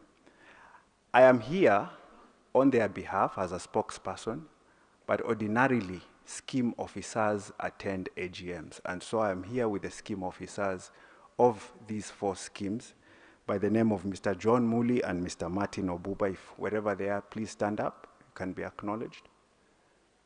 Here and the extreme end, thank you very much.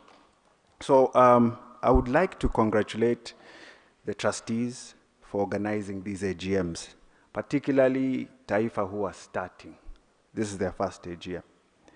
Beyond AGMs being a compliance requirements, these are forums to provide all of us as stakeholders the opportunity to engage and participate on scheme affairs. We therefore request members to take advantage of this day to empower themselves by asking questions, seeking clarifications, acquiring knowledge, and sharing their experiences to facilitate informed decision-making with respect to scheme matters. And thank you very much, Bwana Duba, for telling us that you are the 2nd highest. That's motivation for members to save so that they can also get sufficient and adequate pension. Despite 2023 being a challenging year, the retirement benefit sector witnessed growth. For context, allow me to share a few industry highlights. Quantitatively, total fund assets increased to 1.7 trillion shillings. These funds are held in now 1,041 registered schemes, which collectively serve about 7 million members. This translates to a coverage of 26%. Qualitatively, the regulatory framework was enhanced with the introduction of several policy instruments, including the implementation of the NSSF last year, the approval of the National Pensions Policy, which is a framework to guide the harmonization, coordination, good governance, and growth of retirement benefits sector. We introduced the trustee remuneration and scheme expenses to facilitate prudent management of resources of schemes. There are the corporate trustee regulations that were introduced to supervise corporate trustees like Mr. Odendo, who spoke earlier here. We introduced the income drawdown regulations. We introduced also manager and custodian amendment regulations in December, touching on the issue of valuation of securities. This year, we've also introduced practice notes relating to the determination of defined benefit obligations. What this is a guide on determining, processing, and discharging benefits from DB schemes. And what we are currently working on are draft retirement fund regulations. In this regard, the authority wishes to recognize CPF's responsiveness and innovation towards offering a wide range of retirement benefits product and services that facilitate inclusivity towards its motto of fulfilling lives. This has no doubt contributed to this growth of the sector. In this regard, I am happy to report that in 2023, all the 4 schemes represented here were compliant with respect to the various regulatory obligations required in the Retirement Benefit Act.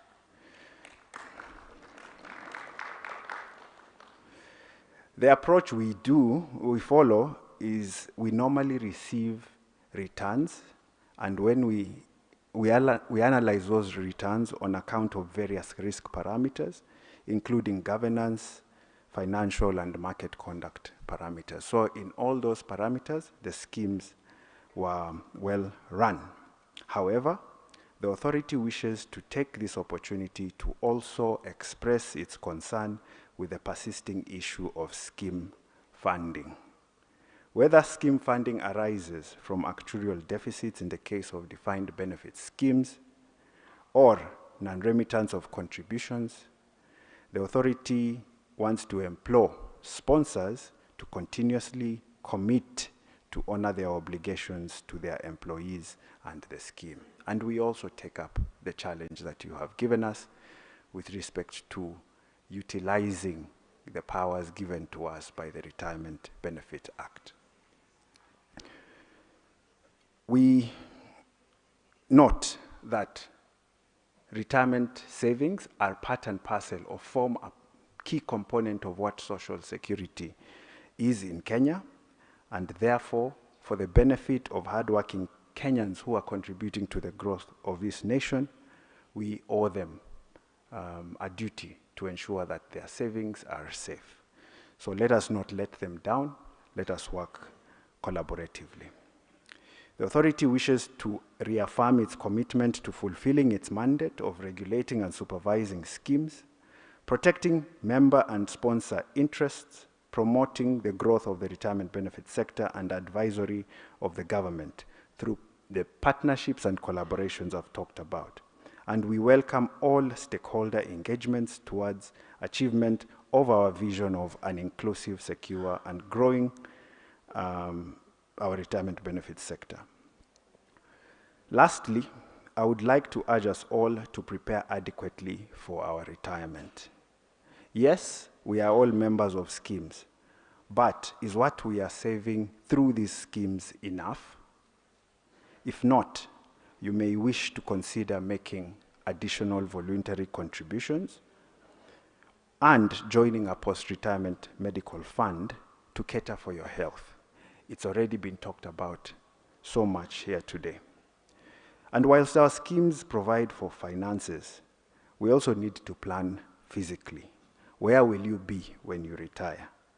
In Nairobi or upcountry? You may want to consider using your benefits to secure a mortgage to put up a home. Those are some of the opportunities pension savings provide, in addition to the tax benefits. Over and above the finances, you also want to think about your psychological, emotional, social needs. In this regard, I want to leave you with the words of John F. Kennedy. The time to repair the roof is when the sun is still shining. With those many remarks, thank you for this opportunity. May God bless us all and our beloved Kenya.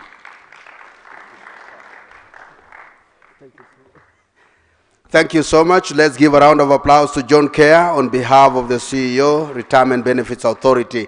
Ladies and gentlemen, as we move very fast, we have a few, just a single item, and we have the stakeholder from Treasury, Mr. Michael Kagika. Mr. Michael, I believe you are here. Karibu sana. And let's appreciate him. Tumpigie makofi sisi zote, National Treasury. Tunajua hapa ndio kwenyewe.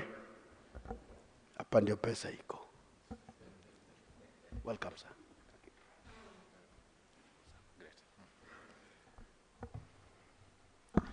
Excellency Governor for Homa Bay, Principal Secretary for Devolution, the Group Managing Director, CPF Services, chairpersons of the various schemes that are under your watch, and your trustees, distinguished scheme members, service providers, colleagues in the pension sector, ladies and gentlemen. I am Kageka Michael. I work in the Treasury. I'm the Secretary for Pensions. But I've also been asked to represent my Principal Secretary, who was invited to grace this occasion as a guest. So having said that, then let me say that at the Treasury, we are happy to be associated with CPF. And why this is the case is because we realize pension funds are a cornerstone of financial security for our retirees. And therefore, we are happy to acknowledge the critical role that the funds that you are administering are playing. The National Treasury is deeply committed to the development and implementation of robust retirement benefit policies that ensure the sustainability and the effectiveness of these pension systems. And our goal at the Treasury is to create a stable environment that will provide secure and adequate retirement income for all beneficiaries. I think RBA has reported about the National Retirement Benefits Policy, which was recently approved. And of course, that in itself is designed to promote a fair, transparent, efficient pension sector. And you will have realized, because you are implementers of this policy, that it encompasses various strategic initiatives.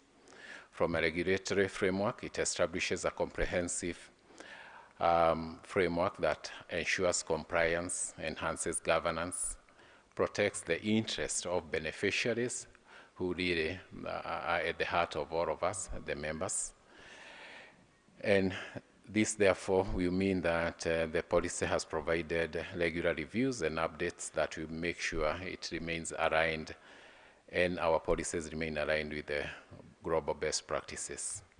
On financial stability, sustainability, and I'm happy that when the group managing director and everybody has spoken here, I have heard the word sustainability mentioned severally, because what's probably very critical for our pensions industry is the sustainability of the systems that we run, is that assuredness that there will be pension for every person who has given his years, her years to service of our great republic, and in retirement they must be assured of an income flow that will sustain them beyond the active years when they are in service. So we are implementing measures to ensure that there is financial sustainability of pension funds.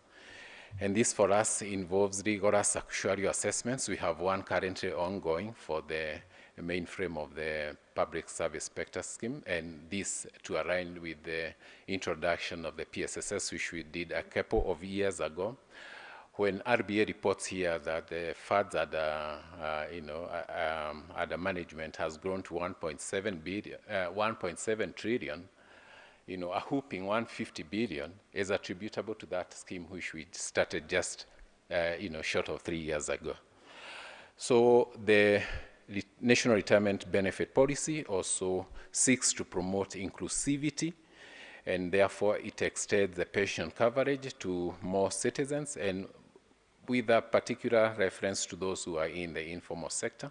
So we are working towards making pension schemes more accessible and beneficial for all, and this is regardless of the employment status. And I think this is a duty all of us in the Republic have to answer to. So what are we also doing at the National Treasury? I think we are encouraging schemes to ensure that they build capacity, and we are quick to partner and assist and leverage where there is training and development programs for pension fund managers, trustees, and everybody involved in the pension administration. I think it's also high time that schemes adopted technology. So technological advancements is also one of the key things we are pushing at the Treasury, so that we streamline operations, improve service delivery, enhance transparency, and therefore give more expedient benefits to our members. I'm happy to listen to Kiri when he talks about the award that you recently received on one of our technology-based innovations. So digital platforms and tools that are being developed should be able to facilitate better communication and management within our pension sector. For the Treasury, we are keen on fostering collaboration and dialogue among all stakeholders, and this includes pension fund managers, trustees, beneficiaries, regulatory bodies, and everybody in the ecosystem of pensions. So regular consultations and feedback mechanisms are something that we have entrenched in the Treasury, and I'm happy even when Robert Duba speaks here, most of those things, we are very open. We need to have continuous conversations so that we improve our sector. So actively working on policy reforms, all of us can therefore strengthen the pension sector, and we need therefore to be aware of the emerging challenges which we should constantly seek to give solutions to. In conclusion, I would like to express our gratitude as the National Treasury to the CPF, and we do note that one of the things that you mentioned when you gave your presentation is that you are, supporting national development through very tangible, higher impact programs such as the work you are doing with the counties.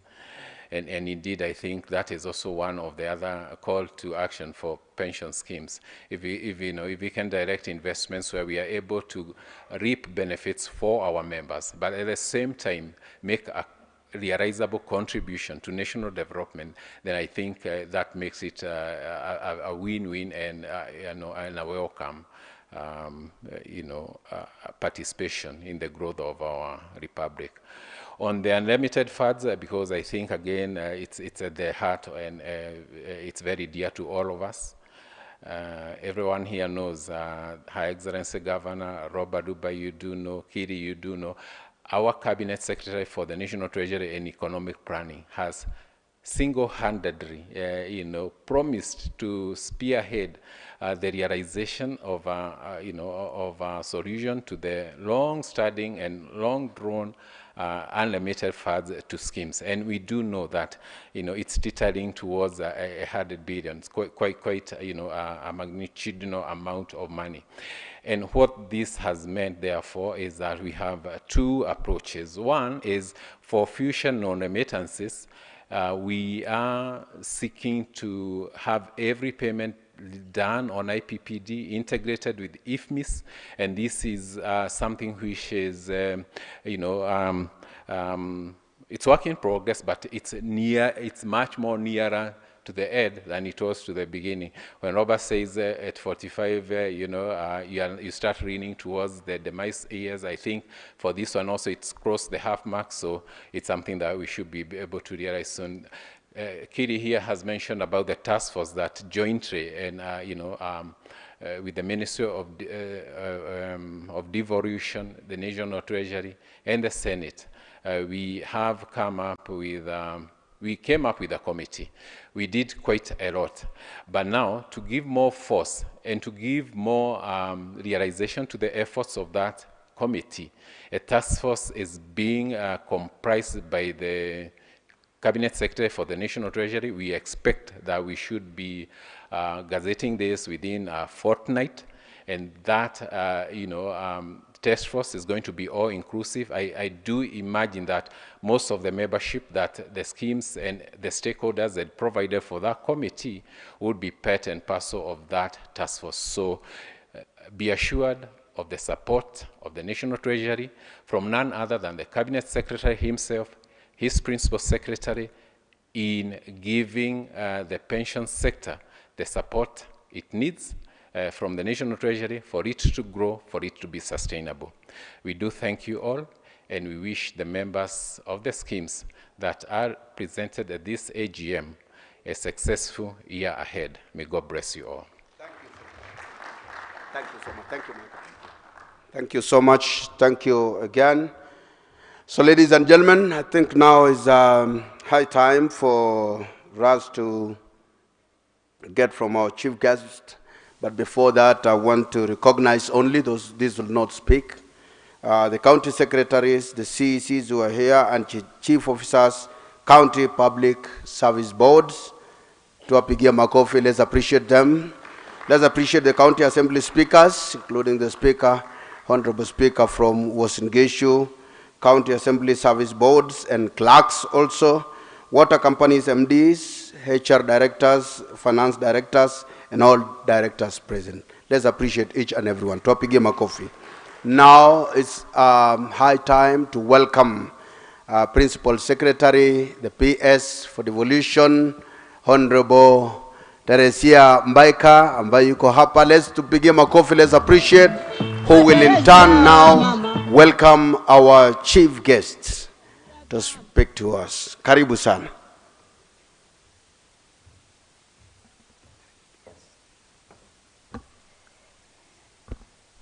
Chief guests, ladies and gentlemen, please allow me to ride on the already established protocols.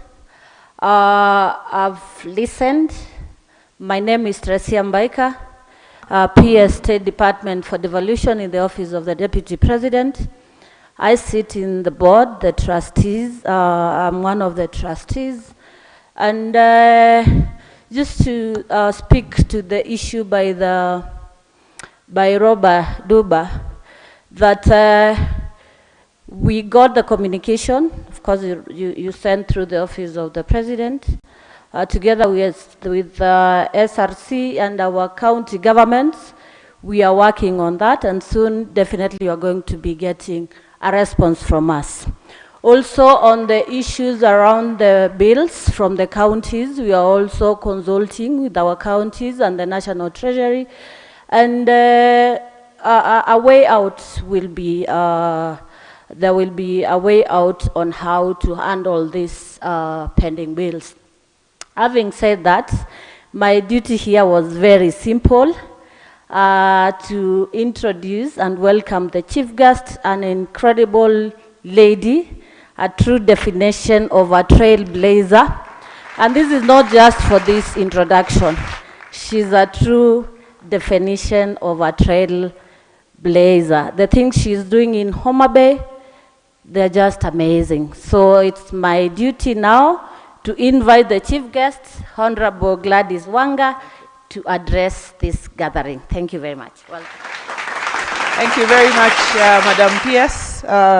Teresia Mbaika, Principal Secretary for the State Department of Devolution, who works very closely with the counties to ensure that things are running. We do appreciate your commitment. And I know that when you speak about Homa Bay, you're not speaking from Nairobi. You have been there. We have been in Rusinga with you. I've taken you to Mfangano, all the beautiful islands of Homa Bay. And when you speak about the beauty of Homa Bay, you speak from your heart.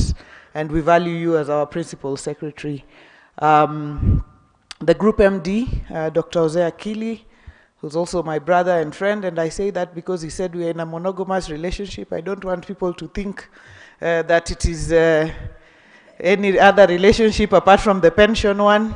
We are monogamously in the pension world. Really, all protocol observed. Our speaker, members from the counties, my brother, Robert Duba, with whom we were in Parliament, together na tumetembea pamoja na naona vigogo wa pension ambao wako hapa. I'm saying a bit of Kiswahili because they say in Homa Bay we don't know Kiswahili. Lakini I have to speak a bit so that people don't think we don't know Kiswahili completely. So today I'm here as Governor of Homa Bay. I know that my colleague from Mombasa was also here already, and I'm glad that he was here and he spoke about our own commitment to the pension matters, but I'm also representing the entire Council of Governors. And Mheshimiwa Roba, I think some of the issues that you have raised in relation to the council, I would urge you to find time with the union to engage with the council. Through our secretariat, which is very strong, led by Mary Miti, you will get access to the relevant committees of the council that can then, discuss these issues with the entire council, so that as people move forward, sometimes you might assume that, the governors know and understand, but even the Bible says, remind them, even if they know. You have to keep on pressing on the issues. And I've been a unionist at the university. I've been a unionist in Parliament. I was a commissioner. I was your unionist. And for the union, you have to keep speaking to the issues, pressing the issues, because there are so many, you know, different diverse issues that issues can be forgotten. So we have to keep speaking to the issues and keep pushing those issues. So that's what I would encourage, and I would be there to support, you know, you coming to meet with the relevant committees of the council and with the governors when they are available, to be able to press on our issues for the county workers, and to just, you know, give our commitment. Sometimes it's just that the budgets are very tight. But I think in many governors' minds, we'd like for, you know, people to get raises, increases, just so that we can be able to fit within, you know, the inflation issues. And the money you're earning 10 years ago, if you look at it today, it's not the same. The value has diminished significantly. And therefore, it would be important. It's only that we have to deal with the issue of the monies that come to counties, you know. And you realize that even now we got, you know, just a very slight increase, which is also still going to be, there's still proposal to reduce it, even though we are saying that it shouldn't be, you know, money for counties should not be reduced. There's no mechanism to reduce the money going to counties despite the situation that we have at the moment. Because if it reduces, it further presses on the issues of our workers, it presses on the issues of our remittances for the pensions, it presses on the issues for the bills that we have. You know, we have historical bills since 2013 that we also have to pay, but with that reduction, it of course presses on those issues, and these issues are likely to take a back seat with that. So, ladies and gentlemen, it's an honor and privilege to stand before you today as the chief guest at this annual general meeting of the CPF Group. This gathering is not just a routine meeting, but a celebration of the remarkable strides CPF has made in revolutionizing the pension industry in Kenya. I extend my heartfelt congratulations to the CPF Group for being trailblazers in this sector. Your dedication and innovative approaches have not only secured the future of countless members, but also significantly contributed to the socio-economic development of our communities. CPF has continually opened new avenues for members' funds to be invested in, ensuring sustainable growth and security for our pensioners. And I was happy to see the chairman of the pensioners speaking to us virtually. With a membership of over 100,000 members and a fund value of close to 100 billion, CPF stands at a very promising position to impact our country going forward. The last 1 year has witnessed various notable investment projects by the scheme. With innovation at its core, the group's commitment to impact investing has created ripple effect, fostering positive change within our counties. By aligning investment strategies with members' needs, CPF has set a commendable example of how financial institutions can be agents of transformative development. This approach has not only generated impressive financial returns, but also improved infrastructure for provision of much-needed services at county level. As the Governor of Homa Bay, and on behalf of the Council of Governors, I wish to reaffirm our unwavering support for the County Pension Fund. CPF stands as a pension scheme of choice for all county government employees across Kenya.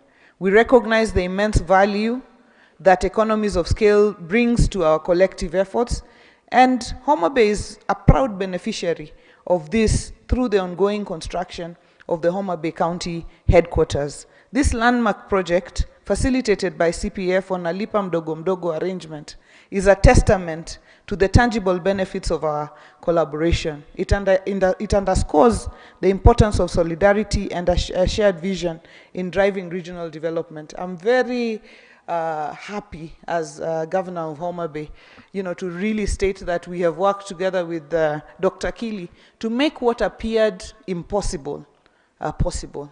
And when we talk about innovation in this speech, it's not just an English word.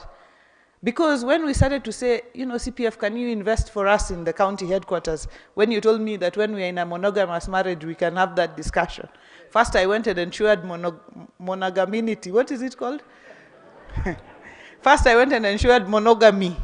Then after, you know, ensuring that, I came back to you and challenged you and told you, now that we are monogamous, what is in it for Homa Bay people? And you told me, let's walk this journey. And it was a journey that took us a whole year developing the law. And at your heart has always been that any investment of members' money must be protected. And you said there's no way you're going to fall in pending bills. And we put up a law that was assented to by myself, but was passed by the county assembly. We wrote to the National Treasury. We wrote to the Controller of Budget. They gave us all the necessary assurances before we were able to move forward with this investment. And I'd like to tell counties that this is our pension fund. And when they make investment, it should be investment of our pension fund within our counties, so long as we can have a framework that ensures that there is guaranteed returns for the members and there's going to be no loss of funds. So we are really proud of the county headquarters that we're going to be having in another 6-7 months, and hopefully this is something that can, be done across the counties, so that counties, being at the heart of the county pension fund, also feel that this is investment that is beneficial to themselves. Equally, the Council of Governors and the counties appreciate the continued collaboration and support from CPF. Since the advent of devolution, CPF has been our trusted ally, especially on establishing and enhancing structures for counties on matters governance, financing, and service delivery. Specifically, I want to thank CPF for being a major partner in the Council devolution conferences, where topical issues concerning counties are discussed. The CPF has also been supportive of the Council's engagement with county government officers with the aim to enhance human resource management. This includes the recent capacity building initiatives for county secretaries, CCMs for public service, directors for human resource, and payroll managers. Allow me to also congratulate and thank CPF for the efficiency we have seen on the refund of members once they retire. While we celebrate these achievements, there remains much work to be done. I call upon all county governments to make good members' remittances as a matter of priority. Social protection for our employees is not a luxury, it is a necessity. The comprehensive benefits provided by CPF, including insurance benefits, financial security, and peace of mind for our employees, are essential components of a thriving workforce. The additional perks that come with these benefits are just the icing on the cake, but the core value lies in ensuring that every county government employee is protected and prepared for the future. And we were told 45 years, you start thinking. And at 45 years in this country, people are still youth, man. And you say you're a youth leader, yeah? You're 45, 50 there. Until Gen Z came to town. That's when we realized we are old people, we are going towards retirement. As governors, we are acutely aware of the challenges of unremitted contributions for some of our employees. This is mainly attributed to delays in release of monthly disbursements from the National Treasury. We are ever working closely with the National Treasury, who have spoken here, to ensure timely disbursements that will lead to timely remittances by county government.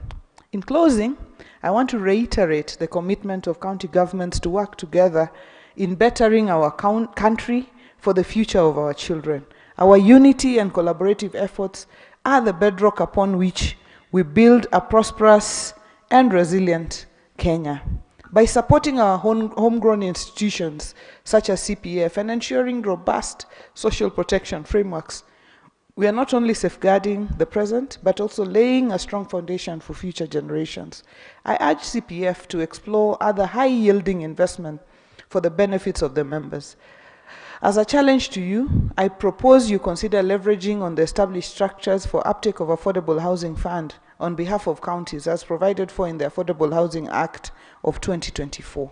Let us continue to champion innovative solutions, foster community impact, and uphold the highest standards of governance. Together we can create a legacy of security, prosperity, and hope for all Kenyans. Thank you, and may we have a productive and inspiring remainder of the meeting. Asanteni sana, and God bless you. God bless CPF. God bless our country, Kenya. Asante sana.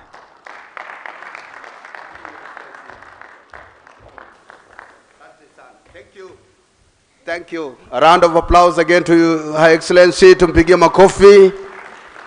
Now what we will do, there's a special gift for our chief guest, and I will request the chair of CPF Group, Maurice Rano, to be here so that we can, please, Your Excellency. Thank you. We will award you so that later on you'll award others.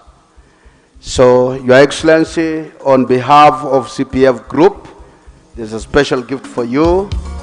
Asante sana. Wapi makofi, tumpige makofi, asante.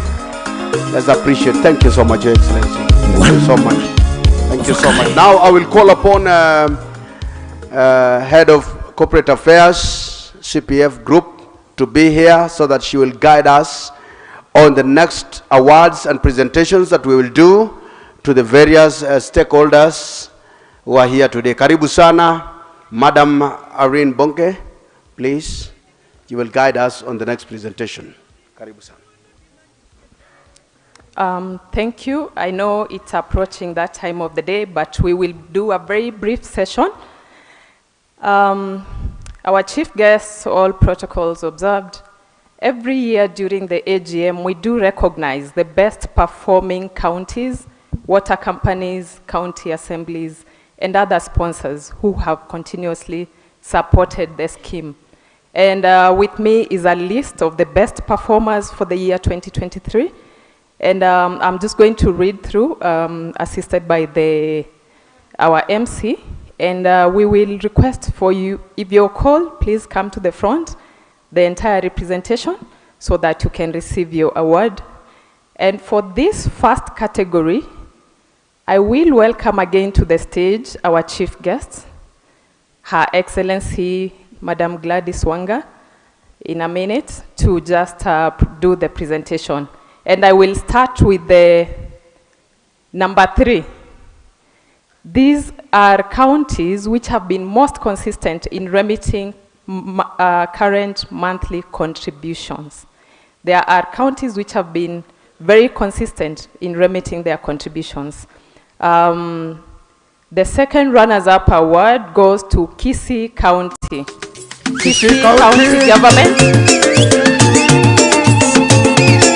Kisii County Government, kindly come to the podium. And number 1 for the first runners-up award, most consistent in remitting monthly contribution, is Bomet County. Bomet County, kindly come to the fore. And the top in that category is Kitui County. I know I've seen all those counties around. Please come forward. Kitui County Government, I know the CS is somewhere amongst us. There she is. Bomet County.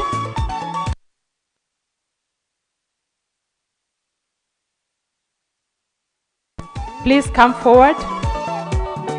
So let us have the award for the number 3, Kisii County.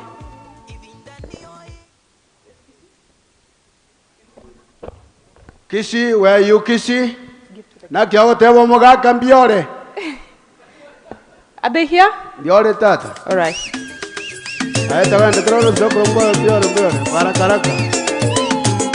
Where the Kisii?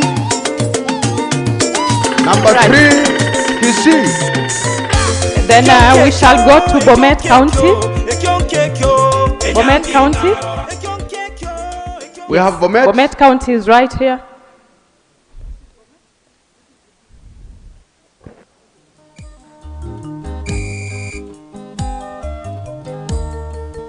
That is Kitui County. Please let's have the photo taken.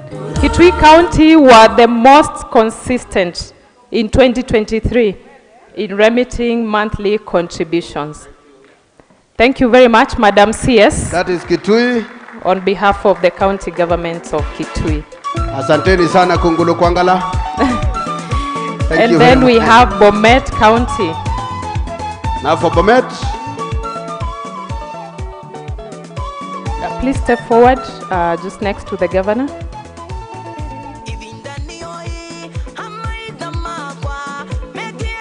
This is for Bomet now, for Bomet County. Go and take. Thank you very much. That is Bomet County.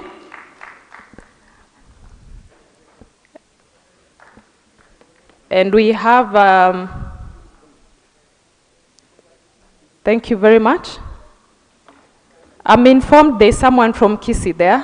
Please. From Kisii, please. Kisii. He will take on behalf of Kisii County. Thank you very much. Alikuwa ameenda kukimbia nje kama embara mbamba. That's exactly what had happened. Surprises come when you least expect. Thank you very much. Thank you, Madam Governor. I will invite our chairman, CPF Group, Mr. Morris Ndurano, to award the second category. And these are the water companies and other associations.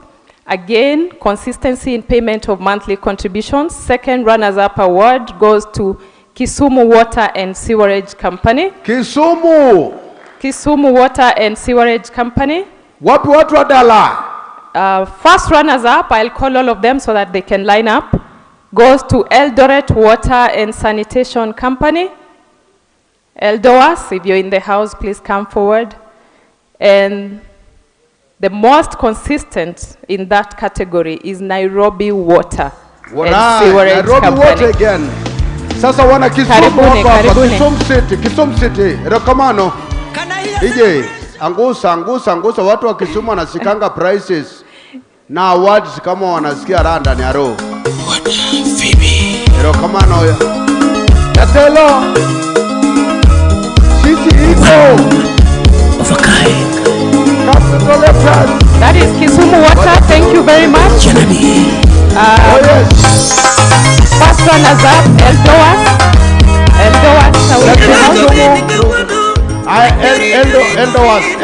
Eldoret, Wasingishu, Sisibo, county number 027. Wako hapa. Very nice, very nice. Rugo na ringa wanatawala kweli. Haya. Thank you very much, Eldoret. Very nice. Haya. Thank you, DJ. Nairobi sasa. Hawa ndio wenye city. Mamanzi wa Kisumu. Hawa ndio Dandora baba dogo. Kawangware. Hawa ndio wenye city sasa.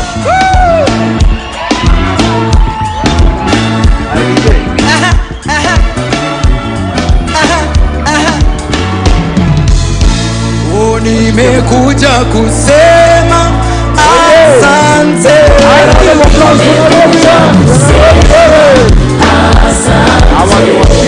Nimekuja kusema. Thank you very much. Thank you, Chairman. Yes, thank you very much. For the next category, I will invite our Chairman, Laptrust DB scheme, to come and award this. The most consistent in remitting current monthly contributions, the individual pension plan, and for counties, it goes to Homa Bay County. Surprise, surprise. Homa Bay County. Homa Bay County. Wana Homa Bay muko wapi? Number 2 goes to Mandera County. I will read all of them so that you can start coming. And the first position in that category goes to Lamu County. And this is mostly for the county executives because it's to the CPF individual pension plan. Wangwana wa Lamu wako hapa. Karibuni sana. That is Lamu, holding position 1. Kindly let's have the award for Lamu. Homa Bay, where are you? Homa Bay, are you around? What's Homa Bay? Simita. Sana na ngoma. Stopped out, otherwise angeshika ya Homa Bay hapa. Sana na ngoma. Akwa ikiri sana lera tutiurala. Haya, County Secretary wa Lamu yuko hapa. County Secretary wa Lamu yuko hapo. Thank you very much. Asante sana. Mandera, are you in the house? Mandera? Oh, Mandera, they're in the house. Asante sana. Wale kutoka Mandera wenyewe. mahali yake. Homa Bay, do we have Homa Bay in the house? I know Governor is somewhere making a call. Homa Bay, yes. There they are. They're Homa there. Bay is represented. Na wote wako na swaga kama ya governor. Thank you very much. Homa Bay. Let's appreciate wapigie. Thank you very much. Now we have, thank you very much, Chair DB. We have an award for the most consistent in membership growth. These are counties that have continued to give us members, and especially in the year we are reporting in. And the second runners-up goes to Meru County. Meru County, are you in the house? Karibu. Baite. The first runners-up goes to Wajir County. Wajir County. And the best in that category goes to Trans Nzoia County. Trans Nzoia. Let's appreciate Trans Nzoia. Tuwapige makofi. Wana Trans Nzoia. Wapi Meru? Omero? Wale watu ambao wako na mbili Shevonguti. Wapi Omero? For that I will invite Director Michael Kagika from Treasury to assist us with that award. We have Wajir here ready and Trans Nzoia.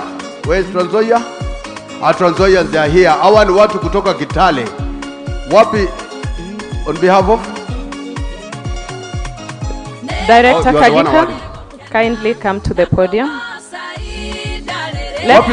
Let's have the award for Wajir. I can see they are ready. Wajir. Thank you very much. That is the first runners-up. Sana, congratulations. Let's all appreciate Wajir. Tuwapigie makofi Wajir hawa. Mahali yake tena. Thank you sir. Toka Wajir mpaka mnachukua hapa kikombe. Hiyo ni sawa kabisa. Thank you very much. Trans Nzoia. Not yet sir. Trans Nzoia, let's have the award for Hawa Trans ndio wa Nzoia. mahindi sasa. Hey. Trans Nzoia. DJ. Muka nicheze pole pole. Hawa ni watu wa niamshe nicheze pole pole. Thank you very much. Trans Nzoia, songa hapa kidogo, mpige picha katikati please. Move here. Wapati yako rekodi papa. Meru are you back in the house? I had seen them somewhere. All right. So we shall move on to the next category. And this is the county assemblies. Director, kindly remain. The county assemblies that have shown consistency in membership growth and helped the scheme in its growth perspective. Second runners-up goes to Kirinyaga County Assembly. Are we here?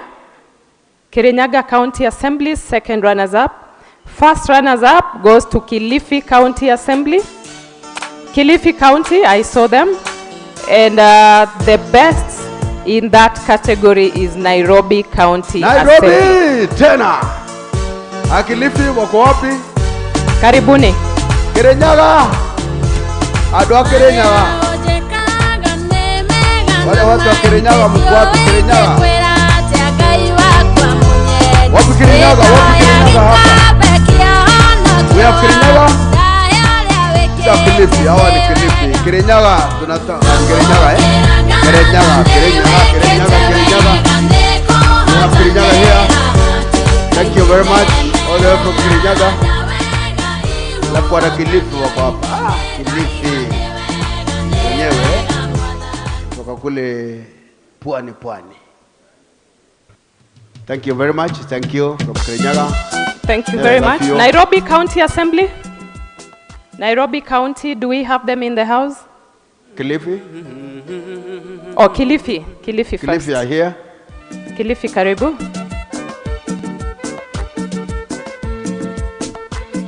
Wanaishi baridi kweli. Hapa tuko winter. Thank you very much, Kilifi. Nairobi, I think we will have to take it to them on Monday morning. Kilifi. As we go for that discussion that the GMD invited you to. Exactly. Thank you very much. Thank you, Director Michael. Thank you so much, Director. For the next category, I will call on our GS, Robert Duba, to assist us with this. This is the special category. These organizations do not fall under county governments or water companies. So they are established as companies, private entities and all. We have NGOs and privately sponsored organizations, and we have certificates for the best performing. So for that, we have the Nursing Council. We have Weston Hotel. They have enrolled all their staff. We have Nairobi Center for International Arbitration, Action Resort for Change, Athletics Kenya, and Kenya Leather Development. These are organizations being recognized for enrolling all their staff into a pension scheme, not being county governments, not water companies. It looks like they've all stepped out. Nursing Council, we have Nursing Council around. Yeah, I see one of them. Nursing Council, Weston Hotel, Nairobi Center for International Arbitration, Action Resort for Change. Kenya Leather Development Council, please. Karibu. Kenya Leather. And then we have Western Athletics Kenya, wako happy. I think they are already in Paris for the Olympics. Then we have, they're there. Nursing Council. That is, first of all, just wait. Kenya Leather. Yes. Kenya Leather. Asante sana. Thank you very much. Right. Receive your certificate too. Thank you very much. Yes. Thank you so much. Nursing Council now. Next, Nursing Council. Karibuni Nursing Council. Asante sana, Nursing Council. Thank you.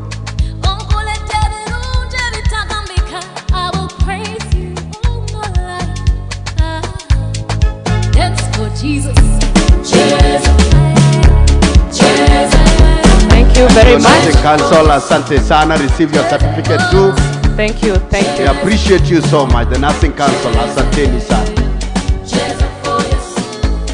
Asante. Hawa ndio wana deal na watu ambaye wa maana sana. Thank you. The Western Hotel are here again.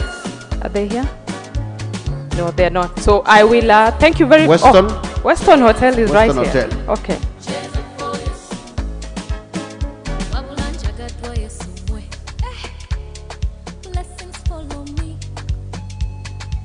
I will invite the last category, and I will invite Jeff Odundo to come and do us the honors. Thank you very much, Jess. Asante sana. And the last category is the sponsor of the year 2023. Can we guess? A wild guess? The county has continuously fulfilled its obligations as a sponsor for the good of the members and the scheme by consistently making timely payments and in settlement of principal and interest debts due to the scheme over the years. The award for the sponsor of the year 2023 goes to County Government of Kitui. Whoa, wow. I think anyone from Kitui, please come and support our CS. Asanteni sana Kitui.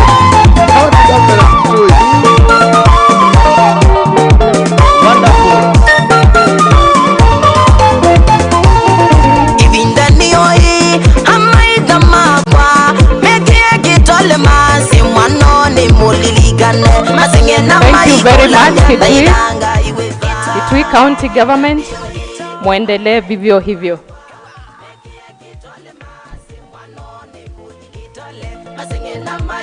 All right, we shall move on to the next session as we end towards the close. Thank you very much, Jeff.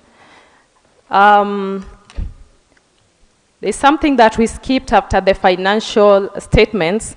We need to get a proposer and seconder for the financial statements. So I will ask the person who was taking around the microphone to just do that so that we do that procedurally. And as we do that, we already have some questions that have been brought to the front. As you pick the proposers and seconders, also let's collect questions. Now, I see a hand there right in the middle, and I see another one at the back. We need a proposer and a seconder for the financial audited accounts, for the audited accounts. For the DB scheme, please say your name and your sponsor, kindly. Yes, Rono David, I propose Kericho County. Thank you very much, Rono from Kericho County. And a seconder? Then I will need a proposer and a seconder for the DC, that's the County Pension Fund. Joan Cherotich, I second from Bomet County. Bomet County, thank you very much. I hope our rapporteurs have got that. A proposer and a seconder for the County Pension Fund. I see a hand there. There are several hands there near the cameras. Thank you. Chimondo Kariuki, I propose. Thank you very much, Karaoke. And there's another hand right next. Siad Dakat from Wajir County, I second. Thank you very much, Wajir. And the last one for the individual pension fund. Let's have a proposer and a seconder. Mitei right in front of you.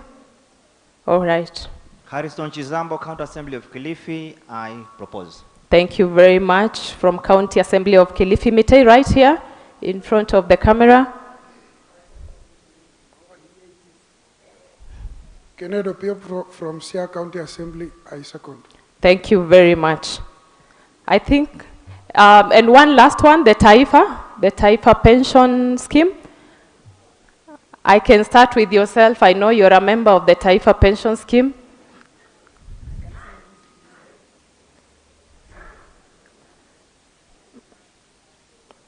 Propose. Your name and sponsor. Makabe Kevin.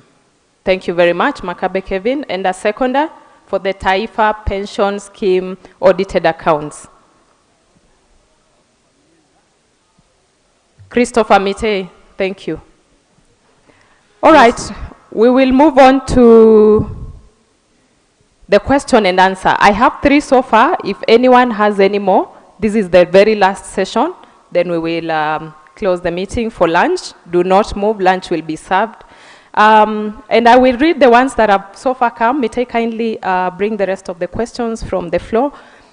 Number 1, who are the members of this new scheme, Taifa Pension Fund? And I will channel that to George Okioma. Director George Okioma, kindly come and respond to that. Who are the members of this Taifa pension scheme? I think it will be important to highlight what that scheme is. Number 2, from the costs, can we invite you to come and invest in housing there as well, which members can buy affordably? I would want to channel that to Director Rono. Number 3, when is the merger going to happen to stop the competition that our GS talked about? I think that this is a recurring question in many AGMs. I think the CEO can address that. Another lot. Can a member from another county invest in the project you just launched in Kisumu last month? Okay. Director Rono, you can address that.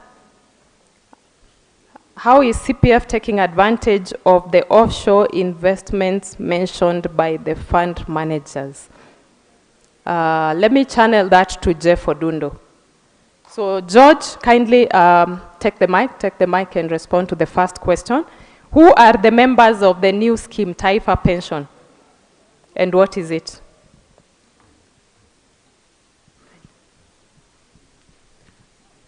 Thank you, members. Straight to the question, the Taifa Umbrella Retirement Benefit Scheme was established to cater for all the membership, especially those who are not employees of the county government or are not members of the water service providers. So basically just to provide an avenue for all other employers who are in the private sector or in the public sector who can join. It's an umbrella scheme, it's a multi-employer scheme. Contributions are flexible, but the benefits are more or less the same in terms of the benefits at retirement. It's a pension scheme Basically, you get a portion of it as cash lump sum and part of it as a monthly pension. So anybody can join any organization which is not necessarily county or not necessarily a water service provider. Those ones who are not provided for are welcome into this scheme. So we already have a number of them, like Nursing Council of Kenya, NCIA, who are already members in this scheme. Thank you.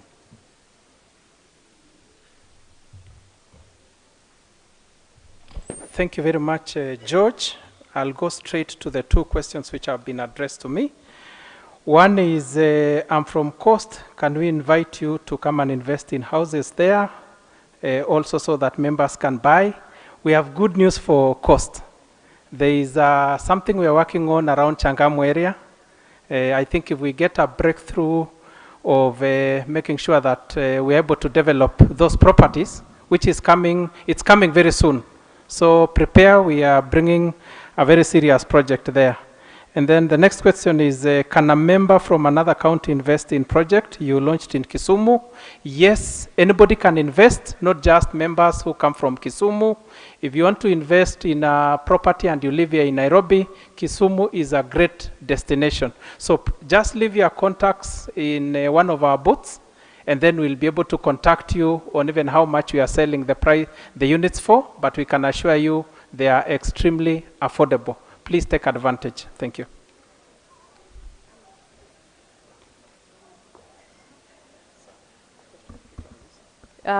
There's one other question. Why was there a decline in the DB scheme fund value? I think it was addressed earlier, but you can just highlight. Thank you. Thank you very much. DB scheme is a very unique scheme. I believe the CEO and even the fund managers had spoken about it. If you look at the average age for DB scheme, we are now revolving around 53, 54 years.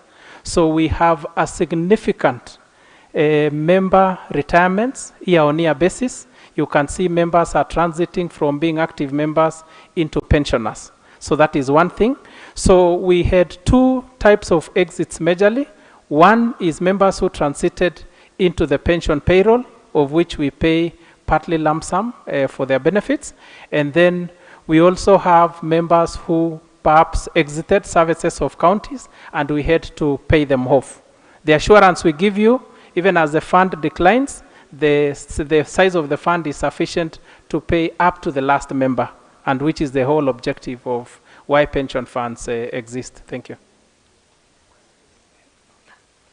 Thank you. I'll invite Jeff Odundo to address the next question on investments. And there's a question here on what are we doing to take advantage of offshore investments that were mentioned by the fund managers. Okay, thank you. That's a good question. Now, on offshore, we have appointed fund managers, and they spoke here earlier. So their role is to look at all opportunities, both funds that are being offered internationally, to look at the returns they make, to look at the risks of the various jurisdictions and make a decision.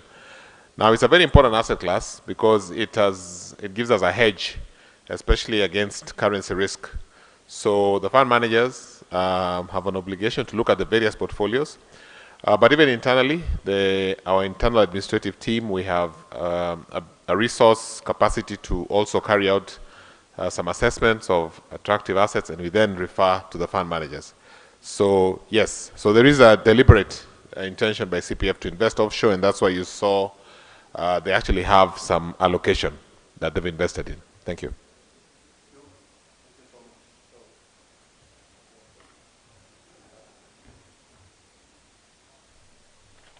Yeah, there's a very interesting question here, which is really very encouraging because it tells us that you are actually reading those reports. One is why were investments in immovable property and unquoted investments outside or beyond RBA limit?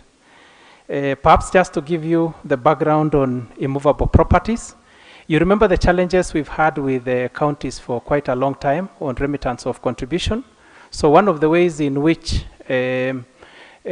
especially when the counties were just coming in, one of the ways in which the former local authorities addressed the issue of non-remittance of contribution is that there are quite a number of them who gave us properties in lieu of debt. So as a result of that, because it's the only thing we could get at that time, we agreed with RBA that just take the asset and then we keep rebalancing the portfolio over time. And one of the things which we did, you remember the Laptrust scheme, we are saying that it's now an aging scheme. So we need to get more assets near cash. And one of the things which we did for some of the properties which we had, which are income generating, was to transit them into rates. So there is still a small portion of around 1%, which we just need to comply, which is something we are doing. There's something we are doing this year. So I believe the report you'll be getting for next year, the immovable property will be fully compliant. On the issue of unquoted equity, we have very premium investments under that space. And the challenge we've been having is a good problem where the value of those assets are accelerating in value so fast. The value is increasing too faster than perhaps how the scheme is growing. So as a result of that, the value of unquoted equity increased, not because we have bought more unquoted equity, but it's because it has improved in its valuation. Thank you.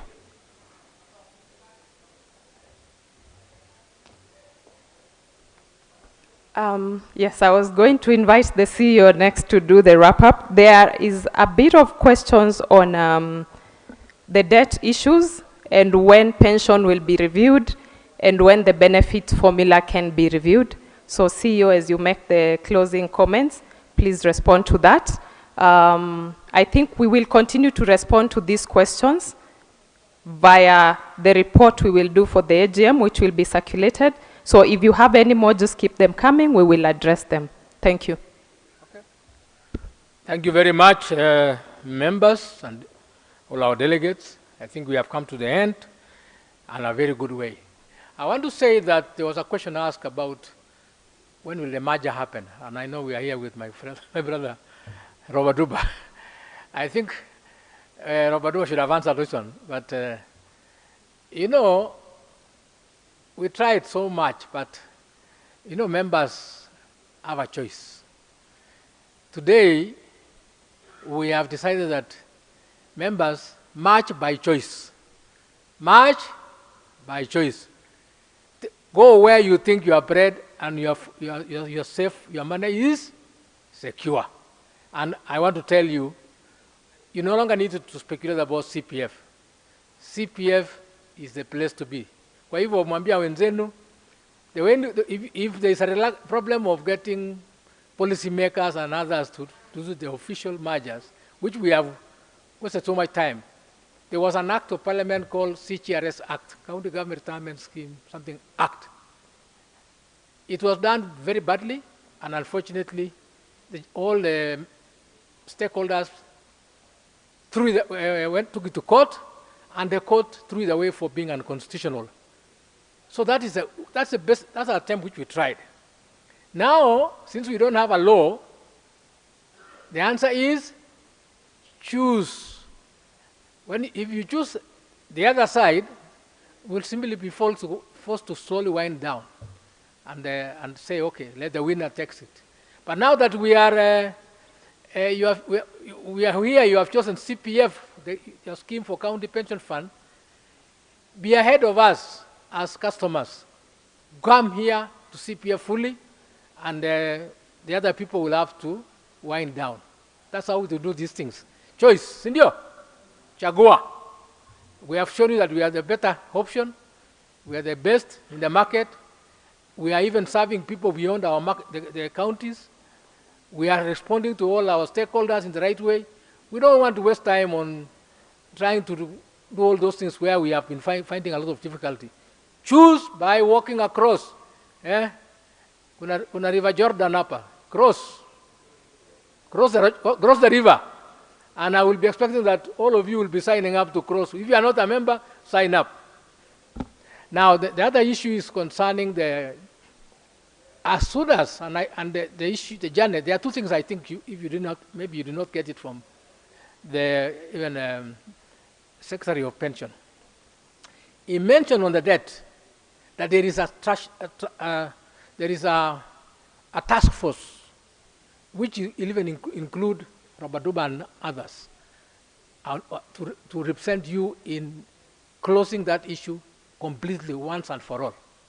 When finally the amount is agreed, we have convinced the CS National Treasury so that he can issue a bond to Laptrust, a bond to LAF Fund, a bond to County Pension Fund, and even NSSF and others who are owed money by the counties, and the counties will have time to pay for it over a longer period of time. That is the solution. Hakuna njia nyingine tutamaliza shida. That bond will be tradable, and the schemes will then walk away and leave the issue to be settled. It is similar to the structure we have done for Homa Bay County. It is similar to the structure we have done for Nairobi Water. It's just the fact that the instrument is different. The instrument for the national government and treasury to assist is through a treasury bond. Imefanyika hata kusort out the issue of bending bills for the national government. So there's no reason why they cannot assist counties by issuing bonds, which are then used to close the matter. We are no longer interested in things like property debt swaps.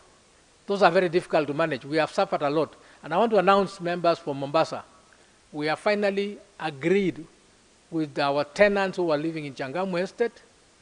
They are going to leave the property at the end of this year, and we'll begin construction of the houses in Changamwe, Mombasa, for you people who are in that area, and others like us who want to invest for business in Changamwe.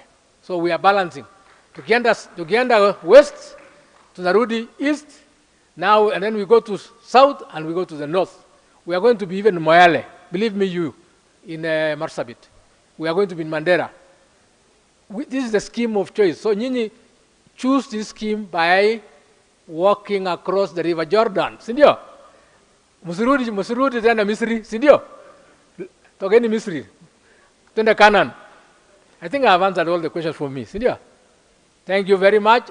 I want to wish you people a very good journey home. But before you go, take your, whatever you have here as a gift from us, pamoja na chakula. Thank you so much again, and come again next year. Thank you so much. Thank you so much. Thank you so much. A round of applause to the group MD and CEO. Thank you so much for closing. And for any wise man, you will know that people are hungry, not angry. They are hungry. And you will know that people are now, because of the patience, we have all the questions that you've written and you've given us your contacts.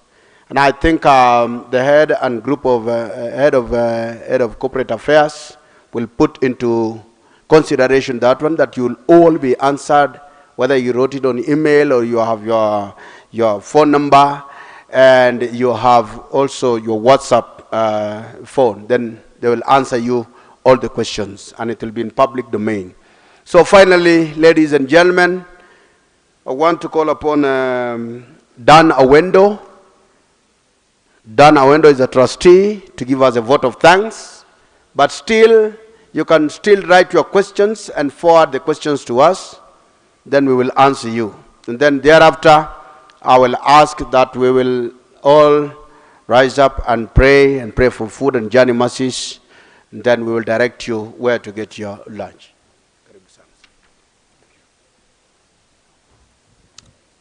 I know I'm standing between you and lunch, so I want to make this very short and quick, like the Gen Zs do it. It's been an excellent morning, isn't it? It's been a fantastic morning. Very well organized, very good presentations, well prepared. So the AGM of 2024 is certainly a success. So thank you and well done. I want to ride on the protocols that had been established earlier so that I don't take much time with them. But quick mention that we appreciate everybody's participation, all the people from the counties, all the people from the various water companies. We really appreciate your involvement. The members and pensioners who are represented here, we appreciate your participation. So on behalf of the CPF Group First, we want to thank God for making this happen. We can never take it for granted that we've been here since morning. Kenya has been a bit volatile over the last couple of weeks, so we appreciate the fact that we've been able to hold this meeting this morning. I take the opportunity to thank the chief guest in absentia for her coming over and speaking to us, for making sure that this meeting was a success. Equally, I want to thank our esteemed members, pensioners, beneficiaries, and the sponsors who are represented today, those who are physically present and also those who are virtually represented. And as you know now with Gen Zs, the representation around phones and how phones interact is part and parcel of our lives. I also extend my appreciation to all the scheme sponsors, including the county governments, water companies, trade unions, and other associated organizations. I give recognition to the industry regulator, RBA, who was also represented here. Deep gratitude to especially the trustees who work tirelessly to make sure that the funds are well managed and the funds are well taken care of. So the trustees who are here, thank you for making the time to be with us. All the service providers, fund managers, custodians, we also appreciate your participation. Let me also take the opportunity to thank the staff of Cpf Group who are represented here by the senior management team. We know how hard you work to make this kind of meeting happen, but also just to make sure that the presentations come out the way they did today. Big thank you to the presenters and all the quality of presentations that were made today. I think we did receive excellent presentations, well prepared, well researched, and we thank God for that. Certainly our MC, Excellency Arab Kimei, well done. Thank you for a very good job done. Lastly, I thank the team that made all this possible. Group called Extreme Occasions, the College of Insurance, and all other service providers. We thank you all for making the time. I do wish you a good afternoon, lunch in between. God bless you, God bless Kenya, and God bless us all. Thank you. May I take this opportunity to also thank you for thanking us, because many times the person who gives the vote of thanks is forgotten. So we thank you so much, Trustee Dan Awendo. And I want to thank all these gentlemen here. I want to thank our DJ. I want to thank the interpreters who have done a wonderful job, the two ladies, beautiful ladies who are here. And thank you for making sure that the message reaches those people who are have hearing impairment. And I want to thank also our technical guys who are here. Thank you, Dan, on your behalf. This technical team, the Gen Zs who are here, ambao wana make sure sisi tuko kwa social media. Asante sana. I want to call upon Ole Moilo. This is an Ole who will pray for us, pray for food, pray for journey masses. And remember, this is the head of finance. Karibu sana. So he will pray for us, pray for food. And as he comes here, we will all have our lunch at 8th floor. You will go straight. If you can use stairs, well and good. But all the lifts are on the other side, just on our left. I think the ushers are here. They will direct you straight where you will have your lifts to the 8th floor. That is where we have our lunch. And this other team that is here, they will be directed also by our ushers where they will go straight. Lunch is the same. Those people prepare the same. It's the same food.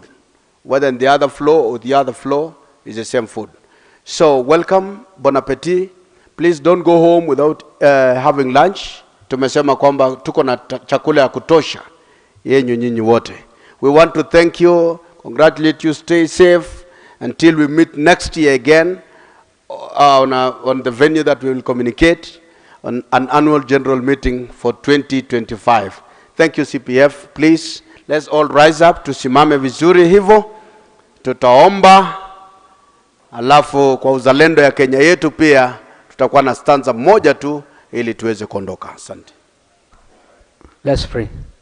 Heavenly Father, we bless you, we honor you, Lord. We exalt you this afternoon, God, for the grace of life. your unconditional love for us, O God. This good meeting that you have given us, Father, we honor you and we exalt you, Lord. Thank you for the wisdom that you have given us throughout this meeting, Father. We honor you and we give you praise. Thank you for the health. Thank you for your favor and your mercies that has been with us. For the rest of the day, Lord, be with us and bless us, accompany us, give us journey mercies as we go back to our homes or our jobs. Father, may you bless us. We thank you for the food you have given us this afternoon, Lord.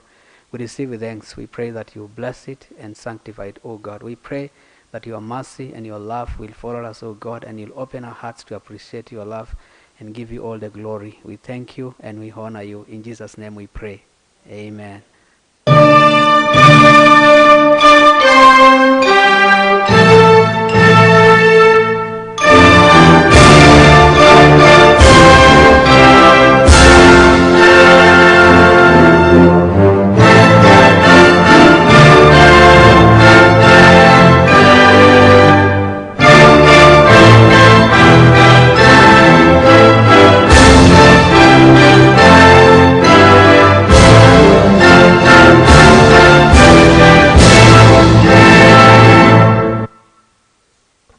Thank you very much. We've come to the end of this annual general meeting today here at College of Insurance. Please, let's all head to 8th floor.